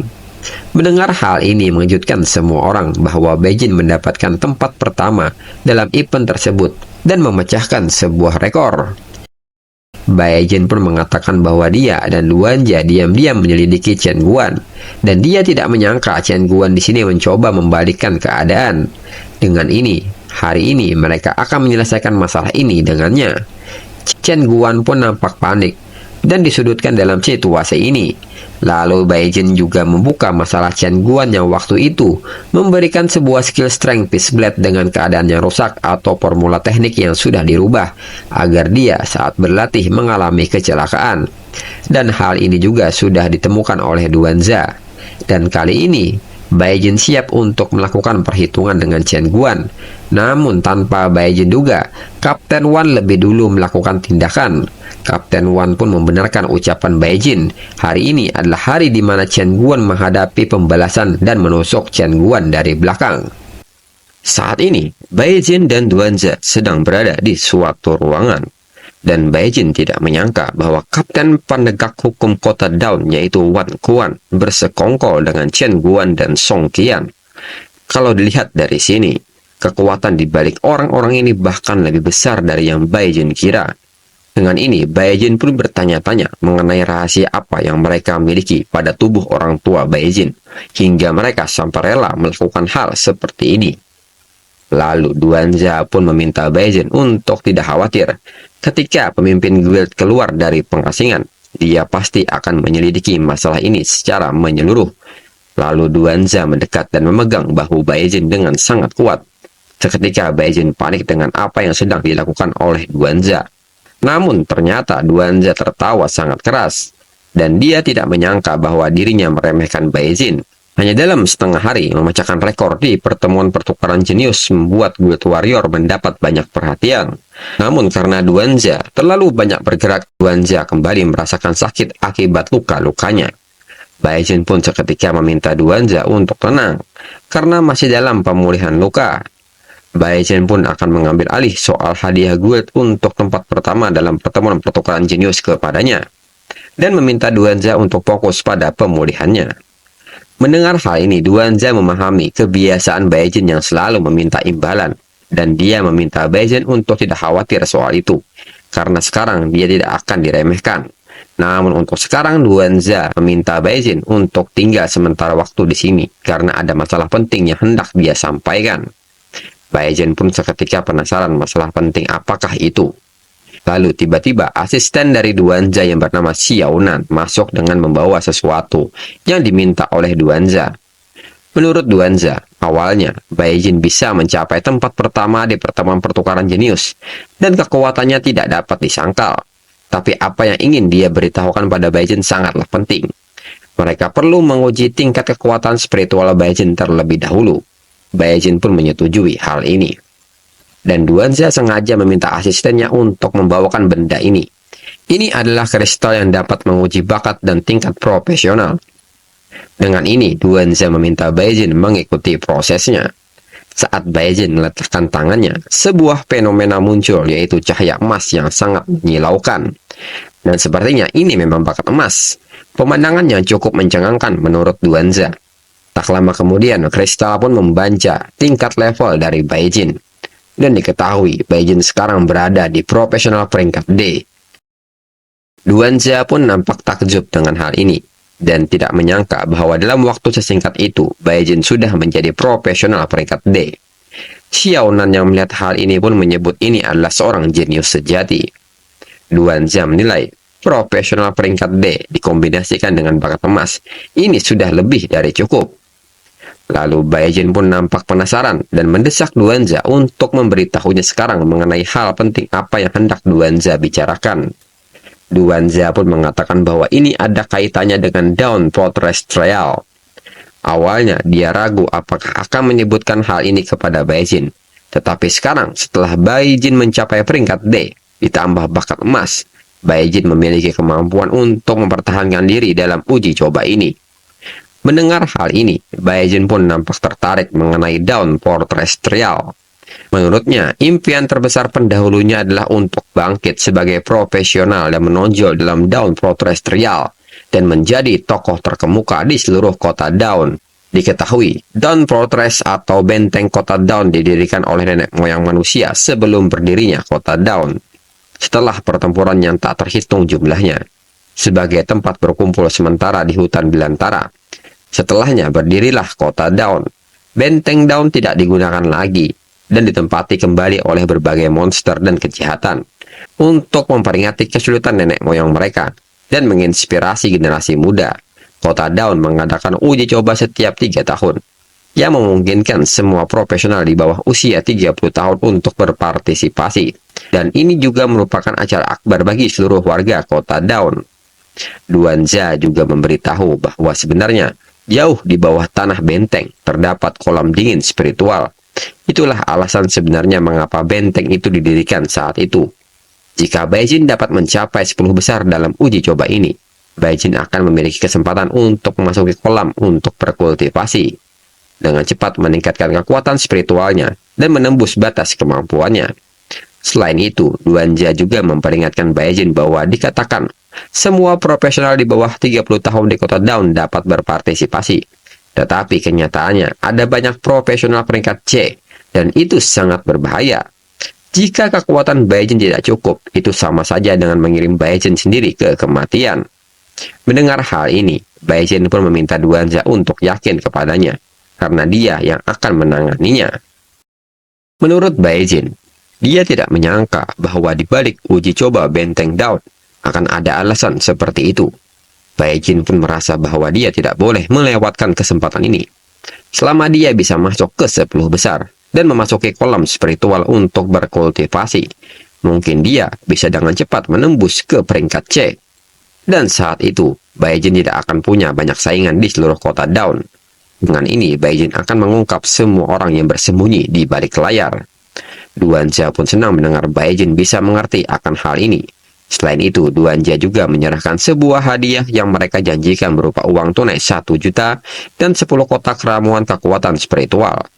Kemudian Duanzia juga menyampaikan bahwa di masa depan, mengingat penampilan Baijin yang luar biasa dalam memecahkan rekor, membawa kehormatan bagi guild, mereka secara khusus memberi hadiah Baijin berupa hak untuk menggunakan rumah komunitas profesional. Rumah ini setara dengan yang dimiliki oleh profesional peringkat C, dan mereka akan menjadi tetangga di masa depan. Baijin pun dengan senang hati akan mengambil bonus dan ramuannya, tapi tidak dengan rumah yang ditawarkan Duanzia.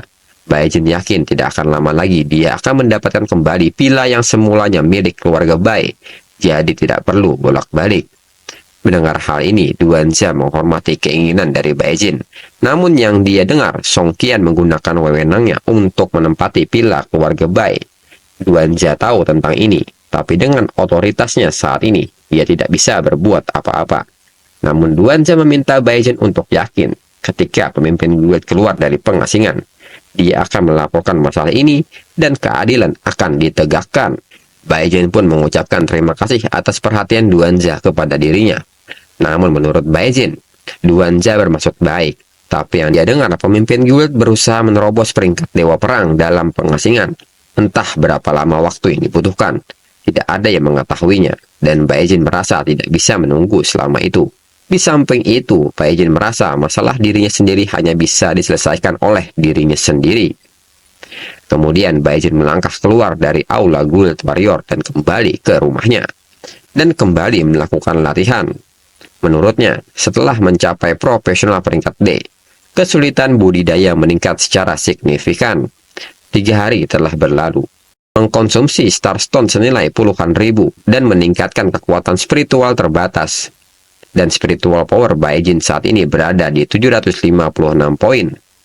Setelah mencapai peringkat D, selain mengubah energi spiritual, ada persyaratan tingkat kondensasi yang lebih tinggi. Lalu Baejin yang memperhatikan Grok yang telah mengkonsumsi ramuan spiritual mengingat bahwa sebelumnya di hari itu, Baejin sedikit mengotak-atik Luowei. Sepertinya ada ikan yang mengambil umpannya. Baejin tidak menyangka Grok memiliki kemampuan luar biasa seperti itu. Menurut Baejin, fisik seorang pencuri dan peralatan ini akan berguna. Dia pun segera pergi menyelinap keluar dari kediamannya. Dan saat ini, Luowei sedang dirawat di sebuah ruang perawatan, dan masih ada tanda dari Grot di dahi Luowei. Dan di tempat itu terlihat Song Qian tengah memperlihatkan informasi mengenai keadaan Luowei. Dan yang sedang bersamanya sekarang adalah Deng Heng, seorang wakil kepala departemen dari penegak hukum kota Dawn. Dia menilai bahwa itu cocok dengan informasi yang baru saja mereka peroleh. Luka Luowei disebabkan oleh kekuatan yang sangat besar, mirip dengan kekuatan spiritual eksplosif bakat emas. Dan jika dilihat lagi, itu memang menyerupai kekuatan spiritual eksplosif dari bakat emas. Dia tidak pernah menyangka bahwa putra dari keluarga Bai akan begitu jenius. Dia benar-benar bencana. Song Qian pun menyebut bahwa Baejin hanyalah larva kecil saat ini. Selama mereka menghancurkannya terlebih dahulu, Baejin tidak akan menjadi bencana. Dalam 4 hari, downpour terrestrial ini tidak dilakukan lagi adalah kesempatan terbaik untuk melenyapkan Baejin. Deng Heng pun membenarkan hal ini. Baejin sekarang berada di tangan orang yang berada di sampingnya.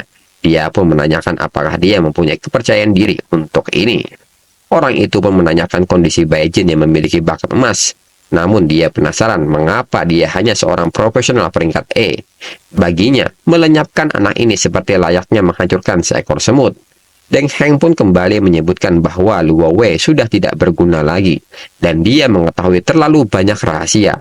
Dia pun berencana membuang Luowei, dan ketika saatnya tiba, kaitkan penyebab kematiannya dengan Baejin, dan menekankan kepada Song Qian untuk membuat hal ini benar-benar bersih. Song Qian pun mengerti. Lalu di saat mereka semua keluar dari ruangan, tiba-tiba sesuatu terjadi kepada Luowei, di mana tiba-tiba dia muntah darah dan mencoba mencari pertolongan.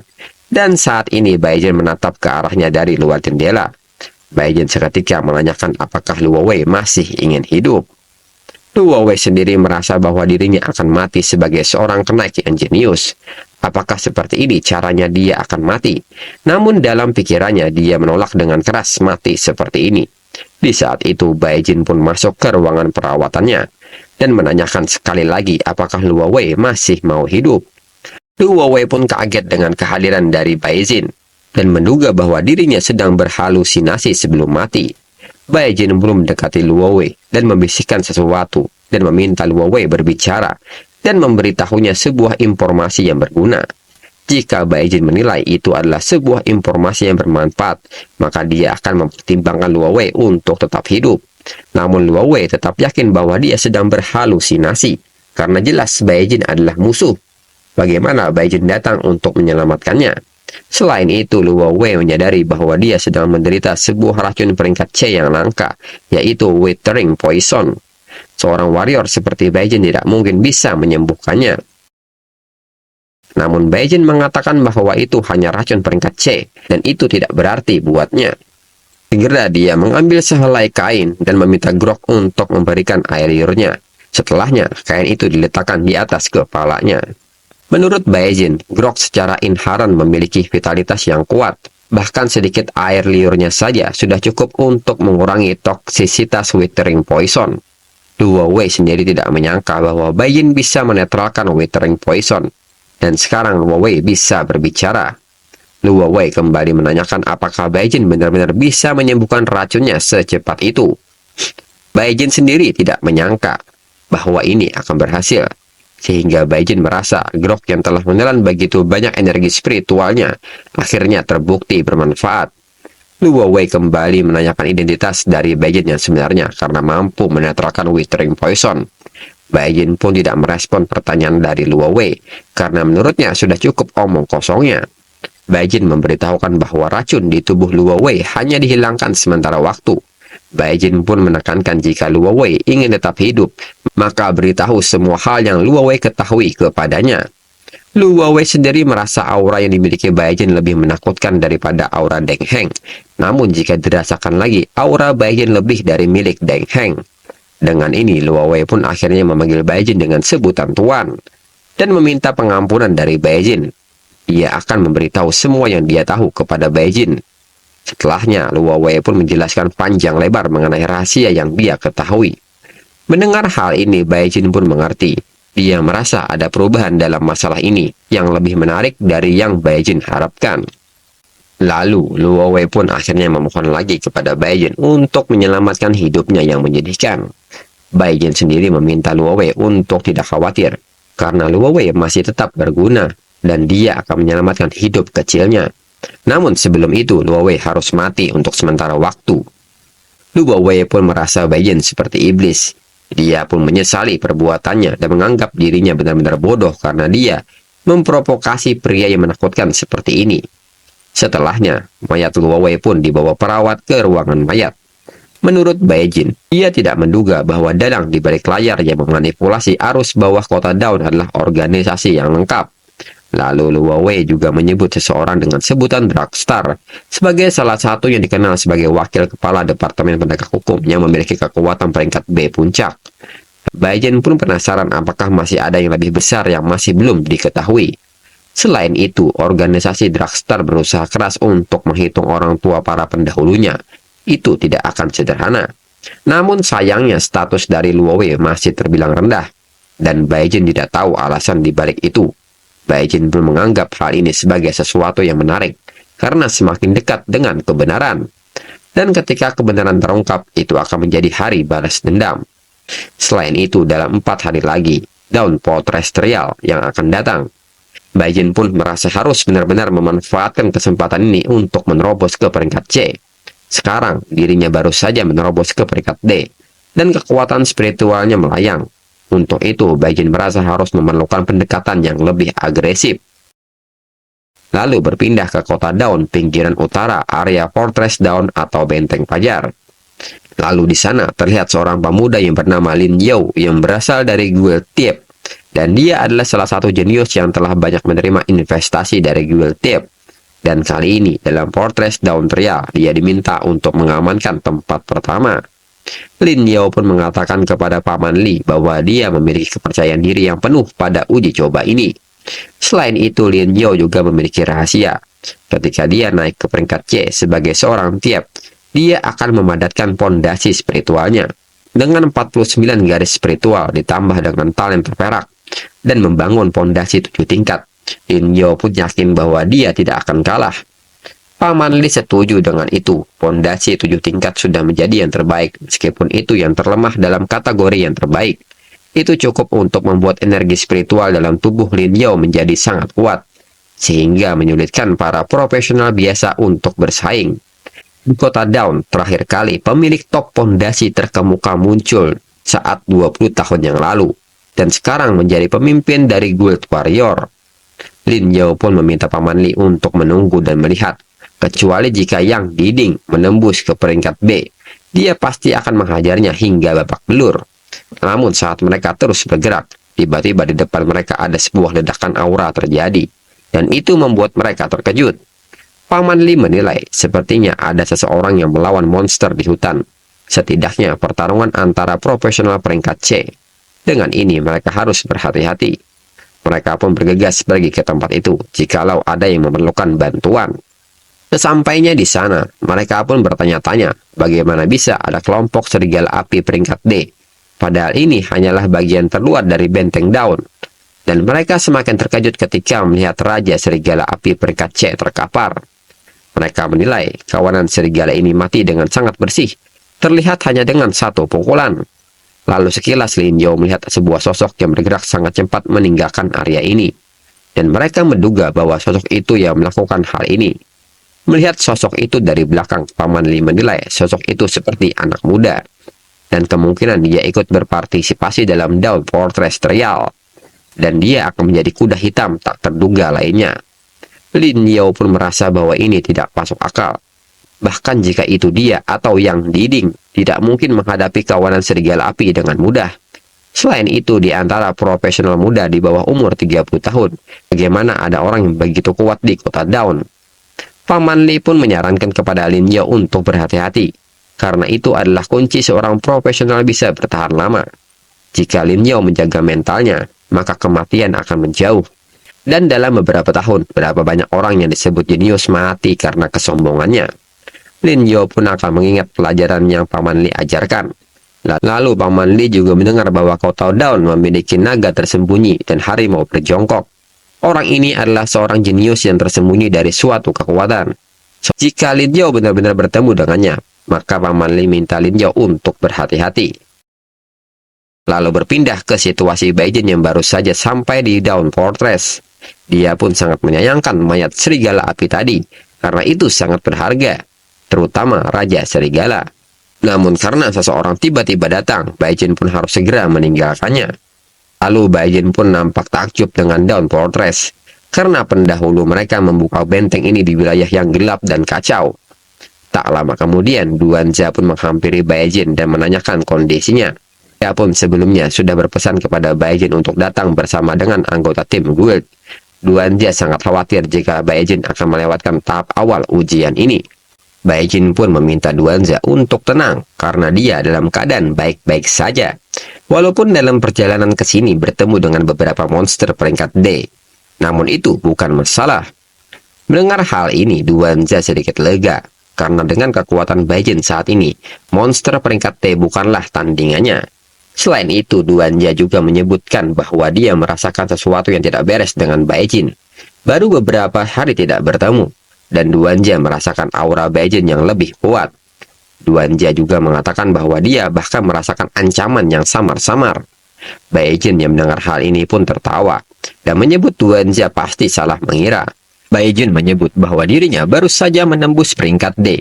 Bagaimana dia bisa menjadi lebih kuat dalam waktu sesingkat ini? Dalam pikiran Baijin, kekuatan spiritual internal tidak banyak berubah, tetapi segalanya telah berubah. Beberapa hari terakhir ini, melintasi hutan belantara, hampir terus-menerus dalam pertempuran. Kekuatan spiritual yang mengambang di tubuhnya telah terkondensasi kembali. Dengan ini, tentu ada perubahan kekuatan sebelum dan sesudahnya. Kemudian Baijin pun meminta kepada Duanjia untuk berhenti bicara tentangnya, karena dia berpartisipasi dalam uji coba ini. Tentunya dia perlu melakukan lebih banyak persiapan. Sebaliknya, Baijin menanyakan kondisi luka-luka dari Duanjia. Duanjia pun berlagak seperti tidak terjadi apa-apa, dan menyadari dirinya pria yang tangguh. Sedikit cedera bukanlah apa-apa. Namun nyatanya rasa nyeri dari luka-lukanya masih ada. Dan dia beralasan bahwa yang baru saja dia rasakan bukan sakit, melainkan gatal pada tubuhnya. Baijin pun tersenyum dan menilai bahwa dia sangat keras kepala. Setelahnya, mereka pun berjalan memasuki Dawn Fortress. Saat di dalam, Baijin pun menatap sekelilingnya dan terlihat banyak sekali profesional yang mengikuti ujian ini. Baijin pun menanyakan soal syarat partisipan yang harus di bawah umur 30 tahun dan menduga mereka semua mengikuti ujian. Duanjia pun menyebut itu mustahil. Menurutnya, Dawn Fortress Trial terjadi setiap 3 tahun sekali. Sebuah tabrakan antara generasi muda profesional yang menarik perhatian nasional. dan masyarakat akan menyaksikan jalannya ujian melalui siaran langsung televisi. Bahkan ada banyak profesional yang tidak berpartisipasi datang ke tempat kejadian jika mereka memiliki sarana. Duanza pun memperingatkan sekali lagi kepada Baizhen untuk berhati-hati dalam ujian ini. Ujian ini pada kenyataannya membentuk ruang dimensi jauh di dalam benteng, di mana tidak hanya terdapat monster peringkat C, tetapi bahkan monster di atas peringkat C. Duanza pun meminta Baizhen jika dia merasakan bahaya, maka prioritaskan menyelamatkan diri terlebih dahulu, dan jangan mencoba melakukan sesuatu di luar kemampuan. Baizhen pun mengerti akan hal ini karena Duanza memberitahu hal ini sebanyak 4-5 kali. Baizhen juga mengejek Duanza yang sampai saat ini masih belum menemukan istri, pasti karena Duanza terlalu banyak bicara. Duanza pun seketika kesal mendengar hal ini. Kemudian jenius lainnya dari Guild Warrior pun tiba dan membenarkan ucapan dari Baizhen barusan. Karena menurut mereka, Duanza memang banyak bicara dan bertele-tele. Dan Baizhen sudah mewakili mereka untuk mengatakan hal itu. Anggota lain pun meminta kepada Duanza untuk percaya kepada mereka, karena mereka akan memastikan bahwa Baizhen tidak akan menghadapi masalah selama ujian berlangsung. Baizhen cukup takjub dengan mereka yang benar-benar peduli pada anggota baru di guild. Lalu mereka pun berjalan memasuki sebuah aula Dawn Fortress. Di saat itu, Duanza pun dipanggil oleh seseorang, dan terlihat 2 orang wanita yang menggunakan tongkat sedang berdiri. Dan Duanza pun mengenalinya dan menyebut namanya adalah Xianxi.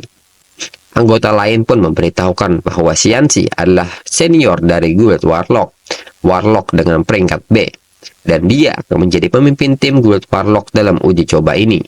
Selain itu, dia dan Duanza telah berkompetisi sejak mereka masih muda. Sekarang dia telah sepenuhnya menekan Duanza yang lebih tua, membuatnya tidak dapat mengangkat kepalanya. Jadi setiap kali dia melihatnya, Duanza cenderung bingung. Lalu Xianqi menyebut bahwa mereka sudah lama tidak bertemu, namun kekuatan Duanza masih di peringkat C. Tidak ada kemajuan sama sekali, dan menyebut Duanza benar-benar memiliki bakat yang biasa-biasa saja. Lalu Xianqi juga memandang ke arah Baizhen dan mengatakan apakah ini jenius yang membangkitkan bakat emas untuk Guild Warrior belum lama ini. Xianxi pun menyindir Duanza yang mengikut sertakan profesional yang terbangun 2 atau 3 bulan yang lalu. Bukankah ini mencari kematian? Atau apakah Guild Warrior Duanza tidak memiliki penerus? Duanza pun membenarkan hal ini bahwa mereka tidak memiliki penerus, dan Baizhen datang ke sini untuk menambah wawasan. Selain Baizhen, ada juga prajurit elit jenius dari Guild Warrior sebagai kekuatan utama sebenarnya dalam uji coba ini. Duanza pun meminta Xianxi untuk tunggu dan lihat. Peringkat yang mereka raih pasti akan menghancurkan Guild Warlock milik Xianxi. Xianxi pun menanggapinya dengan nada meledek, bahwa menghancurkan Guild Warlock dengan bakat Duanza yang pas-pasan. Duanza yang kesal mengiyakan hal itu. Seketika Xianxi mengajak Duanza untuk bertaruh dengan hal ini. Duanza yang emosi seketika menerima tawaran ini. Menurut Xianxi, karena ini taruhan pasti ada taruhannya. Melihat bagaimana Duanza hanyalah seorang warrior peringkat C, tidak terlalu kaya, Xianxi pun mengajak bertaruh dengan sebotol esensi spiritual peringkat B. Mendengar hal ini, Duanza pun jadi ragu. Xianxi pun menganggap Duanza takut. Duanza yang kesal disebut penakut pada akhirnya menyetujui taruhan ini. Dengan ini, Xianxi akan menantikan hasilnya setelah uji coba. Siapa yang akan menang dan siapa yang akan kalah dalam taruhan ini. Anggota Guild Warrior pun menilai bahwa Duanza kehilangan akal sehatnya karena berani bertaruh melawan Guild Warlock yang populer di ujian ini. Setelahnya, Duanza pun nampak bingung dengan dirinya sendiri mengapa dia menyetujui taruhan wanita itu. Dengan ini, Duanza meminta mereka untuk melakukan yang terbaik dan berusaha untuk mengungguli Guild Warlock. Tak lama kemudian, ada seseorang yang menyebut bahwa The Dawn Fortress Trial dimulai, dan seketika sebuah gerbang terbuka. Para peserta pun secara bergiliran melewati gerbang itu dan berpindah ke sebuah tempat reruntuhan. Baizhen pun takjub melihat ruangan dimensional di dalam Dawn Fortress. Lalu anggota senior Guild Warrior mengatakan kepada Baizhen bahwa mereka akan masuk lebih jauh ke dalam benteng. Mereka pun meminta Baizhen agar tetap berada di batas luar, jangan masuk terlalu dalam. Jika Baizhen menemui masalah, gunakan rencana prajurit untuk meminta bantuan, dan mereka akan tiba dengan cepat. Baizhen pun mengerti dan mendoakan mereka semoga berhasil. Dengan ini, apa yang diinginkan Baizhen terpenuhi, yaitu pergi seorang diri. Baijin pun berjalan menelusuri reruntuhan ini, hingga dia bertemu dengan seekor monster peringkat E, Fortress Guardian Hound, yang langsung menyerangnya. Baijin dengan santai mencengkram anjing itu dan memecahkan kepalanya. Menurut Baijin, The Dawn Fortress Trial ini mengumpulkan poin melalui berburu monster dengan monster peringkat F tidak dihitung. Peringkat E 1 poin, peringkat D 10 poin, peringkat C 100 poin. Dan monster yang baru saja Baijin kalahkan adalah peringkat E, yang artinya Baijin baru memperoleh 1 poin. Baijin menilai membunuh mereka hanya membuang-buang waktu saja. Dia pun harus segera menemukan monster dengan peringkat yang lebih tinggi. Baijin yang melanjutkan perjalanannya di kedalaman Dawn Fortress dihadapkan kembali dengan monster Fortress Guardian Hound peringkat E. Namun kali ini dengan jumlah yang cukup banyak. Baijin pun tidak menyangka dengan hal ini. Jika ada seorang profesional peringkat D biasa dihadapkan dengan situasi seperti ini, tentu dia akan mendapatkan masalah besar hari ini. Namun bagi Baijin ini bukanlah masalah. Segera dia memprovokasi para monster untuk segera maju, karena ini membuang-buang waktunya. Dengan cepat, Baijin mengarahkan pukulannya dengan teknik Strength Fist Blade dengan sangat cepat, hingga tidak memerlukan waktu lama baginya untuk mengalahkan semua monster-monster itu. Baijin mulai menyerap energi mereka, karena menurut Baijin, Fortress Guardian Hound ini penuh dengan esensi dan darah. Tapi jika sedikit, tidak ada nilainya menurut Baijin. Namun bila jumlahnya ditingkatkan, Baijin menilai ada baiknya digunakan untuk membangun fondasi kekuatan spiritual, karena pada dasarnya tidak ada yang sia-sia dari material yang didapatkan dari para monster.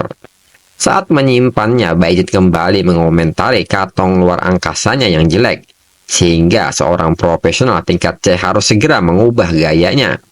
Namun berbeda pendapat dengan Grok yang menganggap kantong itu cukup bagus. Mendengar hal ini, Baijin pun menganggap estetika atau nilai keindahan dari para roh pohon sudah terlalu ketinggalan zaman, sehingga dia meminta Grok untuk mempelajari stylenya untuk kedepannya. Lalu, Baijin pun kembali melanjutkan perjalanannya.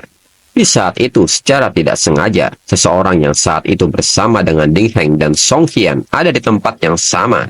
Dan dia tidak menyangka akan bertemu dengan Baijin secepat ini tanpa perlu usaha mencarinya di tempat ini. Diketahui identitas dari pemuda ini.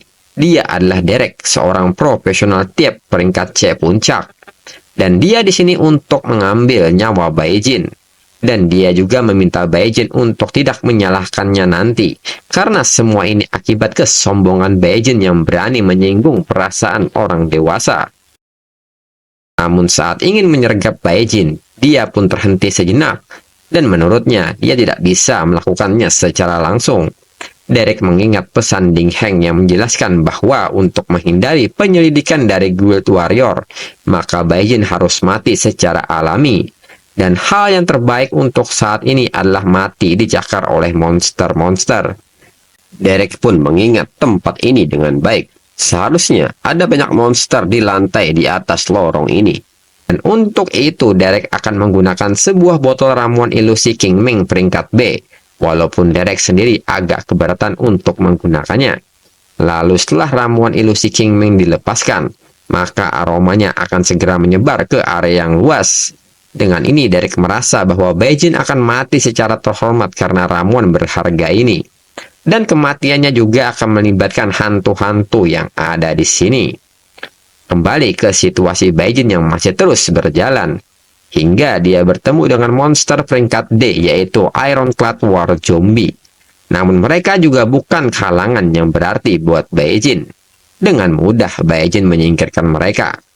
Baijin menilai mayat dari Ironclad War Zombie ini tidak memiliki kecerdasan, bahkan lebih lemah dari beberapa profesional tingkat D biasa, tetapi mudah untuk ditangani. Tak lama kemudian, Baijin kembali dihadapkan dengan monster Ironclad War Zombie dengan jumlah yang lumayan banyak. Namun Baijin terlihat santai menanggapinya. Menurutnya, dengan jumlah monster ini dengan masing-masing 10 poin, maka Baijin bisa mendapatkan lebih dari 400 poin. Dan ini situasi yang cukup menguntungkan bagi Baijin. Tak memerlukan waktu yang lama, mereka pun dengan mudah diratakan oleh Baijin. Baekjin menilai armor monster ini dianggap bahan yang bagus dan tidak boleh disia-siakan, dan segera memasukkan material ini ke kantong luar angkasanya. Lalu saat Baekjin terus menelusuri lorong itu, dia dihadapkan dengan sebuah jalan buntu. Dengan ini, Baekjin sempat berpikir untuk berbalik arah mencari jalan lain. Namun setelah dipikir-pikir lagi, Baekjin menyadari bahwa ada sesuatu yang salah. Baekjin pun mencoba memperhatikan keadaan sekitar dan memperhatikan ada sebuah jejak kaki. Dan Baekjin menilai jejak kaki ini agak aneh menurutnya. Jejak kaki ini tidak meninggalkan bekas yang utuh. Semuanya hanya bagian tumit saja. Bagian depannya tertutup tembok ini. Dengan kata lain, jika ada seseorang yang masuk dari sini, tembok ini bisa dibuka. Baekjin menilai bahwa ada beberapa rahasia di dalamnya. Dan ini menarik menurutnya. Segera Baekjin menggunakan skill dari Job Summoner, yaitu Chaos Perception. Dan seketika Baekjin mengetahui seluk-beluk area sekitarnya dan memahami cara kerja membuka pintu rahasia ini. Dan rahasianya terletak pada obor dinding. Pertama, Baekjin harus menyalakan obor pada urutan nomor 1, nomor 3, dan nomor 5. Setelah obor dinyalakan, langkah selanjutnya yang harus dilakukan oleh Baekjin adalah memutar obor secara berurutan. Setelahnya, pintu pun mulai terbuka secara perlahan. Baekjin pun masuk ke dalam sebuah ruangan yang agak terang kali ini. Dan di depannya ada 3 orang prajurit yang mengenakan pakaian baju besi. Baekjin pun menyebut bahwa mereka adalah monster peringkat Y, yaitu Fortress Knight. Dan mereka ada 3. Jika ada orang lain yang masuk dalam ujian ini, mungkin mereka akan putus asa dengan situasi ini. Namun Baekjin merasa bahwa ini adalah situasi yang bagus untuknya melakukan pemanasan. Selain itu, Baekjin juga akan segera mengetahui rahasia apa yang ada di balik ruangan ini. Segera Baekjin meminta kepada Fortress Knight untuk maju menyerangnya, dan berharap mereka tidak mengecewakan Baekjin. Fortress Knight pun mulai bergerak untuk menyerang Baekjin. Di samping itu, aroma dari ramuan ilusi Qingming tengah sampai di mana ruangan rahasia berada. Kemudian, serangan dari Fortress Knight pun dimulai.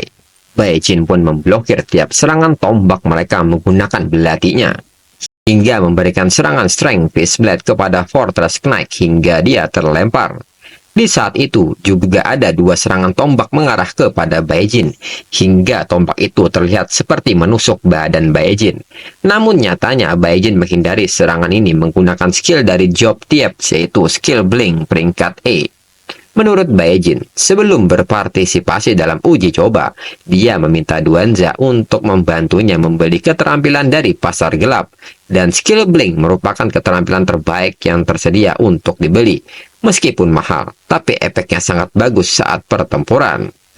Lalu di saat itu, Baekjin bergerak dengan sangat cepat ke depan hingga berhasil menjatuhkan 1 Fortress Knight lainnya dengan pukulan Strength Fist Blade. Namun fenomena aneh terjadi, di mana mayat Fortress Knight mengeluarkan cahaya, dan Baekjin menduga bahwa para Fortress Knight bisa bangkit kembali. Di saat itu, Fortress Knight yang tersisa kembali menyerang Baekjin. Namun Baekjin dengan mudah menghindari serangan ini, dan segera melakukan serangan balasan hingga berhasil mengalahkannya. Namun Fortress Knight yang baru saja dikalahkan mengalami hal yang sama di mana mayatnya mengeluarkan cahaya. Dan tak berselang lama, mayat Fortress Knight bangkit kembali. Menurut Baekjin, dia hampir salah perhitungan. Fortress Knight tidak benar-benar mati, dan mereka tidak mengisi kembali esensi Baekjin. Baekjin pun merasa melawan mereka berturut-turut dengan mereka bertiga juga cukup membebani Baekjin. Dan tiba-tiba sebuah lingkaran sihir muncul, dan di tengahnya ada sebuah patung. Baekjin menilai ini adalah susunan patung yang langka. Tidak heran ruang rahasia ini adalah ruang tertutup. Dan bahkan setelah penjelajahan petualangan terakhir, masih ada monster Fortress Knight yang tersisa menurut Baekjin. Susunan boneka menyerap energi spiritual untuk segera menghidupkan kembali boneka yang telah dikendalikan. Itu adalah susunan pertahanan yang luar biasa. Dengan ini, Baekjin menduga sepertinya ruangan rahasia ini dulunya adalah gudang harta karun di Dawn Fortress dan dijaga oleh barisan boneka. Namun, tempat itu sudah kosong. Baekhyun memperkirakan barang-barang yang tersisa telah diambil oleh para petualang selanjutnya. Lalu, tiba-tiba, patung itu mengucapkan kata keluar berkali-kali. Mendengar hal ini, Baekhyun menilai bahwa gambar ini sudah terbangun dan menjadi roh dari Array. Susunannya telah beroperasi selama ribuan tahun, terus disempurnakan oleh energi spiritual di bawah tanah. Tidak heran ia terbangun dan berevolusi. Di kehidupan masa lalu Baekhyun sebagai Meng Jinseng, dia membangun fondasi tingkat tinggi kelas 8 dan dicapai melalui berbagai peluang. Awalnya Baekhyun ingin menunggu hingga memasuki kolam dingin Spirit Key dan menggunakan energi spiritual yang sangat besar di kolam tersebut untuk membangun landasan spiritual. Namun setelah melihat boneka ini, Baekhyun merasa dia bisa mencapai level kehidupan masa lalunya. Dan sekarang Baekhyun punya kesempatan ini. Dia pasti dapat membangun landasan spiritual yang lebih kuat dari sebelumnya. Segera Baekhyun berlari untuk mendekati patung itu. Namun Baekhyun menilai pertahanan tirai tipis ini cukup kuat. Serangan dari kekuatan peringkat C biasa sulit ditembus. Lalu patung itu kembali mengucapkan kata keluar. Dan seketika monster-monster boneka muncul dengan jumlah yang cukup banyak. Baekhyun pun merasa situasi ini cukup berbahaya. Dan Baekhyun sepertinya harus berani mengambil resiko ini. Seketika Baekhyun kembali menggunakan skill Blink milik Thiep yang dipadukan dengan Inception Breaking Seal milik Warlock. Dengan ini Baekhyun mampu menemukan celah dari pertahanan tirai tipis ini dan dengan cepat meraih patung itu. Baekhyun pun segera mengangkat patung itu dan mengatakan kepada semua boneka untuk berhenti. Dan seketika gerakan dari para monster boneka terhenti. Baekhyun pun merasa bersyukur dia bisa melakukannya tepat waktu. Jika salah dalam perhitungan waktunya, mungkin saat ini dia sudah mati. Dengan ini, susunan boneka sepenuhnya di bawah kendali Baekhyun sekarang. Selanjutnya, Baekhyun bisa memulai rencananya. Esensi yang dikumpulkan dari anjing-anjing benteng itu akhirnya dapat dimanfaatkan. Dan segera Baekhyun mengaktifkan Pivot Array Reversal. Menurut Baekhyun, susunan boneka secara inherent terhubung dengan patung penyihir. Membalikkan susunannya adalah metode pemurnian terbaik dan akan menjadi bantuan terbesar dalam mengkonsolidasikan patung. Patung penyihir sudah memiliki spiritualitas 1000 tahun. Ditambah dengan teknik fusi khusus, menggabungkannya ke dalam tubuhnya akan memungkinkannya membangun landasan spiritual yang tak tertandingi. Baekhyun menilai sebagai profesional, ada perbedaan besar dalam kekuatan dan status. Peringkat F, peringkat E, dan peringkat D terhadap profesional tingkat rendah. Sedangkan peringkat C ke atas adalah milik profesional tingkat atas. Di kota Dawn, semua profesional manajerial memiliki peringkat C ke atas karena suatu alasan. Bagi para profesional, untuk melompat dari peringkat D ke peringkat C sangatlah sulit. Mereka pertama-tama harus membangun landasan spiritual dalam tubuh mereka. Dan perbedaan kualitas dalam landasan spiritual adalah kesenjangan yang eksponensial. 1 baris spirit, 4 baris spirit, 9 baris spirit untuk kelas bawah. Lalu garis spirit 16, 25, dan 36 untuk kelas menengah. Sedangkan untuk 49, 64, 81 untuk kelas atas. Lalu saat proses terus berlangsung, Baekhyun merasa bahwa situasinya tidak bagus. Patung penyihir ini telah dibaptis selama 1000 tahun. Dan kekuatan yang dikandungnya terlalu besar dan kuat. Dengan kekuatan fisik Baekhyun saat ini, Baekhyun mungkin tidak mampu menahan transformasi ini dalam jangka pendek. Kemungkinan besar akan meledak dan mati. Menurut Baekhyun, ternyata patung penyihir ini sudah menyatu seluruhnya dengan tubuhnya. Dengan hilangnya keberadaan patung ini, monster-monster ini sekarang berada di luar kendali. Meskipun mereka tidak dapat dibangkitkan lagi, sepertinya mereka akan mendapatkan kembali kebebasannya. Sehingga Baekhyun sekarang menjadi target dari mereka. Namun dengan adanya mereka, ini situasi yang bagus menurut Baekhyun. Karena situasi ini sangat cocok untuk membantu meredam tubuhnya yang diambang kehancuran. Dan seketika Baekhyun mengamuk serta menyerang semua boneka yang ada di sana. Baekhyun pun sangat puas dengan hal ini. Ada lebih dari 10 monster peringkat C, termasuk Fortress Knight dan Bloodwing Bad Beast, serta bersama lusinan monster peringkat D. Sehingga Baekhyun pun akhirnya merasakan sebuah tekanan saat bertempur. Dengan ini, Baekhyun pun melepas kekuatan penuhnya. Chapter berakhir.